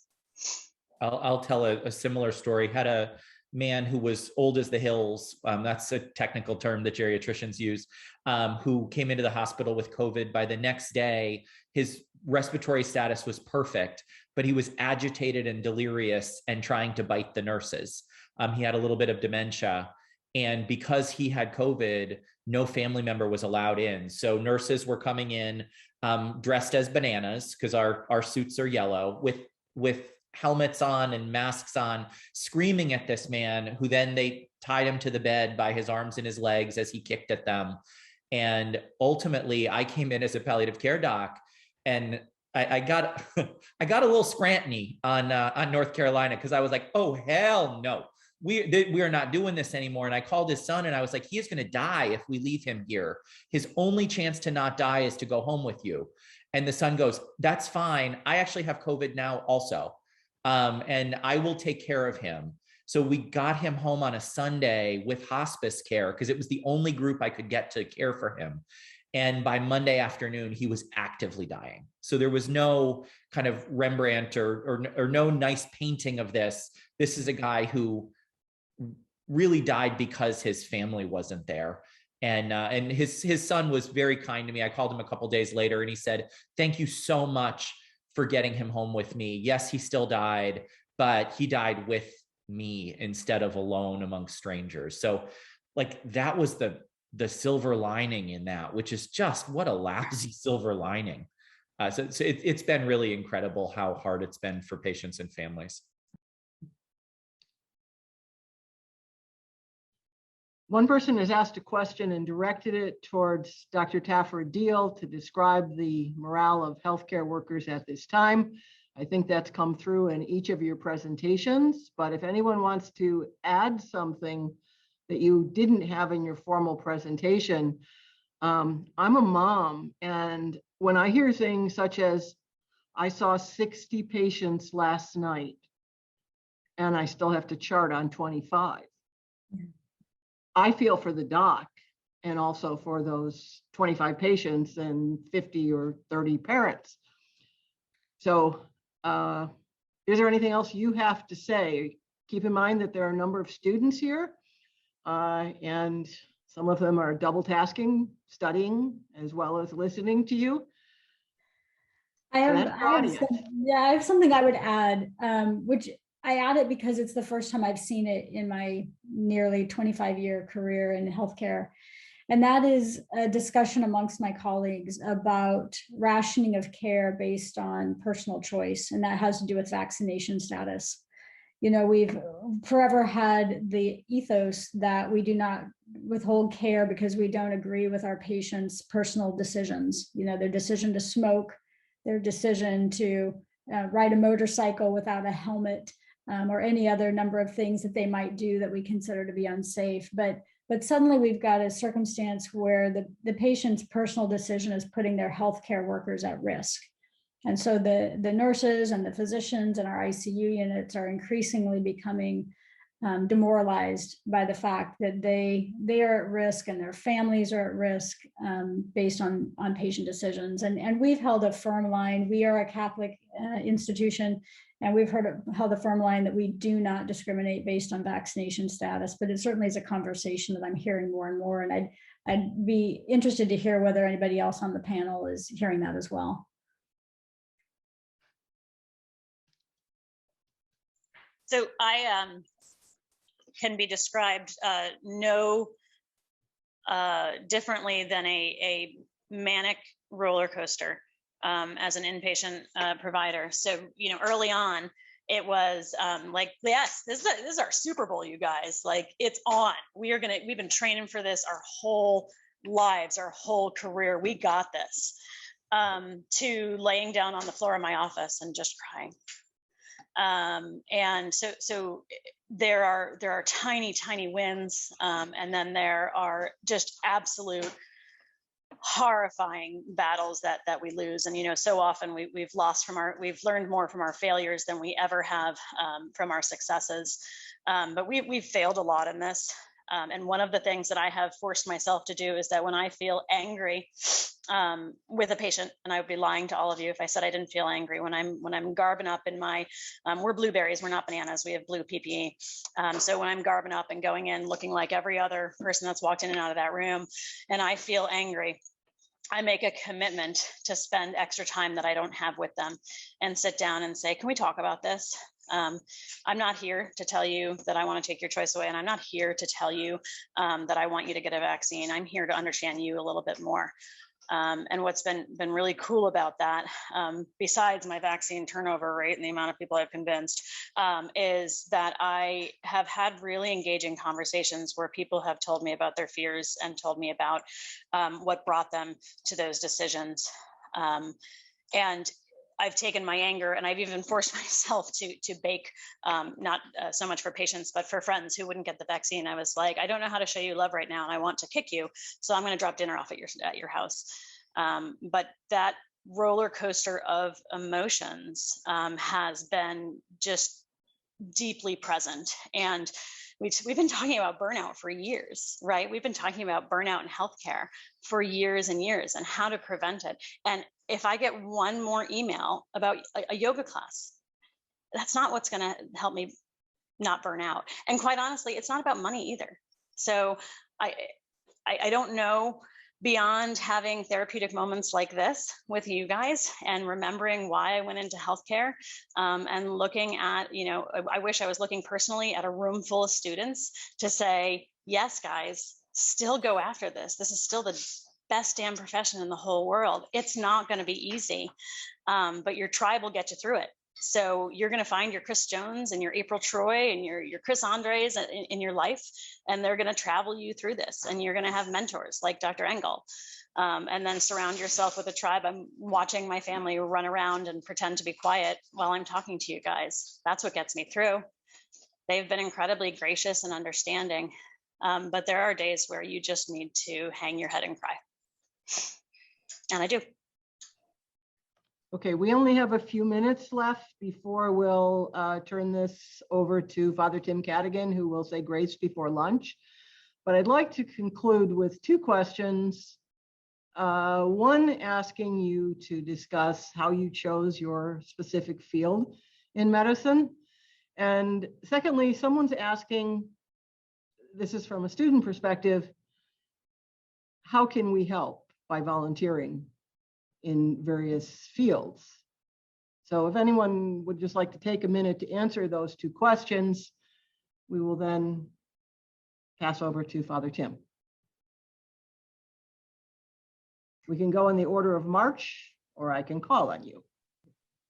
I guess I'd like to start as someone who, Dr. Engel knew for a long time. I started out at the University of Scranton as pre-med with every intention of going to medical school, kind of up until before my junior year at Scranton. And forever I thought, I want to be a human physician. The best thing I can offer this world is to save lives, help be there for people.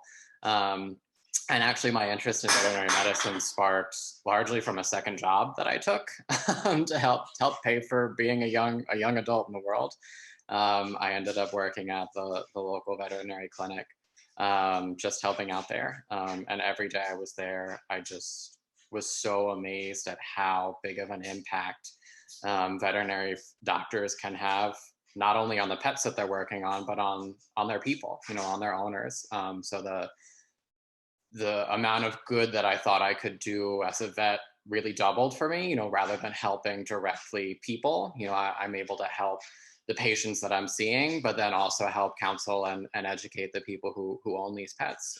So it was really a unique, I thought, perspective of medicine and how sometimes saving one life can help really better a multitude of them.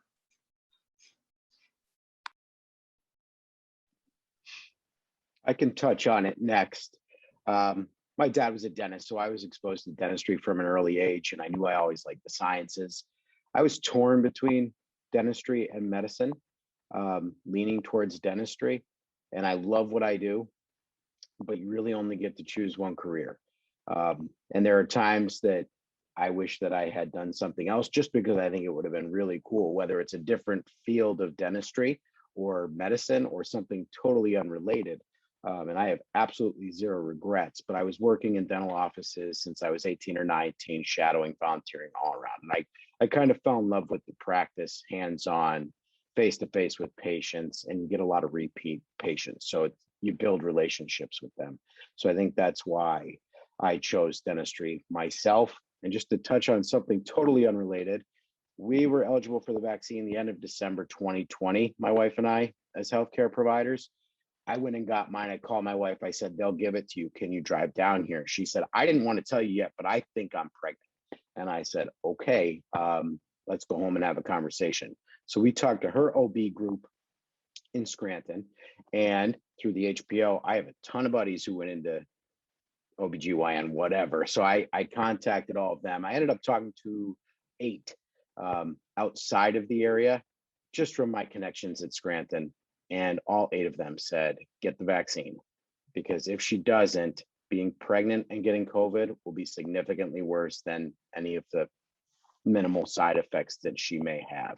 So the community that you build at Scranton is something huge that will follow you for the rest of your lives, even at times that you just don't think it will. It'll pop up and you'll have your contacts and your friends forever. Thank you.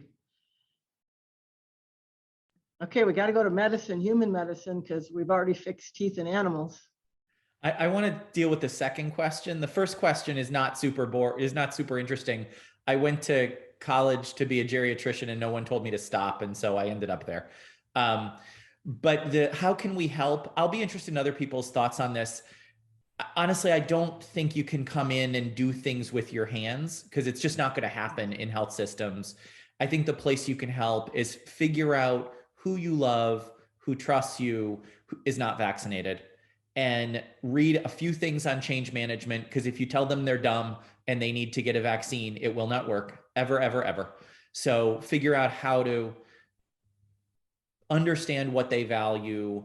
That could be the hook through motivational interviewing to get them to understand that if they really like their family, seeing your kids someday may be a great thing for them, and that not dying in the Delta surge would be a much better way to get and see your kids than dying. So whatever the strategy is, find those you love and try to get them vaccinated, because it really is a matter of life and death. And do we have anything from the West Coast? Well, I'm going to touch on something that I think Tom said about you only get to choose one career. And I'm going to say to the students that that's not always true. Because I started as a general OBGYN. I worked the first 5 years doing a very, very busy obstetric practice. And then I decided that I really liked surgery and I really liked my elderly patients.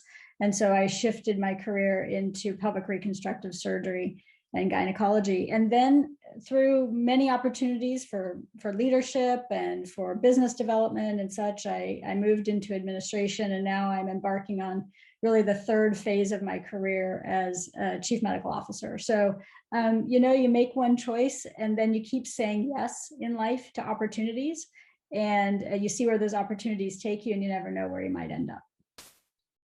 Thank you so much. Dr. Taffer-Deal, do you have anything to add? Remember that you are between these people and their lunch, and Father Tim.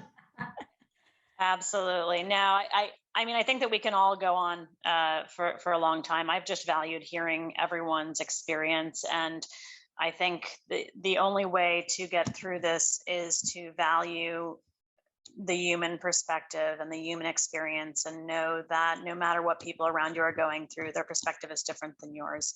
And I'm not great at offering grace every day, but I know that I'm offered grace and an unending amount of it every day. So that's what I've learned most in this, is to try to be gracious to others, and learn from each experience I have, whether it be positive or negative.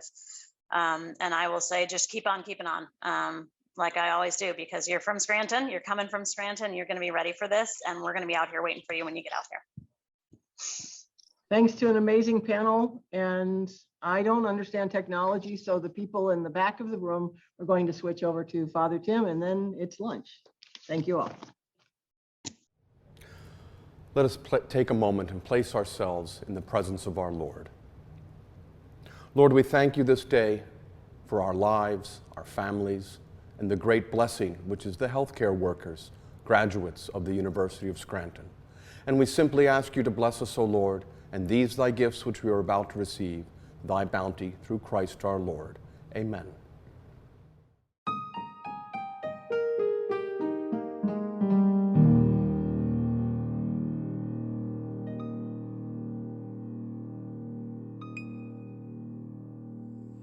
Hi, I'm Dr. Angela Croteau-Marks. I'm a 2007 graduate of the University of Scranton and a 2011 graduate of the Pennsylvania College of Optometry at Salus University. I'm a member of the Medical Alumni Council, and I'm honored to speak with you today about my role as an optometrist, how I fit in the healthcare field, and my favorite part of practice, children's eye care. A little bit about me. I'm originally from Ellicott City, Maryland, one of the few Marylanders at the university, but people often think I'm from Scranton when they first meet me because of my fondness for the city and the university. I guess marrying a townie does that to you. My husband Greg and I married at the university in 2011 and now live in Endwell, New York with our 2 children. So, eye care, glasses and contact lens prescriptions, cataracts when you get older, macular degeneration and glaucoma if you're unlucky. Seems pretty straightforward. Well, let's start with the 3 O's of eye care: optician, optometrist, ophthalmologist. Optician. This is the person who helps you with your glasses. This is the individual who helps you with your frame and lens selection and makes my prescription a reality for you. In some states, they may even fit you with contact lenses. Optometrist. This is your primary eye care provider. That's what I do. While glasses and contact lenses are most of our days, we are also able to treat many medical eye conditions, including blepharitis, dry eye, hordeolum, glaucoma, and amblyopia, to name a few. Ophthalmologist. This is a medical or osteopathic doctor who has received additional training in ophthalmology. They are your secondary and tertiary care providers. These people are your cataract surgeons, your retina surgeons. They provide medical and surgical eye care. So, who needs to see an optometrist? How often do you need to go, and when should you start? Everyone can see an optometrist. The American Optometric Association recommends that eye exams begin between ages 6 and 12 months, then again at age 3, and again at age 5, and every year after while children are in school. Once you're in your 20s, it's recommended that you receive an exam every 1 to 2 years, depending on your medical needs. And then once you hit 60, it's again recommended that you continue with yearly eye examinations, if not more frequently, depending on any medical conditions being monitored. Now, if you were listening, there were 2 very important things I just mentioned. The first, eye exams begin between ages 6 and 12 months. Infants. These are some of the most challenging and most fun eye exams I perform. The American Optometric Association believes so strongly in the importance of vision care for infants that it supports a public health program called Infancy. This program provides no-cost eye examinations for infants between ages 6 and 12 months, regardless of insurance coverage. You always know when there's an infant in my exam room because there's generally some crying, sometimes some singing, and a little bit of both most of the time. These examinations are meant to detect abnormalities in the eyes and to make sure that the eyes are developing properly by checking for hyperopia, myopia, astigmatism, strabismus, and in the most severe cases, cancer. These are not your typical which is better 1 or 2 eye exams. They are much more objective in nature. The second thing I mentioned was the word comprehensive. There is a big misconception in eye care about the difference between a comprehensive eye examination and a simple vision screening. Eye and vision screenings are generally performed by a child's pediatrician, a nurse, or daycare or school, and may involve the use of an instrument to take measurements of the eye or a simple visual acuity chart. Vision screenings are limited and cannot diagnose eye problems, but rather indicate the potential need for further evaluation. However, they have limitations. 75% of school vision screenings miss vision problems. For this reason, the American Optometric Association continues to recommend comprehensive eye exams for children at age 3.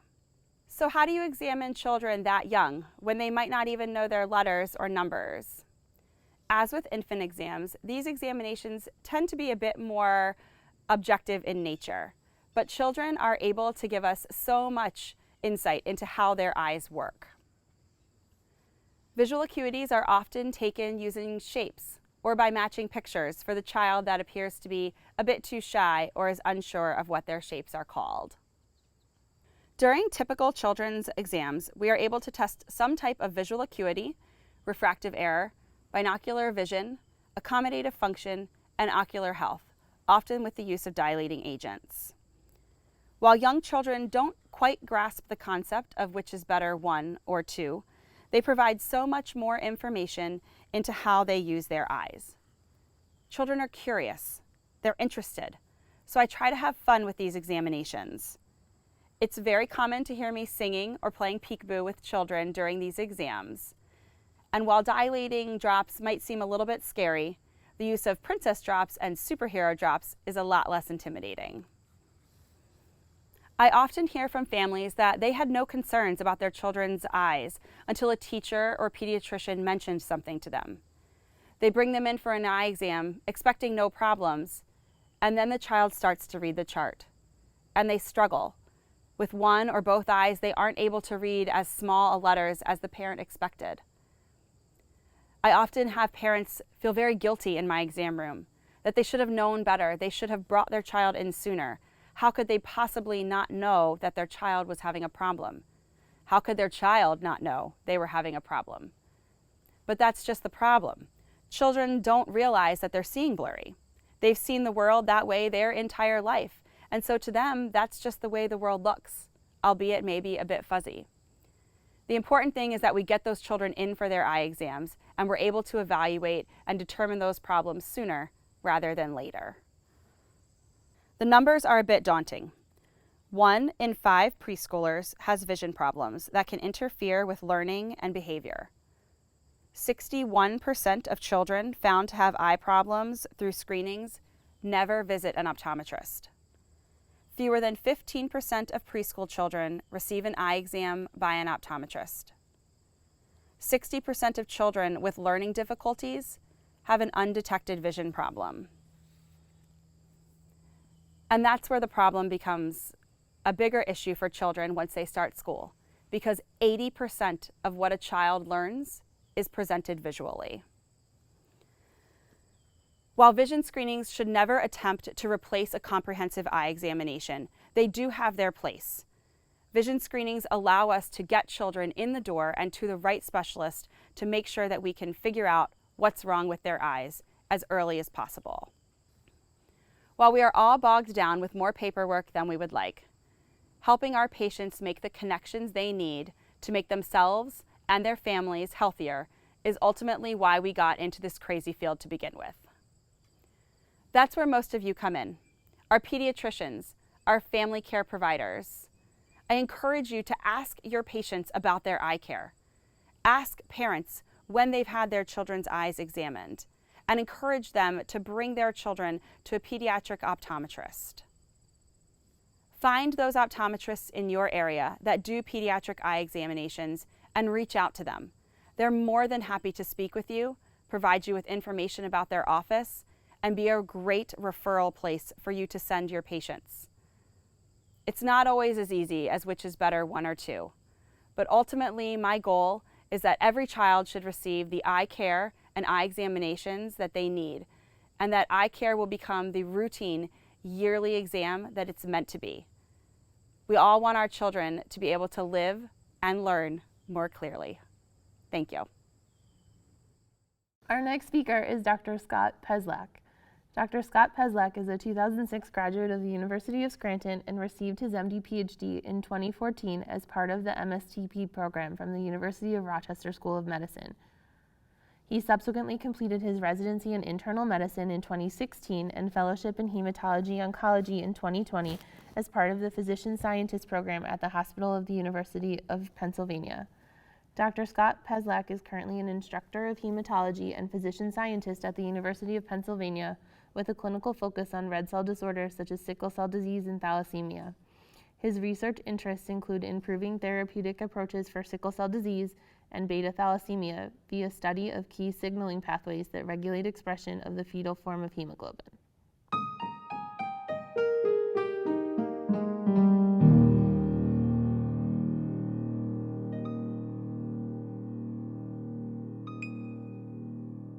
Good afternoon, everybody. My name is Scott Peslak. I am a 2006 graduate of the University of Scranton, and I'm currently an instructor in benign hematology at the University of Pennsylvania, studying red cell disorders, sickle cell disease, and thalassemia.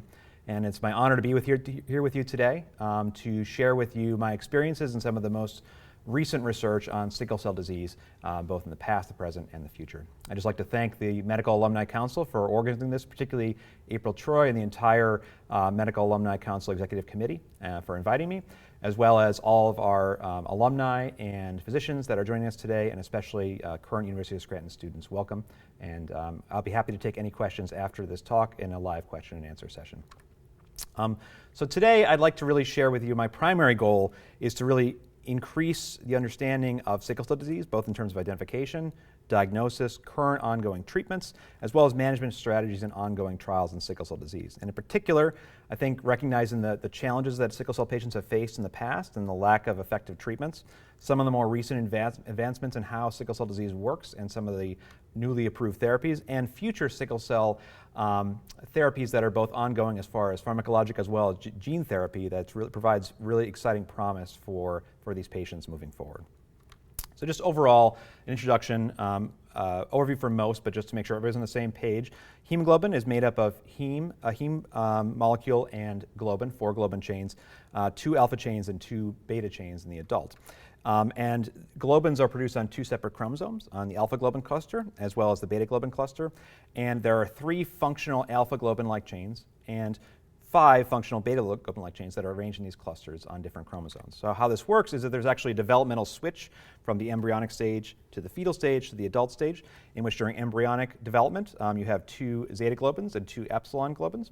Then during the fetal stage, it moves to fetal liver, red cell production, and you have 2 alpha globin chains and 2 gamma globin chains called fetal hemoglobin or hemoglobin F, followed by transition to adult production of red cells in the bone marrow, where you have 2 alpha globin chains and 2 beta globin chains, predominant hemoglobin A, as well as a small amount of cells that are producing alpha hemoglobin and delta globin called hemoglobin A2. As far as sickle cell disease in general, this is a congenital, genetic, chronic hemolytic disorder that's frequently interrupted by acute life-threatening events. So it affects about 1 in 100,000 Americans in the United States and a much larger burden disease across the world, especially in sub-Saharan Africa and India. Occurs in about 1 in every 365 people of either black or African American descent in the United States, and about 1 in 13 patients will have sickle cell trait in the US, and so this is a very common genetic change in African American populations. Genetically, this is a single nucleotide mutation from a GAG, which is glutamine, to valine, GTG missense at codon 6 in the beta globin gene. And this leads to, instead of 2 alpha globin chains and 2 beta globin chains, 2 alpha globin chains and 2 sickle beta hemoglobin chains. And what happens is, because of this change to a valine, you have the nonpolar valine embedding itself in a hydrophobic pocket of an adjacent hemoglobin chain, forming a dimer.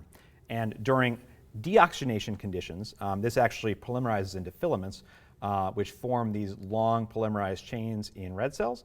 And using an electron microscope, you can see these polymers that form, and this leads to the sickling of cells, and this is by a scanning electron microscope, normal red cell versus a sickle hemoglobin cell, and this is what these cells look like under a blood smear. So elongated forms of red cells that, because of these, polymerize sickle hemoglobin. So how does sickle cell disease work pathophysiologically? So historically, people have thought of it as a logjam model in which these sickled cells, because of the polymerized filaments, get kind of stuck in small vessels in the body during in terminal vessels, deoxygenated vessels. So most notably the renal medulla, the small vessels of the brain, as well as small vessels in the inside of the bones that can lead to avascular necrosis. But this really doesn't explain everything. It doesn't explain how this actually happens, how it initiates, how it terminates, and it's an incomplete model. So more recently, we've had a much more broad understanding of how sickle cell disease works pathophysiologically. There is this increased, this logjam model or decreased flow of vasoocclusion in small vessels, especially the bone, renal medulla, small cranial vessels, but you also have cellular adhesion.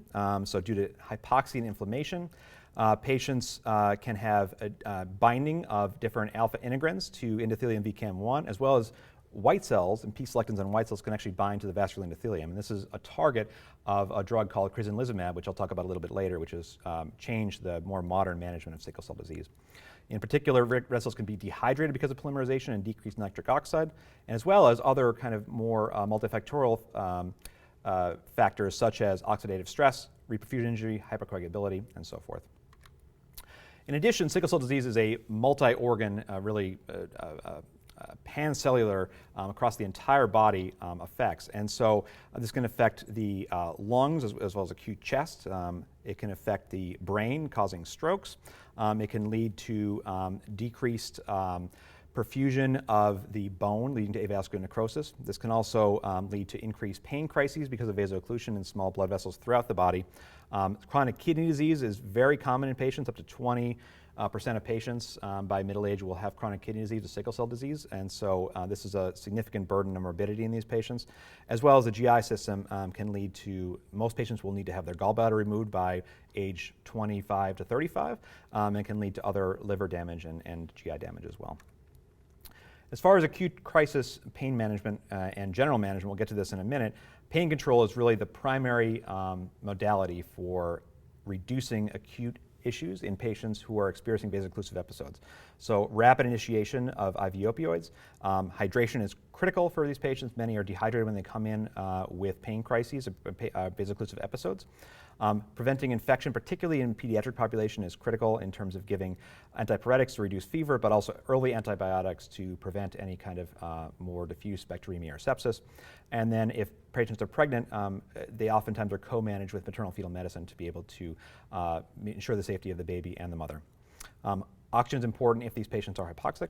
And then red cell transfusions are important in a subset of patients, not most patients, because most sickle cell SS patients, the more severe form of sickle cell disease, will run hemoglobins in the 6.5 to 8 grams per deciliter range. However, there's a subset of more severe complications that do require transfusions. So patients who have a stroke, I'll get into much more detail in a little bit, is a mainstay. Exchange transfusion is a mainstay of managing patients with stroke and sickle cell disease.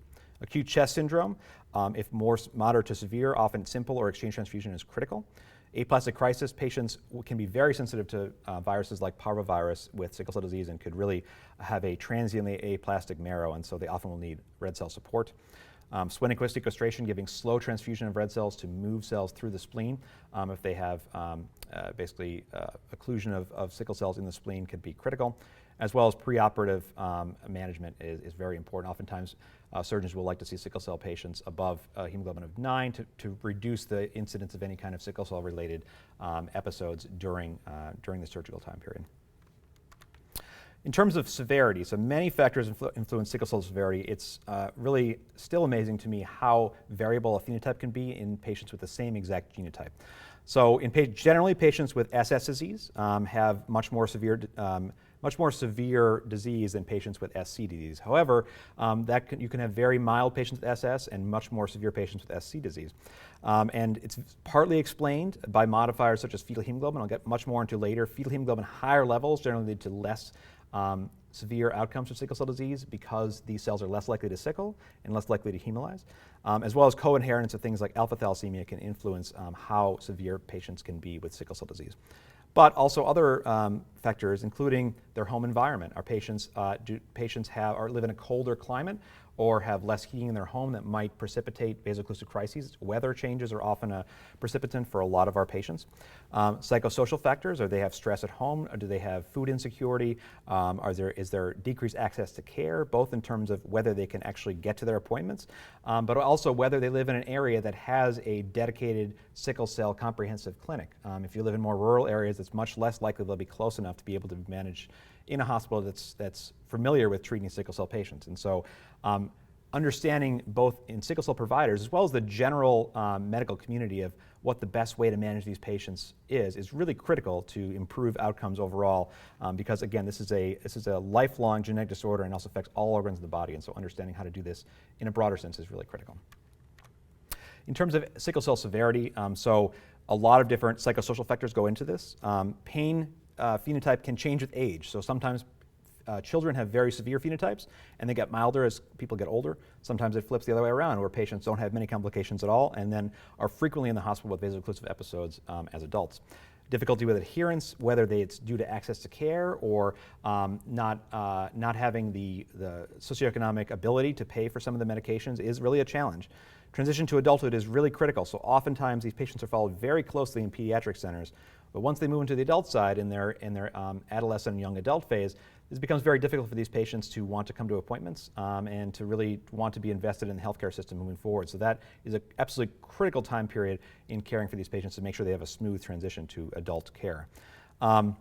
Patients oftentimes can either have overt changes, neuropsychiatric changes due to stroke, or more subtle neurologic changes in executive function because of silent strokes. And so often patients are held back one grade and don't advance as quickly as some of their peers who don't have sickle cell disease. And that is likely due to a variety of factors, but actually can be a direct effect of sickle cell disease itself as well. And then in terms of how pain is experienced by patients with sickle cell disease, this really is not just sickled cells becoming vaso-occluded in small vessels. This can be triggered and can be experienced in a lot of different ways. So socially and culturally, whether patients who have in the family have had sickle cell disease before and how that's perceived by the patient and their parents, whether other people in their peer groups and their grades see them out of school a lot and there's a lot of stress on them because of that aspect. If patients can become moderately or overtly depressed because of having increase or changes in vaso-occlusive episodes that keep them from doing their job, going to school and so forth. And then understanding how this might affect their role moving forward in life. So historically, sickle cell patients were told they wouldn't live past their young adulthood. That's not true anymore. And so understanding that patients can live a very long and productive life with some of the new disease-modifying therapies and bring that information to these patients is really critical. This is a manageable, chronic, lifelong disease, but we can support and manage these patients through it. So understanding these and directly involving these patients with these kind of discussions is critical. And we have, as part of, at the University of Pennsylvania, have a comprehensive team, including social workers, as well as a pain psychologist, to help not only the provider, but also the entire team discuss some of these issues with patients and help them manage their pain in a very much more of a multimodal way. In terms of acute management of vaso-occlusive pain, many of you are familiar with taking care of sickle cell patients in the hospital, and often, historically, sickle cell providers would be the one to manage patients in the hospital, but much more often, hospitalists now manage these patients while in the hospital with hematology consulting and providing guidance.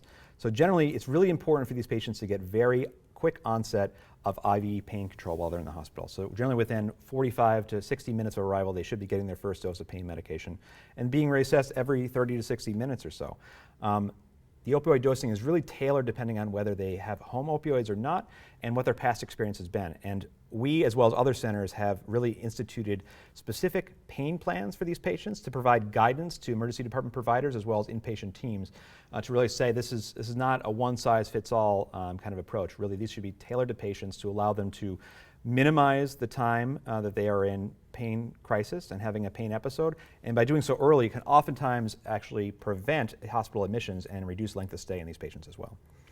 NSAIDs can be helpful in patients that have reduced renal function as well in these patients to be able to provide ancillary and additional pain management for patients in addition to opioids. Again, standardized protocols, if they don't have individualized pain protocols, if this is a patient from a different hospital or is new to the hospital, new to the practice, we've also instituted clinical care pathways, and many of you may be familiar with the Dorsada type pathways where you can actually go through step by step and say if patients have a pain plan, if patients are experiencing pain or not, how much they are, to be able to really guide how to manage pain in the inpatient setting. We've also switched to using patient-controlled analgesics, or PCAs, to allow patients more agency in controlling their pain on an hour-to-hour basis to be able to, again, reduce length of stay and reduce hospital admissions.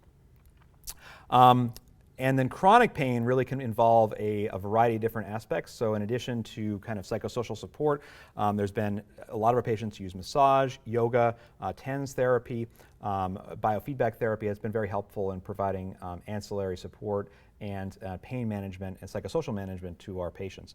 And so this is done in addition to standard pharmacologic therapies, and this is often done in combination with a pain management team at any particular institution, but can be also done by the primary sickle cell team. In terms of outcomes for patients, in children, there have been significant improvements from looking back to the late 80s until the 2000s in terms of survival for these patients, primarily due to the fact that there has been the introduction of early vaccination, particularly with pneumococcal vaccines in the early 2000s, as well as early antibiotics when in the hospital to prevent death from sepsis and other infection-related causes. But in adults, there's still significant progress to be made. There really has not been any reduction in sickle cell mortality in patients, either in the pediatric study or in a separate adult study that was done published in 2013 by Sophie Lanskin's group at Johns Hopkins. And so we have a lot of progress to make to really change the course of sickle cell disease in the adult population. So I'm going to talk a little bit about a subset of some of these approaches that have been helpful in moving forward in really caring for sickle cell patients. Infection prevention, as I mentioned, is really critical. Penicillin VK in children is given at least till the age of 5 and oftentimes through young adolescents, stopped in adults, and it does help to reduce infection-related risk for sickle cell disease. Pneumococcal vaccination, and in endemic areas, prophylaxing for malaria actually has been extremely helpful in reducing morbidity in these patients. I'm not going to talk much about that more today, but I just want to mention that's been a critical aspect, particularly in the pediatric populations. Stroke I'm going to focus on because it's one of the most feared complications of sickle cell disease, and it also is one of the areas that has had the most research into it in terms of sickle cell treatment. And so we'll talk about both primary prevention in children as well as secondary prevention in children and adults who have had strokes previously. Disease-modifying therapies are really exciting, and there's been a lot of progress. So hydroxyurea has been the mainstay for disease-modifying therapies since the mid-1990s when it was approved. And there's been 3 new approvals, L-glutamine, crizanlizumab, and voxelotor, which I'll talk about a little bit later, that have shown promise for disease-modifying therapies moving forward. And then in terms of future therapies, where are we headed in the future? So one of the things I focus on in lab is understanding novel regulatory pathways and interventions for treating sickle cell disease by raising levels of fetal hemoglobin. And so there's a particular story I'd like to share with you involving a molecule that we discovered in lab called HRI, or heme regulator inhibitor. I'll show you some brief data on, and the concept of understanding how we can interrogate these pathways to better treat sickle cell disease and modify fetal hemoglobin levels. And then finally, gene therapy is really an exciting promise for curative therapies moving forward. Right now, the only curative therapy for sickle cell disease is allogeneic stem cell transplant, which can be done in children, but much more challenging in adults and done at much fewer centers. Gene therapy is very promising, and I'll talk more about that at the end in terms of actually curing sickle cell disease and in a particular subset of populations, as well as some of the challenges that might be present and how we can move forward in the field to be able to help better treat these patients. So first, stroke. So stroke in terms of sickle cell disease, has a multimodal aspect of pathophysiology. So, these patients generally are anemic, and so when in lower blood flow and lower oxygen delivery to the brain can lead to increased risk of stroke. They have decreased oxygen saturation and increased demand. Oftentimes, these patients have increased cerebral blood flow but decreased reserve due to the sickle hemoglobin that's present. And many of these patients, for reasons we don't fully understand, also have vasculopathy. So moya, which is kind of an increase in blood vessels in certain areas of the brain, as well as stenosis and occlusion and dissection can happen. And so both structural and functional aspects lead to increased risk of stroke. In addition, patients are not immune from the typical risk factors for stroke, including hypertension, diabetes, high blood pressure, AFib, and so forth. And so in older patients, these factors often do come into play as well to further increase risk of stroke. Stroke has an interesting pattern of the type of stroke that we see in patients, in that in young children, infants and young children, by far the most common type of stroke that we see is ischemic stroke, and then or infarctive stroke. And these then increase later in life, but are much less likely to occur in young adulthood. The more likely form is hemorrhagic stroke at that point, likely due to some of the aspects of vasculopathies that we see in these patients. I'm going to focus today mostly on infarctive or ischemic stroke, but just to know that hemorrhagic stroke can occur very commonly in young adults with sickle cell disease as well. In terms of stroke and sickle cell disease, so the risk of stroke increases by age, and some of these statistics are really, when I started working in this field and working with these patients, were shocking to me. About 25% of patients by the age of 45 will have experienced a stroke who have sickle cell disease, and that's just a tremendous number. And so there's a lot of morbidity and mortality that can result from stroke and sickle cell disease, so really understanding this is critical. The risk increases with the severity of sickle cell disease, so SS is much more likely to experience stroke than SC disease, and or S beta plus thalassemia, which produces normal beta globin, so basically proportional to the amount of sickle hemoglobin that's present. And risk factors are prior TIAs, very high risk, just as in stroke in the general population. History of acute chest, so these patients typically have more of a vaso-occlusive phenotype, and so are more likely to have vaso-occlusive complications like stroke, and things like hypertension as well. As far as acute management of stroke, so the difference between patients with general population with stroke and patients with sickle cell disease and stroke is that the mainstay of treatment is urgent transfusion. So these patients should be transfused without delay within 2 hours of presenting with neurological symptoms and thought to be stroke, whether it's TIA or actual full stroke. The type of transfusion really depends on the center that you're in and the access and ability. So exchange transfusion really is the preferred modality. So this is when a pheresis catheter is placed in, and you can do erythrocytophoresis, where you rapidly remove the sickle cells from a patient and infuse non-sickle transfused blood. And you can do about 6 to 8 units in less than 2 hours, so much more quickly than a regular transfusion. However, if patients have a low hemoglobin and just need blood to be able to bring their hemoglobin up to 8 to 9, or if they are unable to get access in a timely fashion as far as pheresis, or they're in an area that doesn't offer exchange, simple transfusion is also a potential option for these patients. The question comes up as to whether patients should be considered for tissue plasminogen activator, or TPA, as in the general stroke population. And it's hard to say. Generally, the data is mixed in the field on this. Patients who are older and have more traditional stroke risk factors should be considered for TPA, but this should not delay exchange transfusion or transfusion in general. That is by far the most critical and important aspect that I can share with you all today, is thinking about transfusing these patients early and any neurological signs that are concerning for TIA or stroke. So in terms of primary prevention, I'll talk more about the studies that have been done here. Really, very early on, it was recognized that patients who have, if you do transcranial Dopplers, actually putting a ultrasound and looking at the cerebral arteries, if they see faster velocities, that predicts a narrowing of these blood vessels and actually predicts for increased risk of stroke. I'll show you in a second. And so studies looking at, if we can predict which patients might have more likely to have stroke, can we do something about that before they actually have a stroke? And then secondarily, more so in adults, but also in children, if patients do have stroke, what can we do to prevent future stroke? So one of the first studies that was done by Dr. Adams, published in the New England Journal in 1992, looking at TCDs, transcranial Dopplers, and trying to predict whether these patients would have higher risk of stroke. And it turns out that patients who had a velocity in the cerebral arteries between 140 and 190 had much higher risk of stroke. And so they chose, at that time, the cutoff greater than 200 centimeters per second to say these patients have an elevated TCD and are at higher risk of stroke. And that's been the standard cutoff for pediatric patients moving forward even to this day. So one of the aspects that was looked at is can we prevent or reduce stroke risk in patient with an elevated transcranial Doppler, or TCD? And this study, led by Dr. Adams again in the New England Journal in 1998, asked in patients who have elevated TCDs, who hadn't had stroke previously, if we transfuse them with either straight transfusions or exchange transfusions, can we reduce the risk of stroke by doing so? And it turns out by trying to maintain a hemoglobin S of less than 30% and doing transfusions, whether exchange or straight transfusions, we can pretty much prevent strokes in these patients that are at higher risk.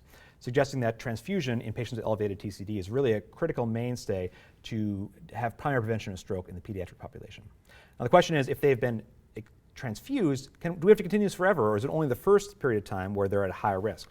So the Stop True trial looked at whether patients who had been transfused for at least 30 months, so 2.5 years, if we stop transfusions, did their risk of stroke increase? And very dramatically, most of these patients within 12 months actually had a TIA or a stroke, suggesting that really continued therapy of some kind is necessary in order to reduce the risk of primary stroke in these patients that are at high risk because of their elevated TCDs. So if stopping transfusion doesn't work, is there a different aspect of therapy that we can do to be able to reduce stroke risk moving forward? And so that led to the TWITCH trial, which was led by Russell Ware in 2016, in saying patients that have been transfused previously, been on transfusions for at least 12 months, can we add on hydroxyurea, which is really this mainstay. It was approved for sickle cell disease in 1995 by a group led by Tarace et al. In New England Journal. And this increases fetal hemoglobin levels and also decreases vascular adherence and has a multimodal mechanism, but overall really improves sickle cell outcomes. And we'll get to that more in a little bit. Can we give hydroxyurea to these patients who have been transfused for at least a year and prevent stroke longer term? And it turns out we can. It was a non-inferiority study, so patients either would continue transfusions or stop transfusions and started on hydroxyurea, did the same. They had no strokes, very minimal TIAs, and really no change in iron either. And so the standard has become in patients with elevated TCDs as kids to do transfusions for at least a year or two and then transition to hydroxyurea to prevent strokes moving forward with these patients. Interestingly, the question is in lower income countries or poorer resource areas that can't do transfusions, can we give hydroxyurea instead if we can't give transfusions in patients with elevated TCDs? And it turns out there's not any direct studies, but there's a meta-analysis that looks at that in some aspect. And there probably is some benefit to giving hydroxyurea alone in times where we can't give transfusions to prevent primary stroke. So this is an option if transfusions are not available or can't be given. For example, in patients who are Jehovah's Witnesses and can't get blood products, this could potentially be an option to reduce the risk of primary stroke. This just summarizes what I just mentioned. Trying to maintain hemoglobin S levels below 30% and maintaining hemoglobin levels above 9 is really critical to prevent stroke in these patients who have a higher risk of stroke due to their elevated cranial vessel velocities. On the adult side, the question was then, can we switch, same as children, can we switch from transfusions to adults? And this is not in primary prevention, but instead in secondary prevention. So these are patients who have had strokes previously.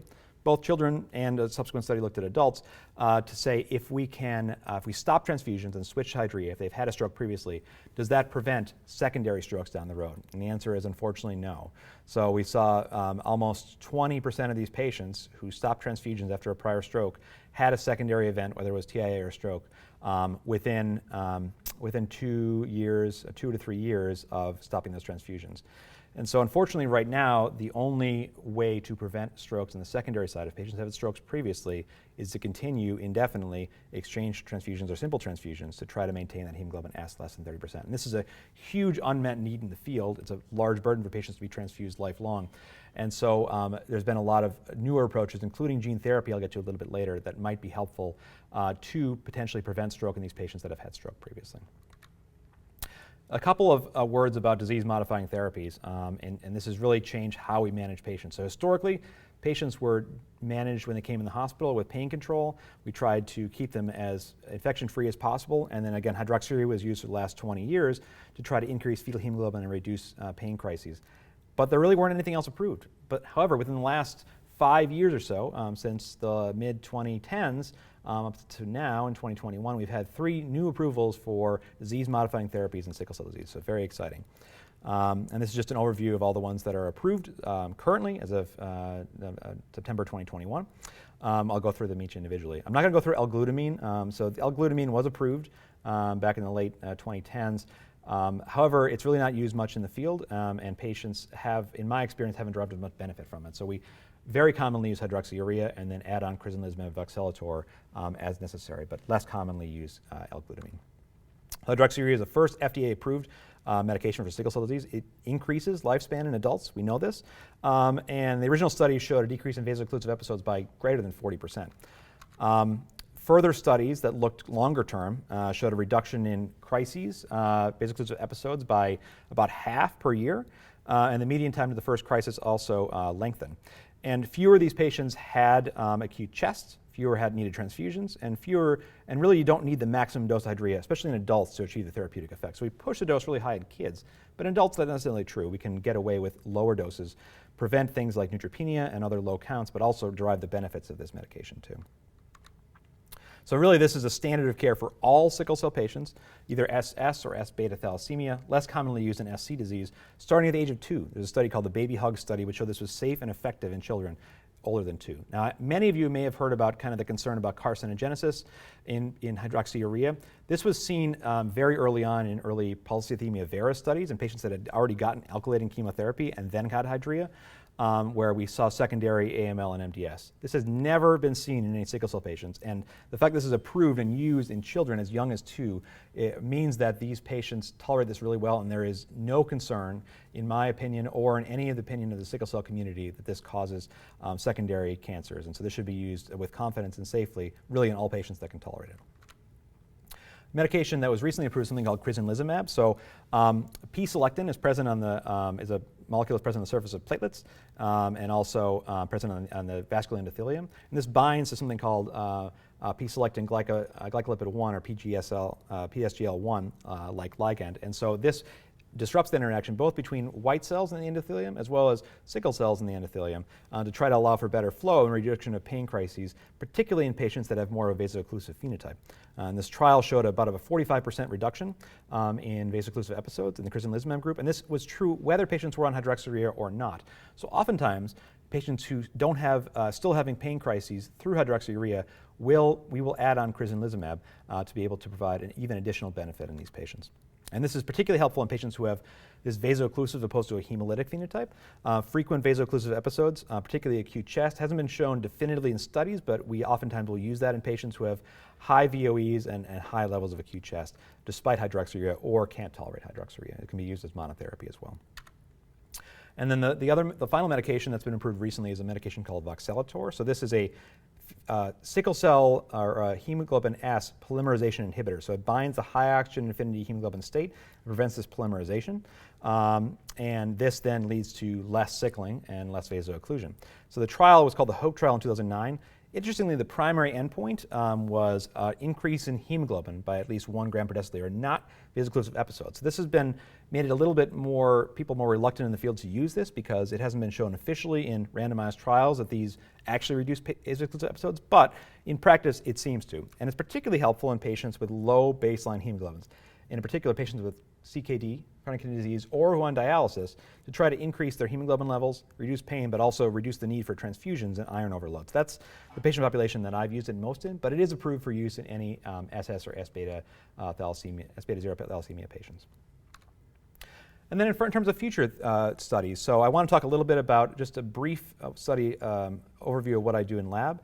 I promise this will be 1 or 2 data slides. And then an overview clinically of what's going on in gene therapy in the field. So this is, you should not be able to read this. This is all the studies that are ongoing, or just a subset of those that were presented at ASH a year or 2 ago. Tremendous amount of trials going on in all kinds of different targets in the sickle cell field. But I'm going to be talking about one that targets fetal hemoglobin induction, which is what I study in lab, Dr. Garrett Blobel's lab at Children's Hospital Philadelphia and UPenn. So we know that patients with higher levels of fetal hemoglobin, so the gamma 2, beta 2, live longer and they do better. And so if you have a fetal hemoglobin greater than about 8.5 to 9 or so, your mortality is much significantly reduced and you live a lot longer.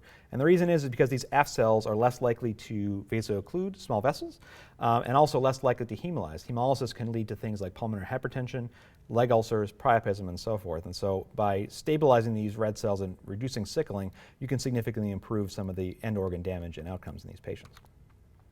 GWAS studies that were done back in the mid-2000s by Swede T and others, and subsequently followed up by Dan Bauer's group and Stu Orca's group in Boston, looked at identified 3 major regulators of fetal hemoglobin. So it's a molecule called BCL11A, which I'll talk more about, the the MIB cluster as well as the beta globin cluster.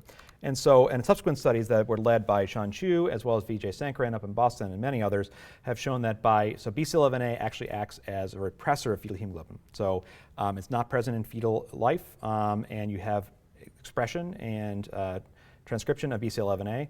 When BCL11A is turned on, that binds specifically to the beta globin cluster and reduces the expression of gamma globin, which then leads to a switch to adult hemoglobin. And so in mice, this is mouse studies, by knocking out BCL11A, we could see a reversion of sickle phenotype, no more sickle cells present, and a significant increase in gamma globin. And that in combination with another transcription factor repressor called LRF has been shown to probably be the two major regulators and repressors of fetal hemoglobin. But these are very difficult to target therapeutically. They're transcription factors and historically have been very difficult to develop specific small molecule therapeutics too. So we were interested in identifying additional molecules and pathways that might be involved in fetal hemoglobin regulation. So in order to understand different pathways that might be involved in fetal hemoglobin regulation, we use a methodology called CRISPR knockout screening. And we decided first to target kinases in a kinase domain library. Kinases are one of the easiest ways to be able to, easiest therapeutics to target pharmacologically in an industry. And so we thought this might be a good place to start. We cloned these into expression vectors and infected them into a red cell, a erythroid cell line called HUDEP2, which really recapitulate normal red cell development. And then we take these cells, we sort the ones that have had this vector infected into them with each of these guides, and then sort into fetal hemoglobin high and low populations. Then we can isolate DNA from those and deep sequence and deconvolute the data and say which of those genes that were targeted that had those specific guide RNAs with CRISPR led to higher levels of fetal hemoglobin.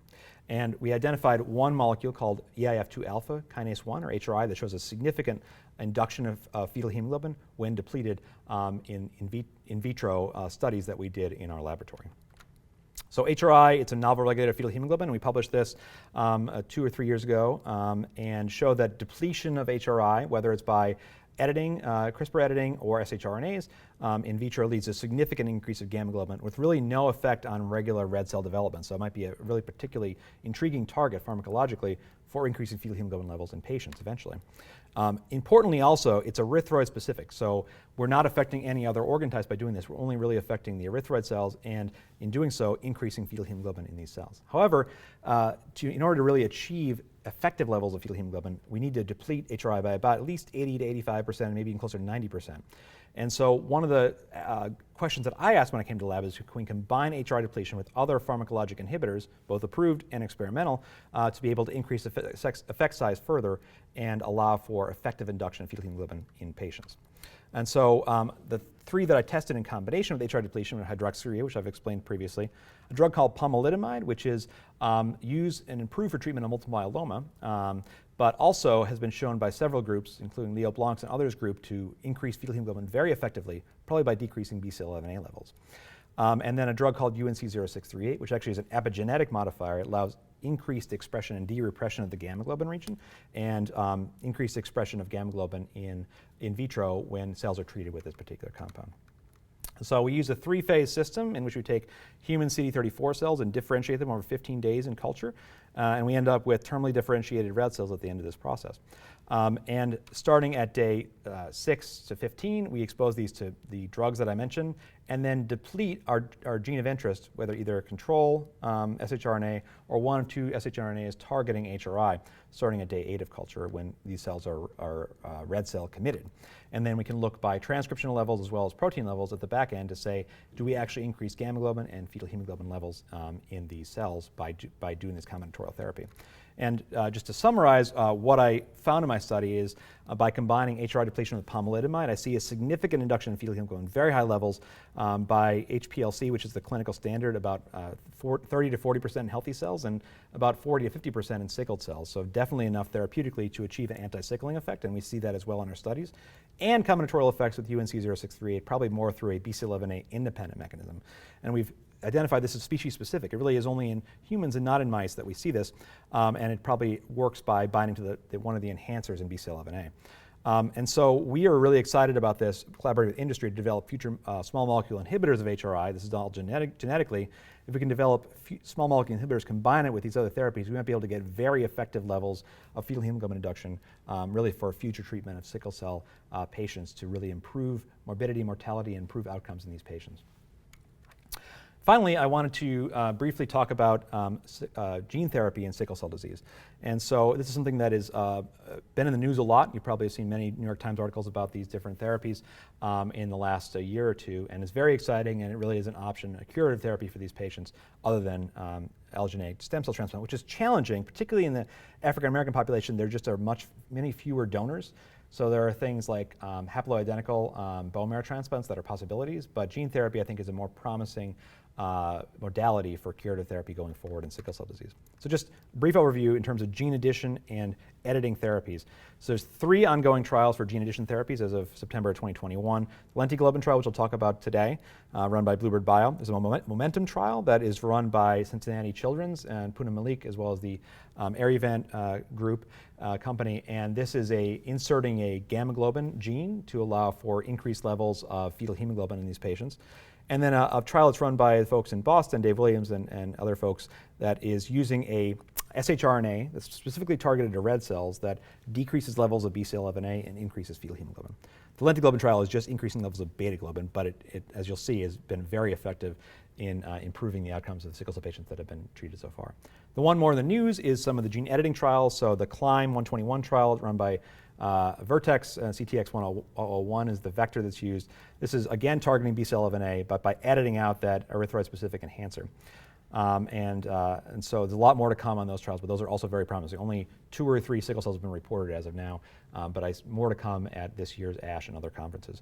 We're not yet precise enough. The holy grail is really to fix the single gene mutation in sickle cell disease, that glutamine to valine. We're not really precise enough clinically to do that yet, but there are groups such as Dave Liu's group in Boston looking at prime editing and base editors that might be helpful to be able to pursue this in the future. And so I anticipate in the next several years we'll actually be able to fix the actual gene defect itself rather than kind of doing more indirect effects to treat these patients.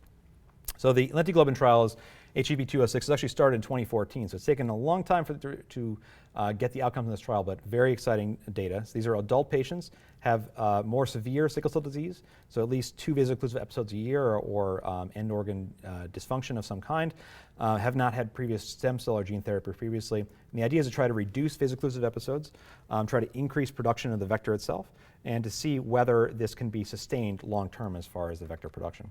So generally how gene therapy works in sickle cell disease is patients have stem cell collection using something called plerixafor. We can't use typical things like Neupogen or Neulasta because these actually precipitate vaso-occlusive crises, so we use plerixafor. Cells are then taken out of the body and infected with the particular virus and vector that allows for production of this anti-sickling beta globin. At the same time, these patients receive alkylating chemotherapy, and that's a key point that I'll come back to in a minute. They need to be able to receive busulfan or melphalan to clear out their bone marrow to receive these cells. And then these cells are engrafted back into the bone marrow and allow for expression of this modified beta globin to reduce the amount of total sickle hemoglobin in these patients. And they're followed for up to 2 years, as well as a long-term study by the FDA, up to 15 years are followed. So these patients, a wide variety of patients, 26 were described as of last year or so. I think there's about 30 or so now. Mix of male and female. Patients are on hydroxyurea, have high levels of vaso-occlusive episodes, a few have had strokes, as well as acute chest syndrome, some have pulmonary hypertension. So more severe, certainly patients, and trying to prevent some of the complications of these down the road is really critical. So this is the data in terms of how the production of this vector happened over time and how it's persisted. So we have data out to 30 months, and you can see in green is their endogenous sickle hemoglobin. In red is the vector that's being produced. And so these patients, as early as 6 months and all the way out to 30 months, basically produce half of their hemoglobin produced is this beta globin anti-sickling vector. So they end up being what essentially is a sickle trait patient. And sickle trait patients really don't have many complications compared to sickle cell disease patients. And so this is really impressive data. And their hemoglobin was up to an average of about 11 to 12. So they have nearly normal hemoglobin in these patients. Really amazing and astounding results. In addition, importantly, it's not as if half the cells have sickle hemoglobin and half the cells have the modified beta hemoglobin. all these cells, looking at single cell Western, have some degree of the modified hemoglobin present. So they all should be anti-sickling in some way. Really the most impressive piece of data is this swimmer's plot that's seen here. On the left is the 24 months prior to gene therapy, and each of these dots is a vaso-occlusive episode or an admission to the hospital.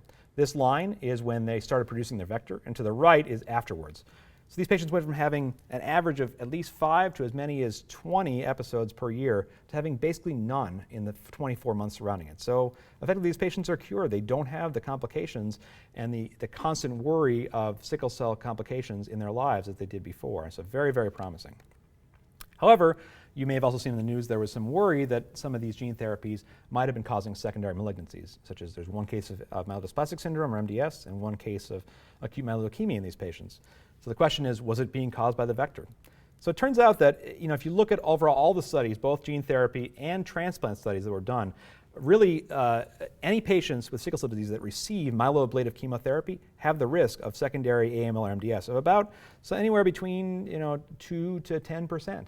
And so most likely it is likely that these secondary malignancies are due to the myeloablative chemotherapy as opposed to anything related to the gene vector. They did not see any integration of the gene vector that would be causative of malignancy, and the trials were resumed again. But it is something that is very cautious, and I really would only recommend these right now to the most severe patients. For mild to moderate, we need to come with better ways to do basically conditioning regimens for transplant. And there's some studies that are going on by John Tisdale, the NIH, and others that have looked at anti-c-Kit antibody drug conjugates with saponin that might allow for non-myeloablative conditioning regimens to allow these cells to move into the bone marrow. These sickle cell stem cells are probably damaged chronically from oxidative stress, and notably, thalassemia patients with the same vector have not had any of the secondary malignancies. And so it's probably something about the basic stem cells and environment of the sickle cell patients that really this myeloablative chemo is not the best approach. And so a lot more to come to expand gene therapy to a broader population. But for right now, it is a really good option in trials for the most severe patients. And in the coming years, it will be likely submitted for FDA approval and could be available to a much wider population.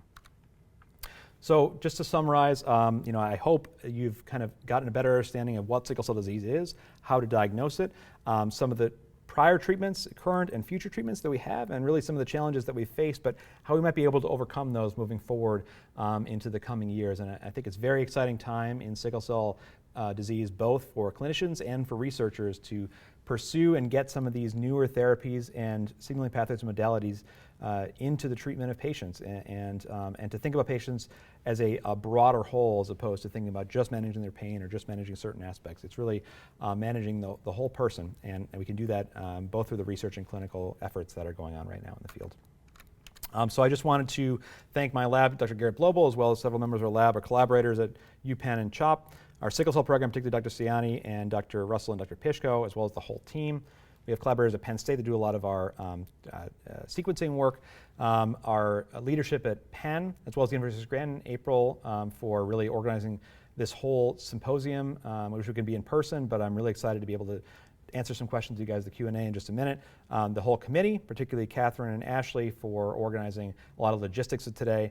Tom Slitsky for providing this recording today, as well as the HPO, Patrick Orr and Mary Engel for their leadership over the years, and really thank the HPO members for coming today too. So really appreciate your time, and I'm happy to take any questions in the live Q&A that'll be coming up next. Hi, everybody. You can hear me okay. Thanks for sticking around and listening to my work and study of sickle cell disease. I have a couple of questions that came through the chat, so I'm going to answer those first. And then if anything else anybody has, feel free to put it in the question and answer box or in the chat as well. So one question that that was brought up is, how are we really thinking about navigating chronic opioid use, particularly as a lot of particularly primary care doctors, but also sickle cell doctors are looking to get advice from pain management specialists, whereas pain management historically really only is involved with more procedural interventions as opposed to thinking about other adjuvant or opioid therapies and ways to manage patients. And I think it's a great question. I think it really is dependent on institution, but I would say one of the first things that we did at Penn when we started to build our sickle cell program was to get buy-in and get investment from our pain specialists, our pain management specialists, both on the outpatient side and the inpatient side. We wanted them to be really involved in our patients' care, and we rapidly expanded our sickle cell program from about 70 patients back when I started fellowship to about 230 or 240 now. So we really had to do this in a quick and efficient way. And so any patient of ours that has been or is on more than 90 MEs, morphine equivalents, is referred to pain management, and we co-manage with them. And the reason is because these are large doses of opioids. Patients may need it, but they also might benefit from other adjuvant therapies that, honestly, as a sickle cell provider, I'm less familiar with. So there's other things that might be out there. The other thing that we've had really good luck with is low dose buprenorphine. So most people know it as Suboxone for opioid addiction, but there's also an approved transbuccal film as well as a patch called Butrans, which is a partial mu receptor agonist, and it really has provided a ton of benefit in patients who haven't responded as well to other kinds of opioids. And we've done that in combination with pain management as well as with our opioid stewardship program at Penn. And then involving pain management on the inpatient side. So if they're seeing pain management specialists alongside us as part of their multidisciplinary team, on the outpatient side, when they come in with a very severe pain episode that is challenging to manage, they know the patients already. We have pain plans in the chart, and we have things that might be helpful to be able to do that, to address this in a creative and different way than it's done before. And so I think that building a program is really having a critical relationship with the pain management specialist at your institution. And I would definitely recommend reaching out to them to try to establish some of those connections, either as a primary care doctor or, if you're on the hemonc side of things, to be able to develop those relationships. The other question that was brought up was, and I think this is also a really key question, particularly for a lot of people in our audience are taking care of pediatric populations or adolescents into adulthood, is how do we transition patients appropriately from pediatric care to adult care, and how do we really get them to buy into their to being invested in their own health.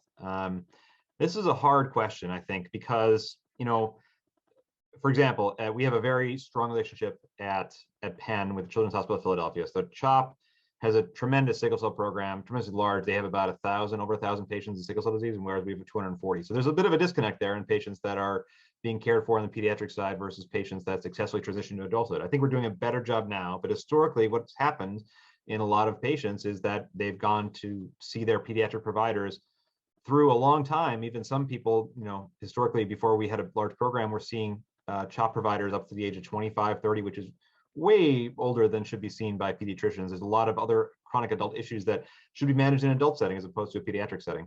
So we've really worked to try to transition patients earlier. The critical time point, I would say, is in that 18 to 25 age range. That's the time period where children really want parents to not be involved in their care anymore. And, as a young adult and adolescent young adult, it's really hard to be interested in, no matter what kind of disease you have, be interested in your own health.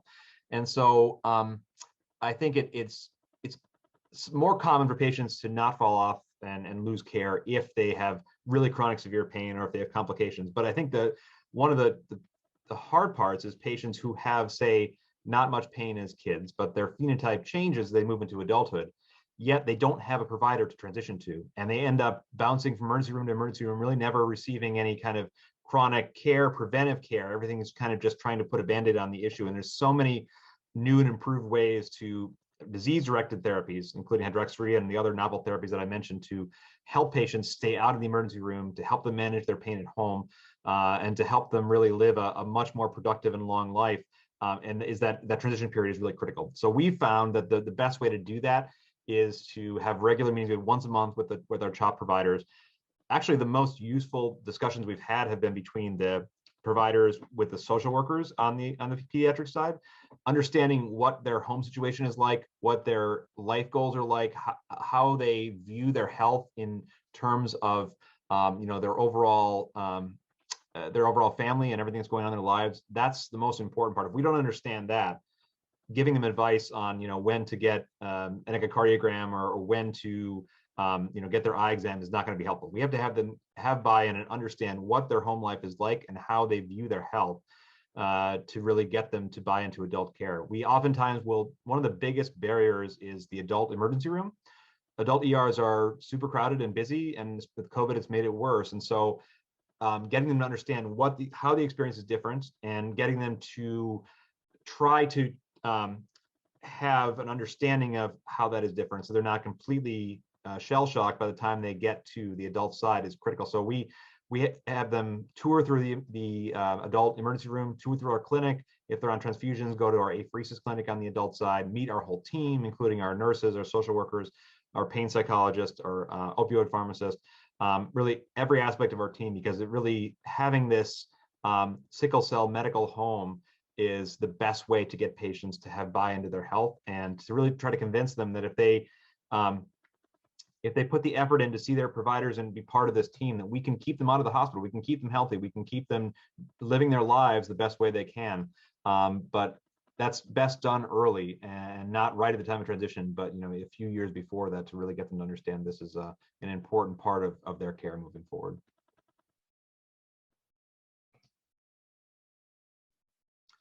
I think that's all the questions I had on the chat or in the open questions. So I'm happy to follow up with anybody who has any questions on sickle cell patients, either providers or is interested in red cell biology. Please reach out to me, and I'm happy to discuss individually any programs or any patients, anybody else. But thanks for listening, and enjoy the rest of the conference.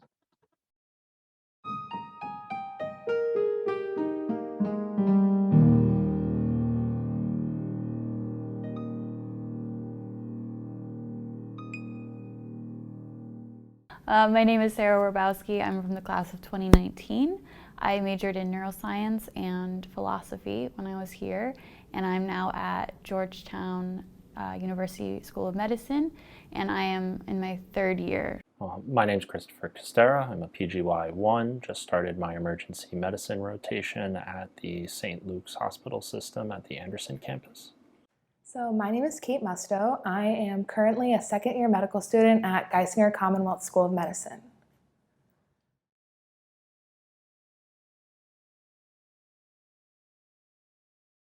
Just being online for classes was a lot harder for me than I would have expected. I used to go to class in person, which was a very rare thing for medical students these days, but I used to go in person, so moving online was a big transition for me, and having to go and just kind of sit on my computer and look at the screen was not the same, and I didn't engage with the material as well as I think I was when I was in person. I really feel that the final steps of my education were dramatically hampered by it, just from the lack of patient interaction. Certainly there was virtual interactions and virtual interviewing, and when limitations did at least loosen a little bit and the vaccines had rolled out, to kind of get as much patient interaction at the tail end, but a lot of the bulk in the fall, winter, and early spring was digital. So we were on Zoom for like 5-6 hours at a time in our small groups trying to work through problem sets. And then by the end of the day, we would go into these big Zoom classes for lecture, and we would all just be so tired by that point. But it was really hard to know, because it wasn't like that natural in-person class where you could tell when people kind of need a break, or if like you need to adjust your class a little bit. So I'd say the hardest part was definitely the Zoom fatigue that we had, and also like something that is kind of a sentiment between my whole class and other people I've talked to who were first years last year, is just that we got to do all the hard parts of medical school, but it felt like we didn't get to do any of the fun parts.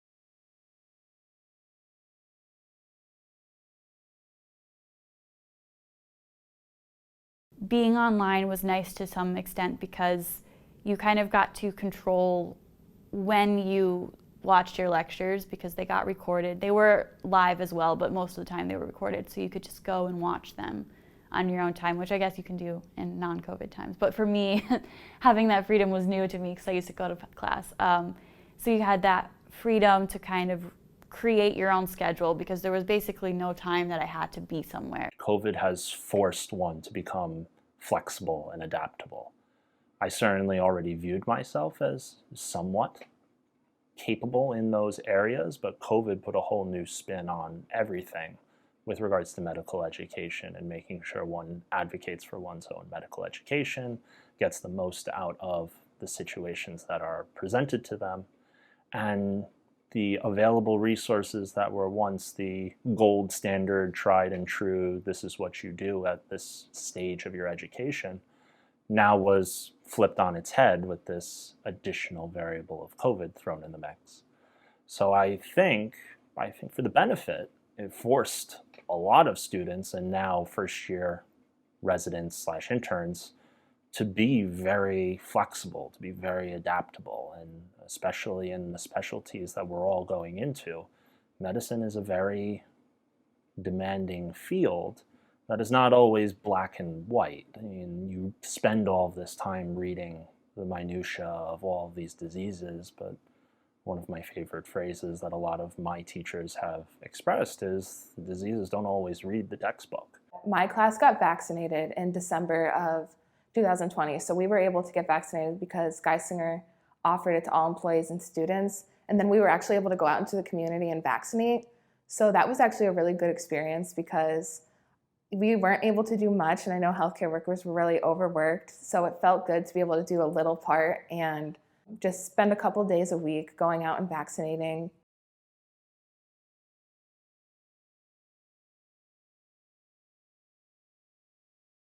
I think virtual learning is not going to go away. Even with the couple of months that I've been in the hospital, a lot of our conferences and phone calls and stuff are still happening virtually instead of everyone being in the room together.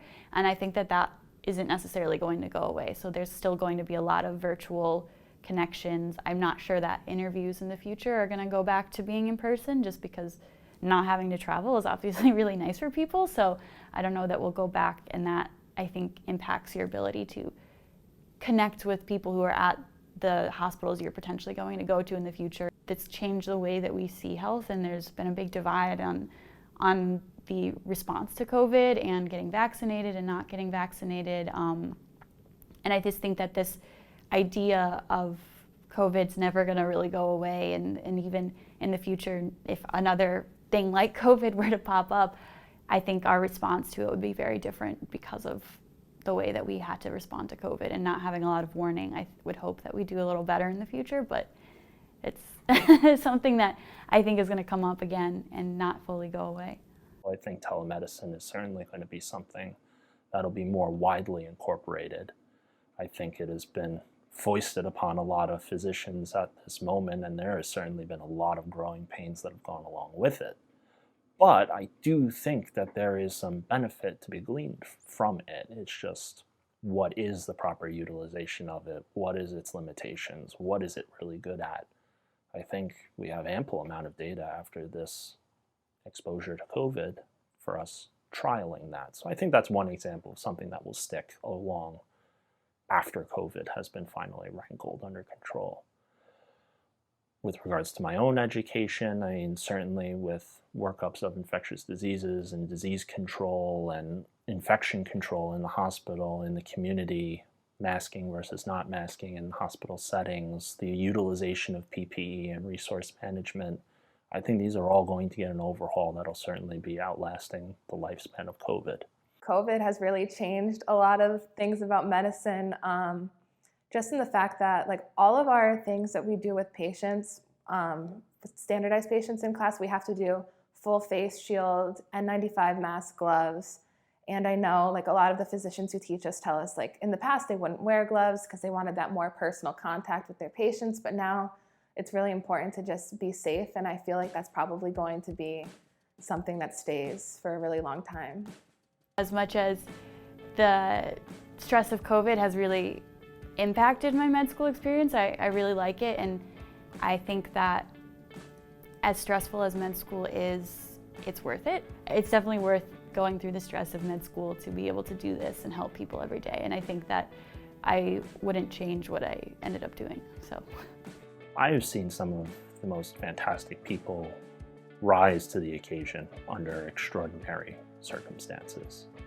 From techs that I've worked with to nursing, PA students, everybody across the board, my fellow residents, my attending physicians, the hospital staff, the administrators, both at medical school and my residency, they were put in a truly, truly difficult position from both their own team and providing care for the community and the people who sought their help. I think everyone that I have run into has performed admirably. They've tried their best.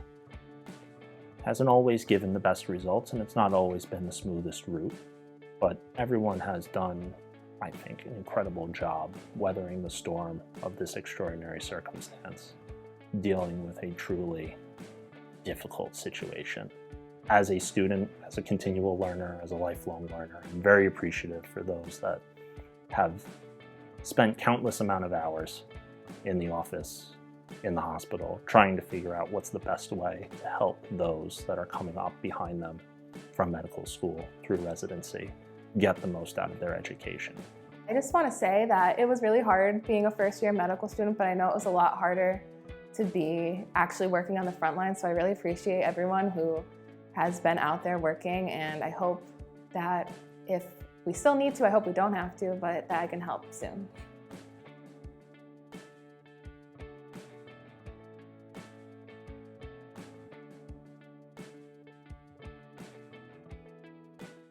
Our last speaker is Dr. John Mercuri.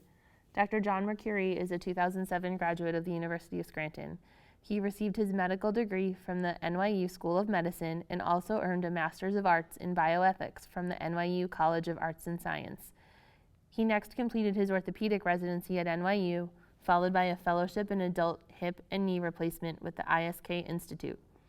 John returned home to Scranton in 2018 to work at Geisinger, and he is currently the Scranton Site Director for their new Northeast Orthopedic Residency Program and attending for the Adult Reconstruction Fellowship and a Clinical Assistant Professor at the School of Medicine.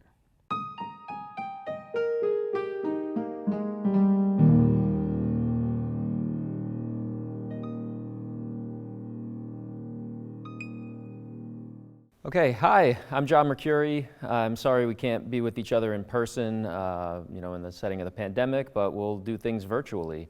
I'm an orthopedic surgeon. I specifically do hip and knee replacement. I work here in Scranton for Geisinger.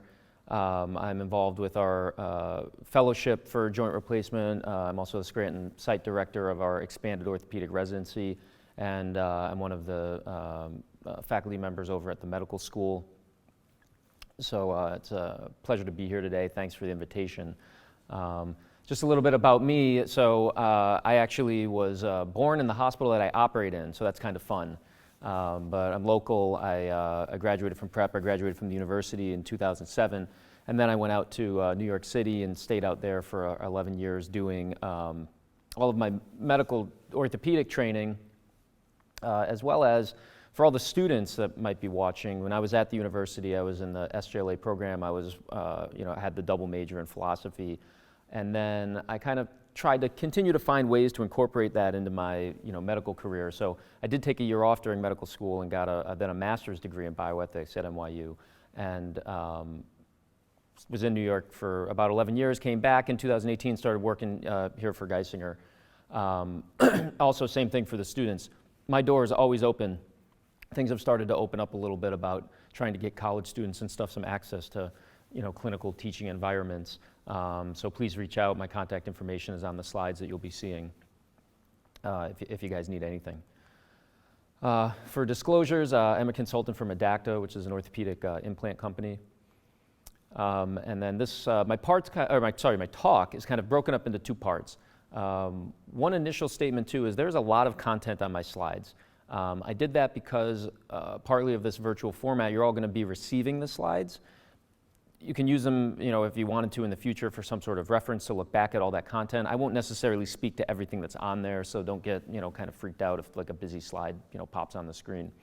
But so the first part of the talk is really going to talk mostly about, my talk in general, I guess, is mostly about sort of the intersection of orthopedic surgery and policy and finance, but also, the ethical considerations of those things.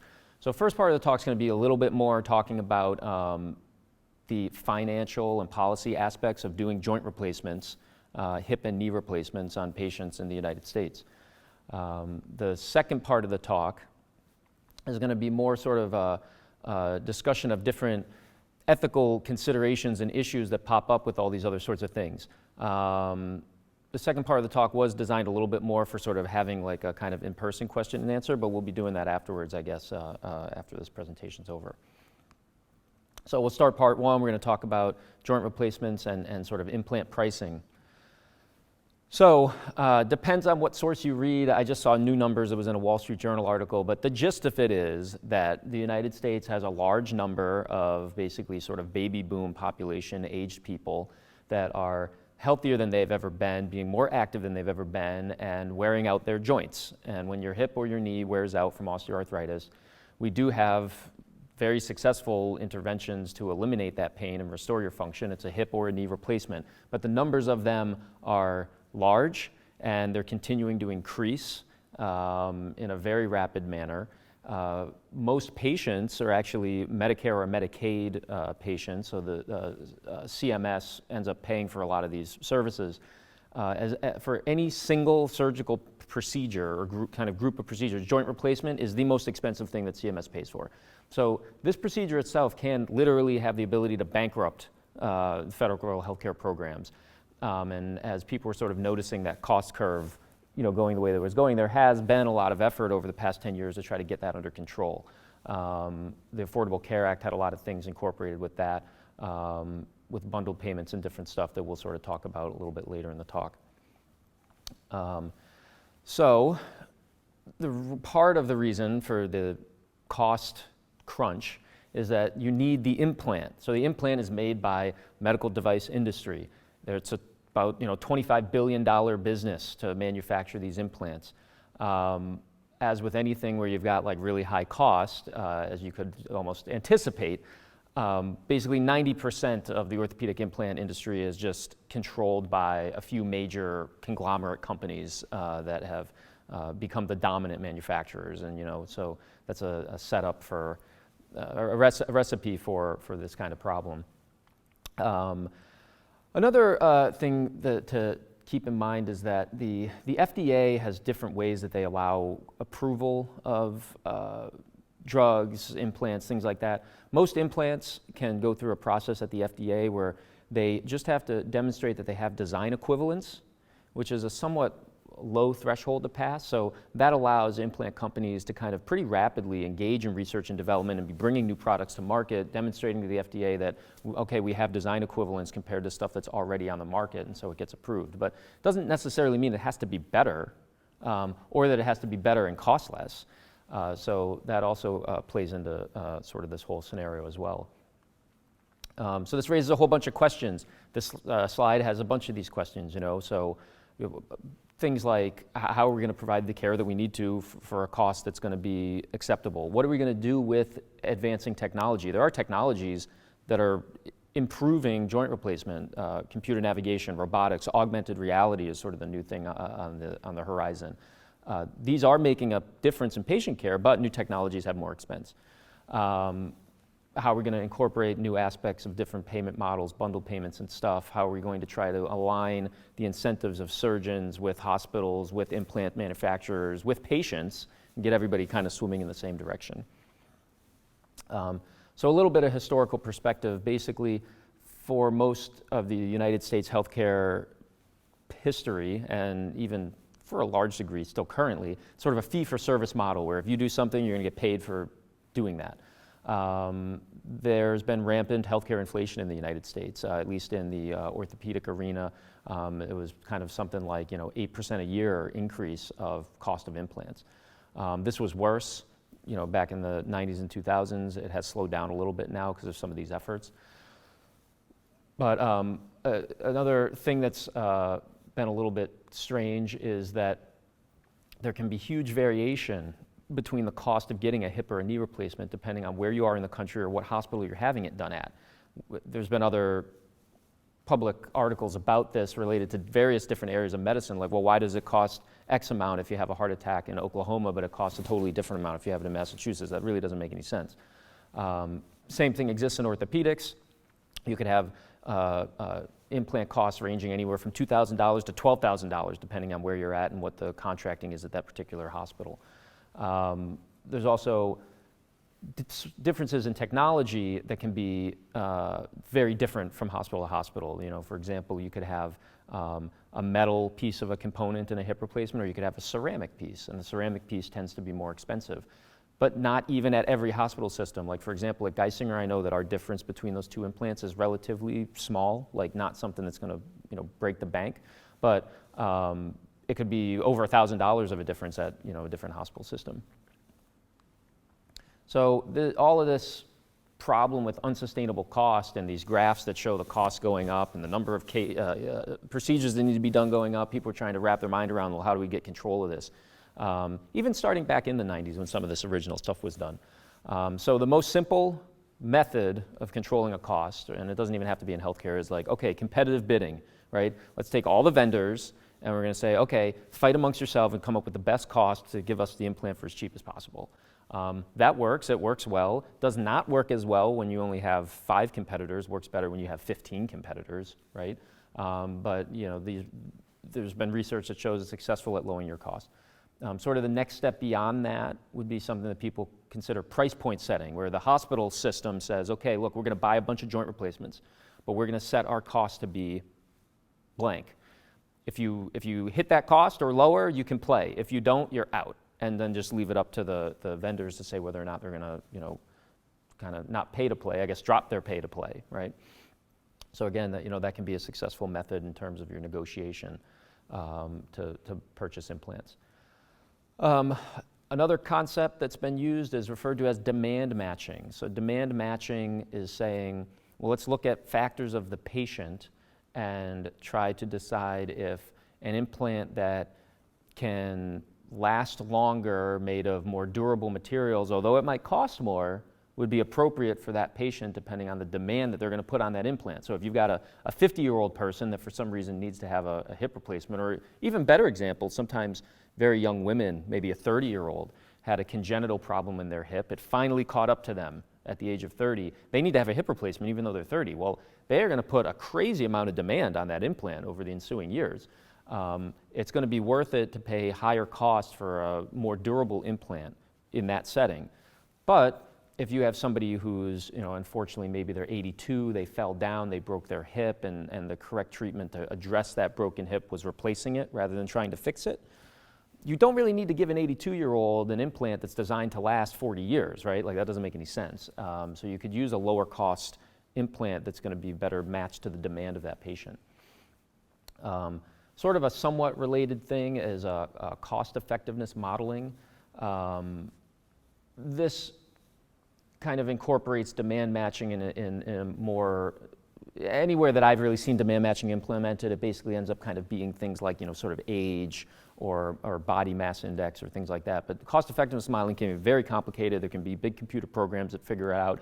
And they basically run financial analyses and say, well, if the cost is this, and then there's this factor of the patient and this factor of the patient, like where do these lines intersect? And that's like the sweet spot of how expensive an implant you could use versus what you might need to need for the patient. And then the sort of the newest thing that's kind of rolled out since the Affordable Care Act are these alternative payment models, which are really kind of the big ones are bundled payments and gain sharing, which we'll both talk more about. But the gist of them is bundled payment was, well, if you traditionally had fee for service and we were going to pay you for everything that you did, now we're just going to say, here's a big lump of money to do a joint replacement. And if you're able to do it with no complications and for low cost and get a great outcome for that patient, you're going to profit because we're going to give you like this big lump of money. But if you have a bunch of complications, we're not going to give you any more money. So if you just do a bad job of administering the joint replacement, you're going to overrun this sort of set budget that we're giving you. That's the concept of providing a bundled payment for sort of an episode of care. The other thing that kind of arose recently was this topic, this concept of called gain sharing, where the idea is if you can save money when you're providing a hip or knee replacement, the hospital was given the ability to actually share that savings with the surgeon so that it helped align the surgeons and the hospitals in the common goal of trying to save the money. So, one thing that also has started to happen more in recent years, as it turns out, there's a decent amount of implant technology that worked fairly well, but it's off patent now because it was the implant designed from 1994 or whatever. So there has been a little bit of an advent of newer companies that are trying to sort of be the orthopedic version of like a generic pharmaceutical company.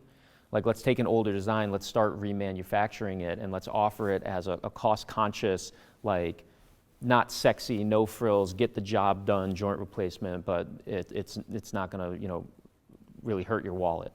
So that's kind of been a new movement happening. There's been a variety of new companies kind of popping up working on that in recent years.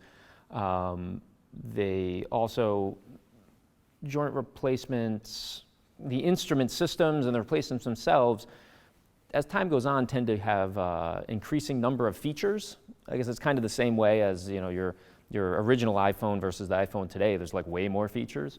Well, as things evolve, there's way more features, but you don't really need to have every single bell and whistle to get a joint replacement done. It might be nice, but you don't have to have it. It's more of a want, not a need. So some of these companies are all saying, well, here's a stripped down option that's really giving you the needs, not the wants, and therefore we can save cost in that manner. Another thing that's kind of also popped up recently is that I guess unless anybody in the audience has particularly been in an operating room where you've used medical devices, there's oftentimes literally a sales rep from the vendor is on site. And they serve a role. They help make sure that the equipment is prepared on time, that the implants are available, that you have all what you need, that they planned everything ahead. But even though they're providing maybe logistic support at the hospital for that implant or that company, they also are part of the sales team of that company. And it is also part of their job description to try to sell product. So some hospitals have tried out saying, well, we're going to just ban the reps. So we're going to hire internally to have people who are just going to do the logistics side of all of the equipment and implants. And then we're going to, eliminate a sales rep from the room. More of a drive, I'd say, from the hospital side to have done that. However, the flip side aspect of it for the company is, well, if the company is for profit, they're publicly traded, they would look at, well, okay, everybody's trying to drive down our price of what they'll pay us for the implant. They want it to be lower and lower and lower. Well, we have to find out ways to save money. Well, this is a whole aspect of our human resource where we have all these representatives, and maybe we actually don't really need to have all these representatives, and that could save us on all that HR cost. So there can be benefit for them. It's just from their side, they're trying to balance, like, well, sure, we could get rid of our whole sales force, but then how do we sell the product? So this slide here is kind of the first time I want to suck in. So we're going to grab the SGLA program and kind of plop it into the conversation here a little more directly. All right, so these are not just related to my talk. This is actually just a slide you guys could put in your pocket and walk away with as, if you're going to talk about medical ethics, these are relevant ethical principles. All right, there's going to be autonomy, which is the obligation to permit patients to be able to make their own free and informed decisions. But you have some conditions that are necessary for a patient to be able to have autonomy. They have to have the capacity to understand information and communicate a choice. They have to have the capacity to reason and deliberate. They have to have the capacity to entertain multiple consequences and alternatives. If your patient can't really have those capacities, there's going to be an issue with them being able to have autonomy. Beneficence, the obligation to do good and act with the intention of helping the patient. Non-maleficence or malfeasance, everybody has a different pronunciation of this. Take whatever one you want. The obligation to not inflict harm on others. Justice, so the obligation to fairly distribute your resources, particularly in our case in the healthcare system, among those in need, and be a good steward of finite resources, whether they be material or financial or whatever, or human. And then utilitarianism is the last one that's like really important in sort of this whole conversation. So the morally correct action is going to be the one that maximizes the greatest good for the greatest number. All right, so these are the ethical principles that are going to be at play in conversations about, cost and healthcare.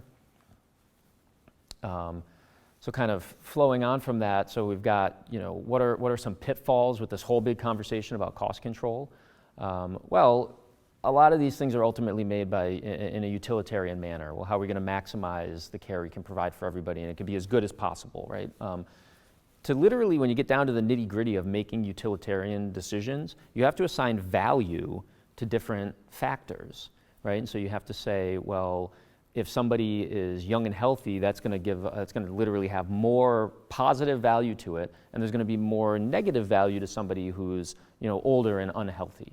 You got to be careful when you start assigning values like this so you don't end up being discriminatory if the variable that you're assigning it to is not modifiable, right? So if you're just going to kind of say, well, I want to assign bad value, low value to everybody who has blue eyes, well, it's not like you could really modify what somebody's eye color is, and so that would be discriminatory, and that's not okay. Another issue with all these cost control conversations is like, well, and really in any ethical conversation, what happens when you get to the margins at either end, right? When you get to the margins, algorithms and things start to break down. Well, what if you have the person who, they're relatively young, they don't weigh very much, and so literally in terms of physics, like the force that they would put on a joint replacement, it's like, oh, well, they're light as a feather. They're not going to put a lot of force on that joint replacement, so maybe we don't need to give them the durable, expensive implant. But maybe that person is actually like a really active, senior league mountain biker, and that's why they're really light, and they're going to actually put a huge amount of demand on that implant. So some of the algorithms start to fall apart a little bit when you get into these special circumstances. There's also like a large question here of how do you really assess the quality of what we're talking about? Particularly in my world, we're talking about hip and knee replacements. Well, determining the quality of a hip and knee replacement is really hard. You're looking at a timeline of decades. You might not know if a new technology came out is going to have an improvement for longevity until you're looking at data 30 or 40 years down the line in reverse saying, oh, that implant did outperform the previous one. But there's no way to know it at the time, and so you end up in this catch-22. Well, if you don't want to value the new implants that are coming out, then that's going to sort of stifle medical innovation to actually come up with new technologies that do improve the outcome. There's also things like, what about, people often talk about stuff referred to in terms of hard or soft value. Well, something that's maybe soft value is knee replacements for a lot of patients don't feel natural, like the knee they used to have.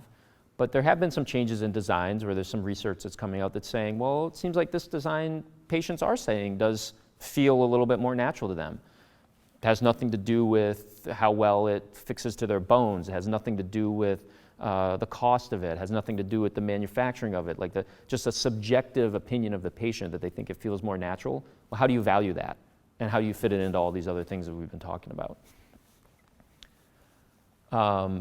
Generally speaking, there is, though, a lot of like ethical justification for trying to do this, movement at cost control, right? Physicians, surgeons, all physicians really, you have an obligation to sort of practice a self-reflective, sort of evidence-based practice for your specialty, where your goal is you want to be an advocate for the patient and provide the greatest good possible for the patient. Being a poor steward of the healthcare system and bankrupting the healthcare system by using like really expensive implants that don't have any clinical benefit for your patient is not being that, okay? There's also advances in technology that are going to help control costs. There's been more and more use of wearable technologies in orthopedics. They're going to help answer some of these questions about like what really is better or not.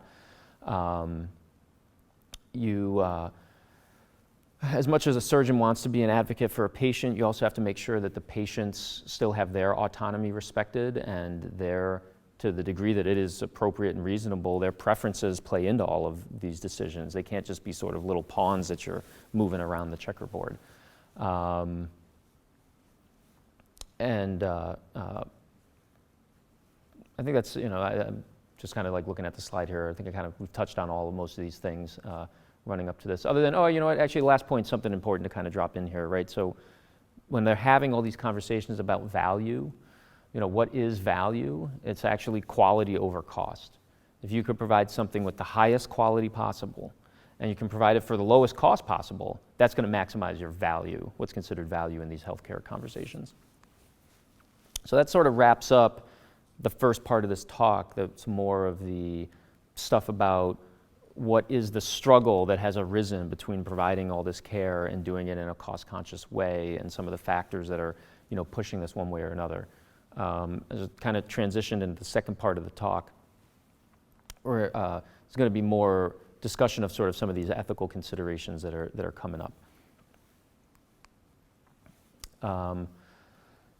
So this slide here, we're going to talk about, or have a little bit of conversation about so modifying risk factors. So if you do a joint replacement on somebody, a hip or a knee replacement, there's predictive factors that are going to lead to a better or worse outcome. The whole goal would be, well, why don't we try to determine what the risks are and eliminate them so we don't have a problem. So some risks are related to like the surgeon or the hospital. For example, it's been shown that if you don't put the implants in right, they don't do well. If a surgeon who doesn't do a lot of that procedure and doesn't have their sort of 10,000 hours in, they don't tend to do the surgery as well as other people that do it as their, specialty area. Same thing for hospitals. Hospitals that are high volume centers for joint replacement have better outcomes than places that are low volume centers.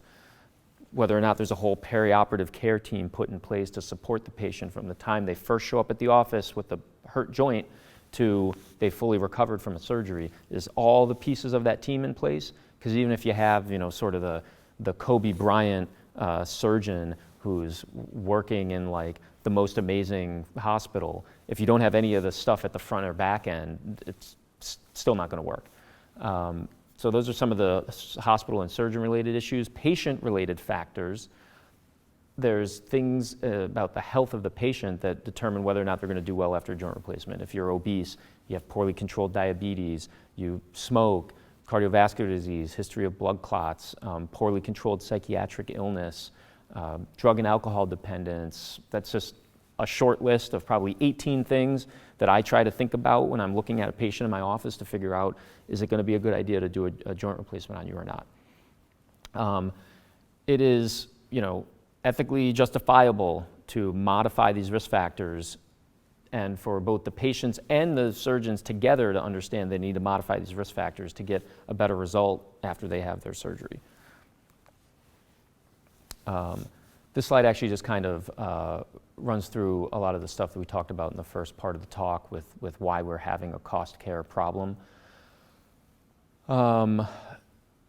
We'll actually talk about this a little bit later on some later slides, but one model that has also kind of popped up in conversation is, well, what about allowing patients to contribute kind of, like copay, right, to contribute to cost of their own surgery or cost of their own implants. And there are pros and cons to that that we can talk about when we get to that later slide. Again, these are just sort of the review of those medical principles.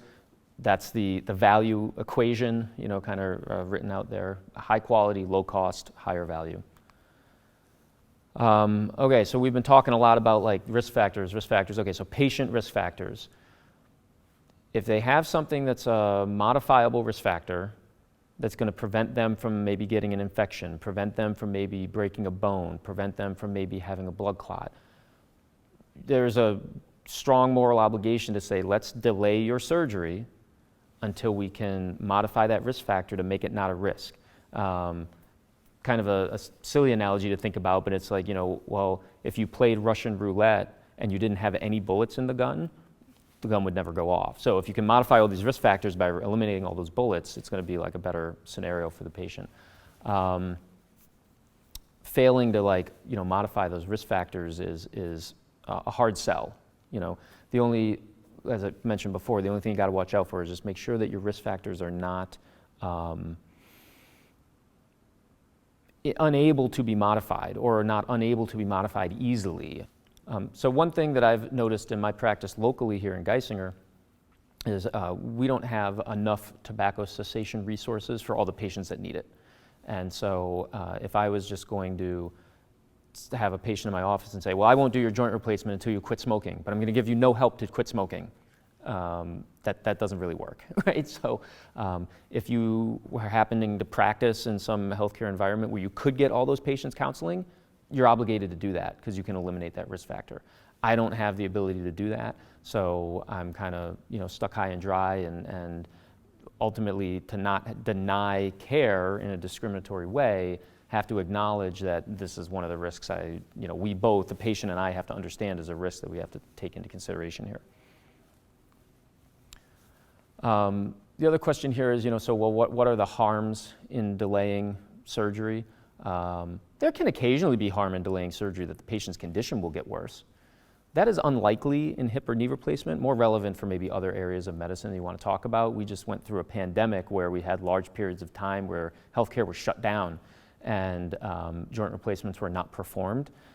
The patients didn't melt or die or go away.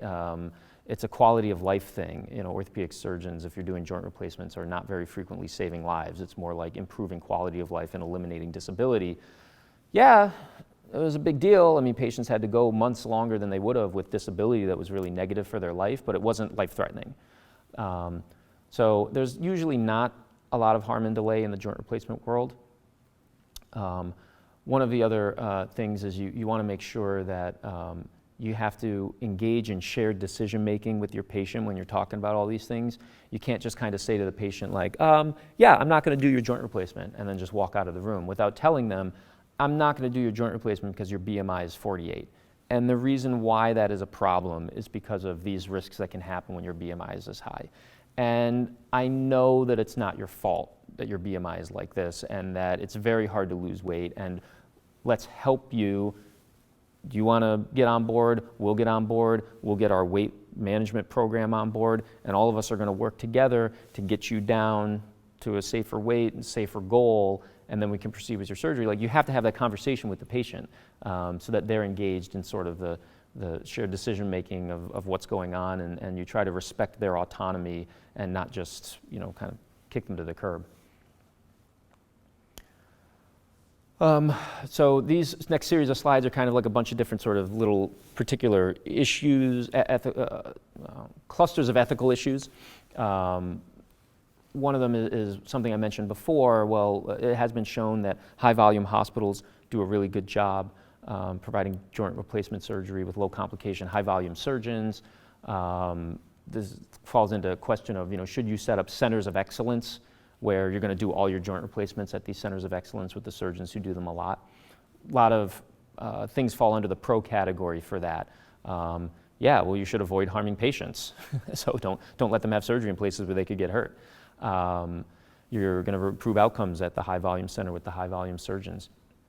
That's often a way to optimize the use of healthcare resource, right? So if you have places that just focus on being excellent at this one procedure, there was always, the case study was this hospital up in Canada that was like the hospital that only did hernias. They did nothing else other than hernias, but they had like the best results ever from hernia surgery. That's actually like a good way to sort of arrange your resources. And then, getting back to the implant cost thing, these big high volume centers, they have a lot more ability to negotiate cost control on all of the supplies or implants that are used than if you're only talking about like a small volume that's harder leverage to get better pricing. Flip side though, potential ethical problems with saying, well, why don't we just set up centers for excellence? You always have a tendency to say that you're going to start to be discriminating against patients whose socioeconomic determinants of their healthcare are poor, right? They're disadvantaged in that way. How is somebody going to travel to get to this center?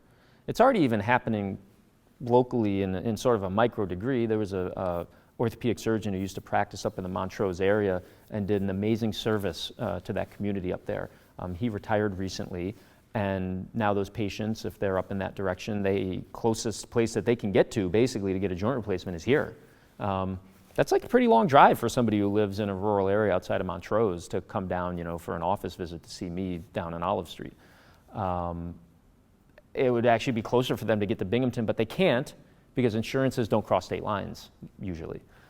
So that you can accidentally create a healthcare problem by trying to shrink everything into centralized centers. You can create other, not just problems for patients, but problems for the hospitals in those local communities. If you have no orthopedic surgeons practicing at the local hospital, what happens if somebody shows up that has sort of an urgent or emergent orthopedic issue? What happens to the downstream effects of the local economy when that hospital is no longer functional for the community. And again, something that's kind of happening locally right now with Tyler Memorial Hospital up in Tunkhannock. Like, what are the consequences of that hospital shutting down to the local community? And you're going to take away autonomy from a patient, right? Shouldn't a patient have some say over, all things being equal, I kind of like this surgeon, I kind of like her practice, I kind of like the hospital she works at, I'd like to have my joint replacement done with her. I can't. Now you tell me I have to drive to Philadelphia, right? That takes away an aspect of patient autonomy.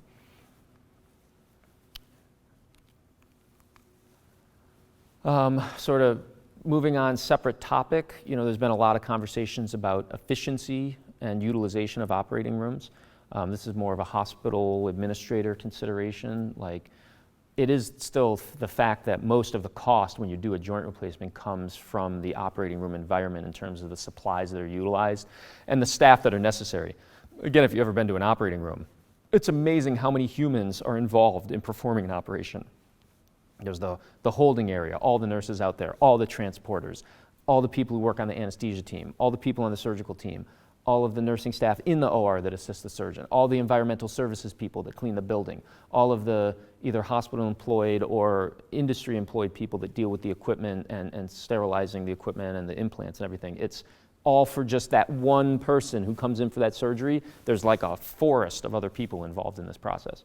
A lot of cost in the operating room itself. So, the question for the hospital administrator is like, how do we maximize our efficiency? And, there's a sweet spot that you reach where if we do surgeries faster and we can get more volume through our, hip and knee replacement manufacturing facility, and we crank them out really fast, and we do it efficiently, that's going to save us money.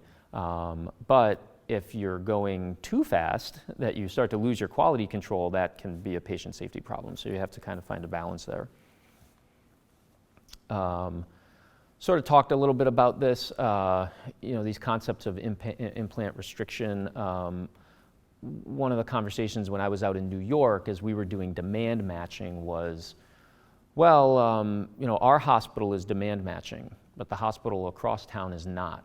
But the patient actually doesn't really know. There's not very good transparency in healthcare for any of these things that we've been talking about.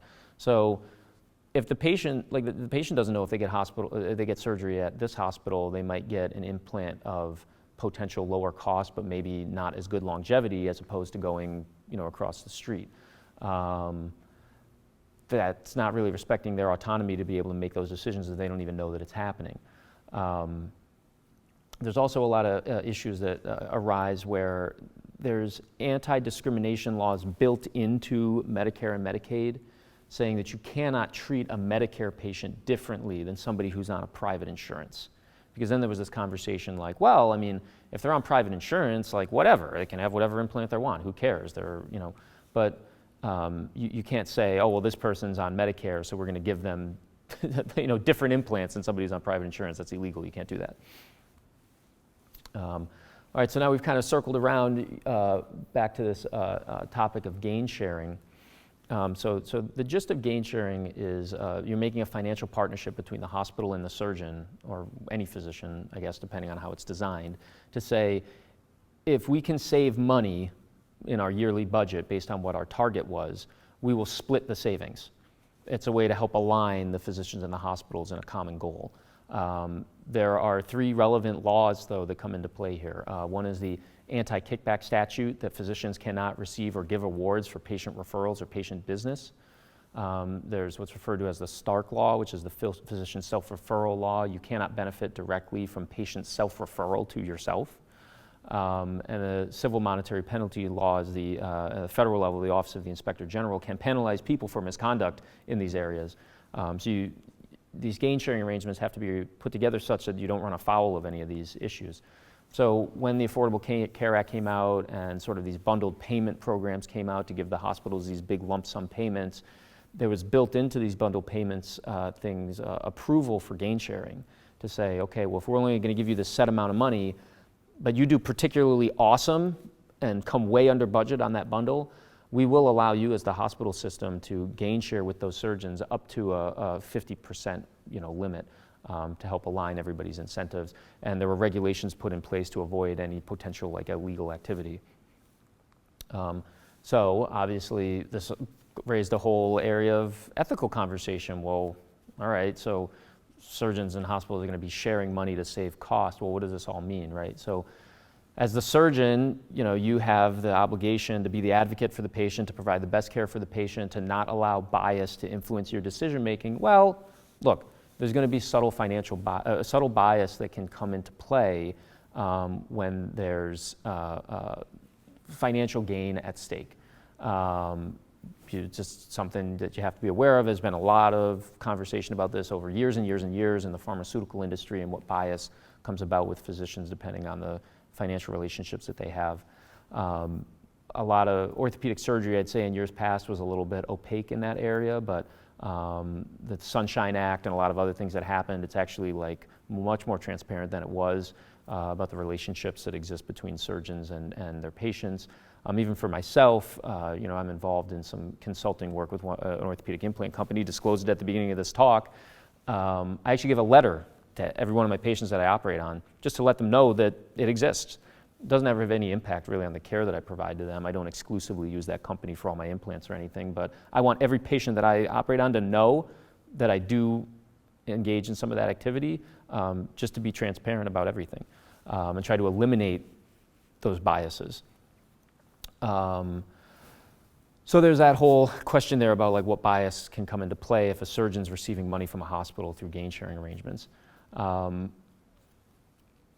hospital system might also say, well, to maximize our savings, we're going to go with cheaper implants. Surgeon might not be comfortable with those implants. I've never found like a really great analogy for this, but it's kind of like, I don't know, you're an artist and you like using particular paints and particular brushes and particular canvas because that's what's helping you manifest your art in like the best way possible. And then somebody comes to you and says, well, you can't use those brushes, you can't use that paint, you can't use that canvas, you have to use this, because these are the cheapest options available. That can be a real problem to get the artistic result that you want. There's some analogy to that in any field that you're going to talk about, whether it's probably building a house or being an artist or being a surgeon. If you're using your hands to do something and you are particularly comfortable with a certain type of instrument system and a certain type of implant, and that maximizes the results that you can get, you can sort of harm the surgeon's practice and indirectly harm the outcomes for the patients if you say, well, you can't use that stuff, you have to use this other stuff. That's another thing that's arisen as they've been trying to figure out, how do we control some of these costs. And there are also, I can't think of any examples off the top of my head, but I'm sure that there have probably been some gain sharing arrangements that have been designed that probably didn't really follow the rules to a T, and you ventured into that territory of like, some of that illegal activity that you got to try to stay away from. So there's some like ethical concerns floating around the surgeon or hospital side. More on the patient side, patients, a lot of it has to do with transparency, right? Like patients need to know about gain sharing arrangements. For example, locally, like with Geisinger, we don't have gain sharing, we don't even do it. So I don't have to give a letter to my patients to say that's a thing or think about it or think about any bias because it just doesn't happen. But if it did, you do need to inform patients. I mean, they should know that there's potential that there's products which presumably are clinically equivalent that are being used in their healthcare that are cheaper for cost savings, and that savings is being shared between the hospital and the surgeon. That's kind of something important for a patient to know to make the best autonomous decision. Other things with all these cost controls and gain sharing stuff is, if you're trying to drive down cost and you're always just hammering the industry that manufactures the implant, you can reach a point where you stifle research and development and innovation of new products through such a heavy regulatory environment that it is actually becomes harmful. I mean, if you're never going to advance beyond the technologies that we have today, that also is not doing, our patients a service. Actually, I think I probably touched on, as it turns out, I probably touched on a bunch of the issues that are on this slide. I just forgot to change the slide.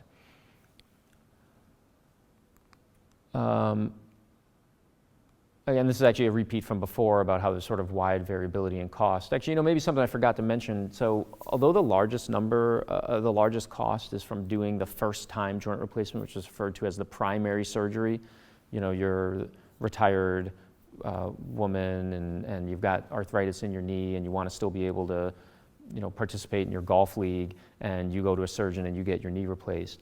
Like, yeah, there's a whole cost associated with that. It's like most of what we've been talking about for the past half an hour, but it doesn't always work, and there's going to be complications, and sometimes these patients are going to need revision surgery, which actually for myself is really what my specialty is I do all of the complications associated with joint replacement. My surgeries are really expensive. We're not even just talking about like the regular, run-of-the-mill joint replacement. The revision stuff, the implants are more expensive, the materials I have to use are more expensive, the hospital stays are longer, the complications are bigger and more expensive. As you inflate the number of regular joint replacements that are being done in the United States, you are going to hand in hand inflate the number of revision procedures that also have to be done when those things don't go well. Even when those things do go well, you're still going to inflate the number of revision procedures. And that actually, minority of surgical volume, accounts for a very tremendous amount of the cost. This slide actually just summarizes the sort of all those different ways to control the costs we went through before. This is sort of an interesting topic, right? We mentioned it a little bit, like, well, what if patients have some ability in terms of like a copay or cost sharing to say, I want to, out of my own pocket, contribute some of the cost for the implant that I want, or the surgery that I want, or the surgeon that I want. And there's been studies that have been done that actually show that patients are willing to apparently spend around $2,000 out of pocket for the joint replacement. 2 different papers came up with sort of that same $2,000 number. So I don't know what it is special about that, but that seems to be the carrying capacity number. Okay, well, so there are arguments in favor of allowing a patient to share in the cost of their healthcare episode. You're kind of allowing patients to have greater autonomy to make decisions about what they want to have done in their surgery. That's kind of empowering for them. If this would have to be done hand in hand with increased transparency. If there was improved transparency and patients could engage in this informed decision making in their implant selection, that's kind of a positive thing for everybody. It can help sustain the social good of the healthcare system if you can sort of defray the cost. This is not really the way that copays are utilized. In reality, copays are utilized just to kick money to the patient and not have to have the insurance companies spend as much money. But the sort of social argument for it is if you can distribute cost over a broader and broader base, it's overall good for the financial sustainability of the system.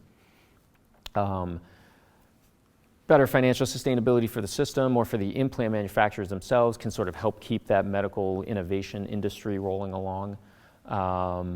And there's a fairly large number of people that make the argument that, well, the United States is a fairly wealthy country and it's full of fairly wealthy individuals, and we generally don't seem to have a problem with people spending their money on things that they want to do as long as it doesn't impact anybody else in a negative way. Like if somebody wants to buy a Bentley, they can buy a Bentley. Okay, cool, buy a Bentley. Like if somebody wants to buy the Bentley version of a joint replacement, there's a lot of people that say, well, what's the problem with that? Like, who cares? Let them buy the Bentley of a joint replacement. The whole set of arguments against this, though, are, one is that issue of transparency. Even if it was possible, hypothetically, to give everybody all of the transparent information about implants and the cost of the Bentley implant and the cost of this and the cost of this surgeon and the complication rate of that hospital versus this other hospital, and you lay all these things out for somebody, is even your well-educated normal patient going to be able to sit down and look at all that stuff and actually really be able to make a decision about it? Probably not, right? Healthcare is extremely complicated. That's part of the reason why physicians are, one of our roles as a physician is to be an advocate for the patients, because we kind of have to curate all that information and then display it or explain it to the patient in a way that's going to make sense to them. So one, could you even make everything as transparent as you needed to? But then two, what would a patient necessarily even do with all that information? you got to watch out for sort of these, perverse incentives that could filter their way in, right? So if patients are kind of kicking their own money into the system, there's certainly going to be an incentive to say like, oh, well, maybe we can use the more expensive implant because they're willing to pay for the more expensive implant, but it doesn't have any clinical benefit, but everybody's going to make a buck off it, and it's not going to hurt them. So why don't we do that? It's kind of, you start to slide down that slope there. You also want to try to avoid a scenario where hospitals or surgeon practices might start to have like an unconscious bias toward the patients that want to self-pay, right? That's going to create unequal access situations. You're going to just exacerbate and worsen socioeconomic disparities that exist between patients. And again, something I mentioned earlier, right? So when patients are making a decision about, well, I might contribute some of my money to buying an implant, well, what factor are you really considering here? You're trying to consider longevity of the implant. We just talked about before. You don't really know whether a new implant might have more longevity until you're looking at it retrospectively 30 years down the line. So how do we actually really know that what we think is the better implant that's going to cost more is in fact better? There's not a strong way to know that. And again, probably if you were going to allow patients to be doing this kind of thing, and actually probably we should just in general maybe, if I don't know, we as in like collectively, I guess, physicians in the United States, some of the processes at the FDA are like not as good as they could be. The 510K process for showing design equivalent of implants, that's probably not like the best way to approve new joint replacement implants. And certainly if you were going to have patients contributing their own money, you probably should have a more sophisticated process to get the implants to market. So that actually brings me to the conclusion of sort of the talk here. This here at the end for all of you are just the, when you get the slide content or kind of the references of everything for the different parts of the talk. That's all that I got. This is, I guess, we're going to transition into the virtual question and answer session. But again, thanks. Appreciated the opportunity to come talk here today.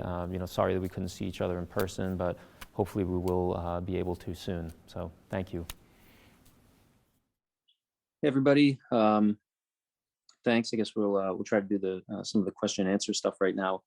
I have one question that was sent in so far. It was basically saying, so how do you work with the patient to sort of navigate the patient's initial baseline is, often looking for sort of instant gratification, instant result. I have a problem, I need to have help now. That does not always dovetail nicely with that patient having risk factors that might need to be modified to avoid them having a bad outcome. And so, I guess two comments on that. One would be sort of what I kind of discussed in the talk a little bit, that you do have to take some time to have a conversation with the patient and engage in sort of a shared decision-making process to explain, these are the things I see in your medical history that are not optimal for you being a candidate for a joint replacement and ending up with a positive outcome. If I didn't care about you, I wouldn't talk to you about this. I would do it anyway, but that would make me a very strange physician because I'd be harming you. So we're not going to do that. We're going to do this. These are the resources we have laid out to help you.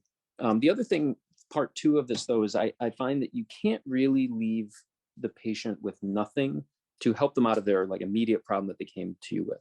So their immediate problem that they came to you with is they're having knee pain, right? And they may be amenable to the concept that they have to sort of optimize something about themselves before they could get a joint replacement, but that still doesn't get around the fact that they have knee pain and they do want some instant gratification or treatment for that knee pain. So I sort of have a toolbox of all the different things, some, with great evidence, some with, less great evidence, but at least this is the, 6 different things that we're going to try to bridge you from point A to point B and send them out with something that's going to help them in what their initial, complaint was. So that you, for most people actually do tend to be pretty reasonable about it. I think the biggest pushback that I actually get tends to be from patients who are very obese. And I don't think it's necessarily directed at me in particular. I think they are just so frustrated of hearing commentary from physicians or other healthcare people involved in their healthcare saying, you know, you have to lose weight, you have to lose weight. They've sort of become deadened to that topic, and they tend to get very defensive about it. That's kind of the people who I have my hardest time, I guess, dealing with them. So another question. So I, in particular, you know, I'm employed by Geisinger, which is a large health system. There's a lot of conversations about value-based care, the whole topic of my talk. I, more so than a private practice surgeon, for example, have to engage in this like value-based care conversation. And what happens when that what happens when there's challenges that result from that in presenting patient care?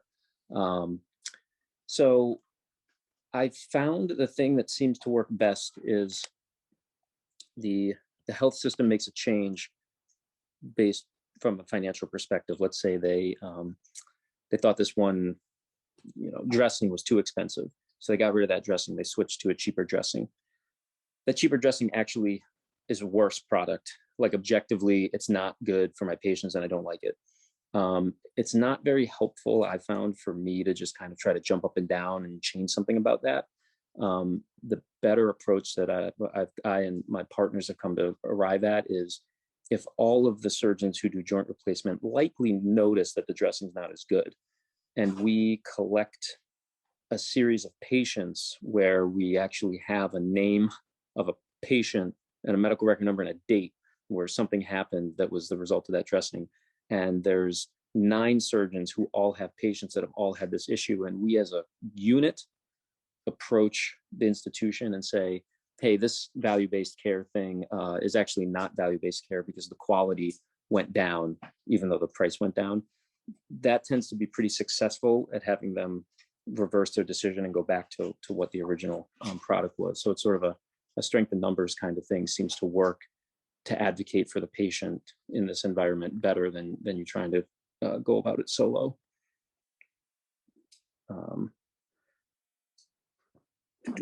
Let's see, another question here.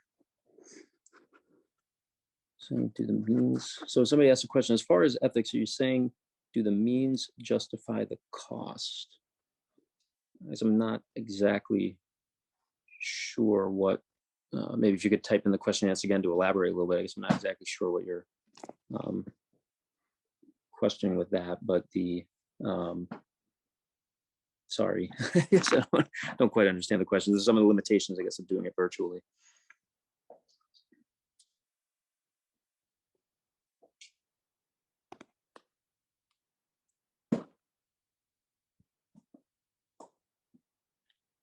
I guess from what I can see here in the chat and the other question and answer section, I don't see any other questions that have come in right now.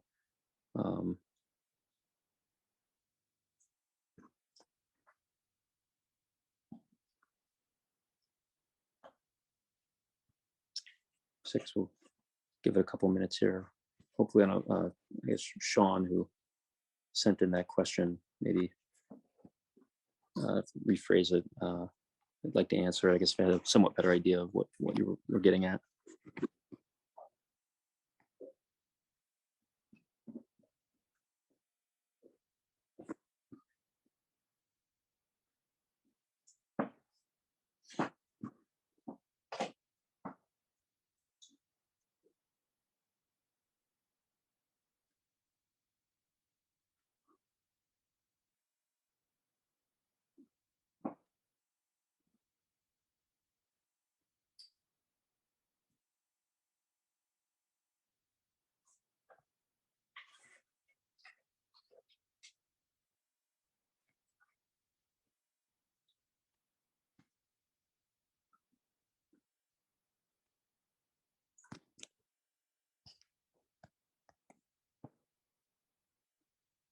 There you go. Another question.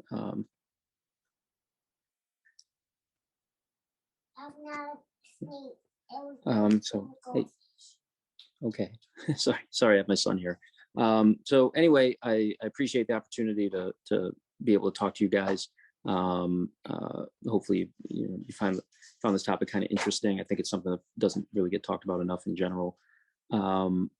Please reach out to me with that contact information for any questions that you might have after this. Any students who want to reach out to me, especially, my door is open. I really appreciate the opportunity today. This was a really great event. Thank you. Hi, everyone. My name is Joe Butash. I'm the incoming chair of the Medical Alumni Council. Thank you so much for attending the University of Scranton Medical Alumni Council Symposium for 2021. First of all, I would like to thank each of our presenters, Patrick, Kevin, Melissa, Chris, Tom, Joe, Pam, Scott, John. Thank you so much for sharing your wisdom with all of us. And thank you to each of you who attended online. I really hope that we can get together in person soon. Oftentimes, I'm reminded of the words of Father Pillars. Over the past 20 months or so, it's really been quite a difficult time. And Father Pillars always used to talk about making the world a more just and gentle place. And I hope that as healthcare providers, as physicians, we can make the world a little more just and gentle in the coming months.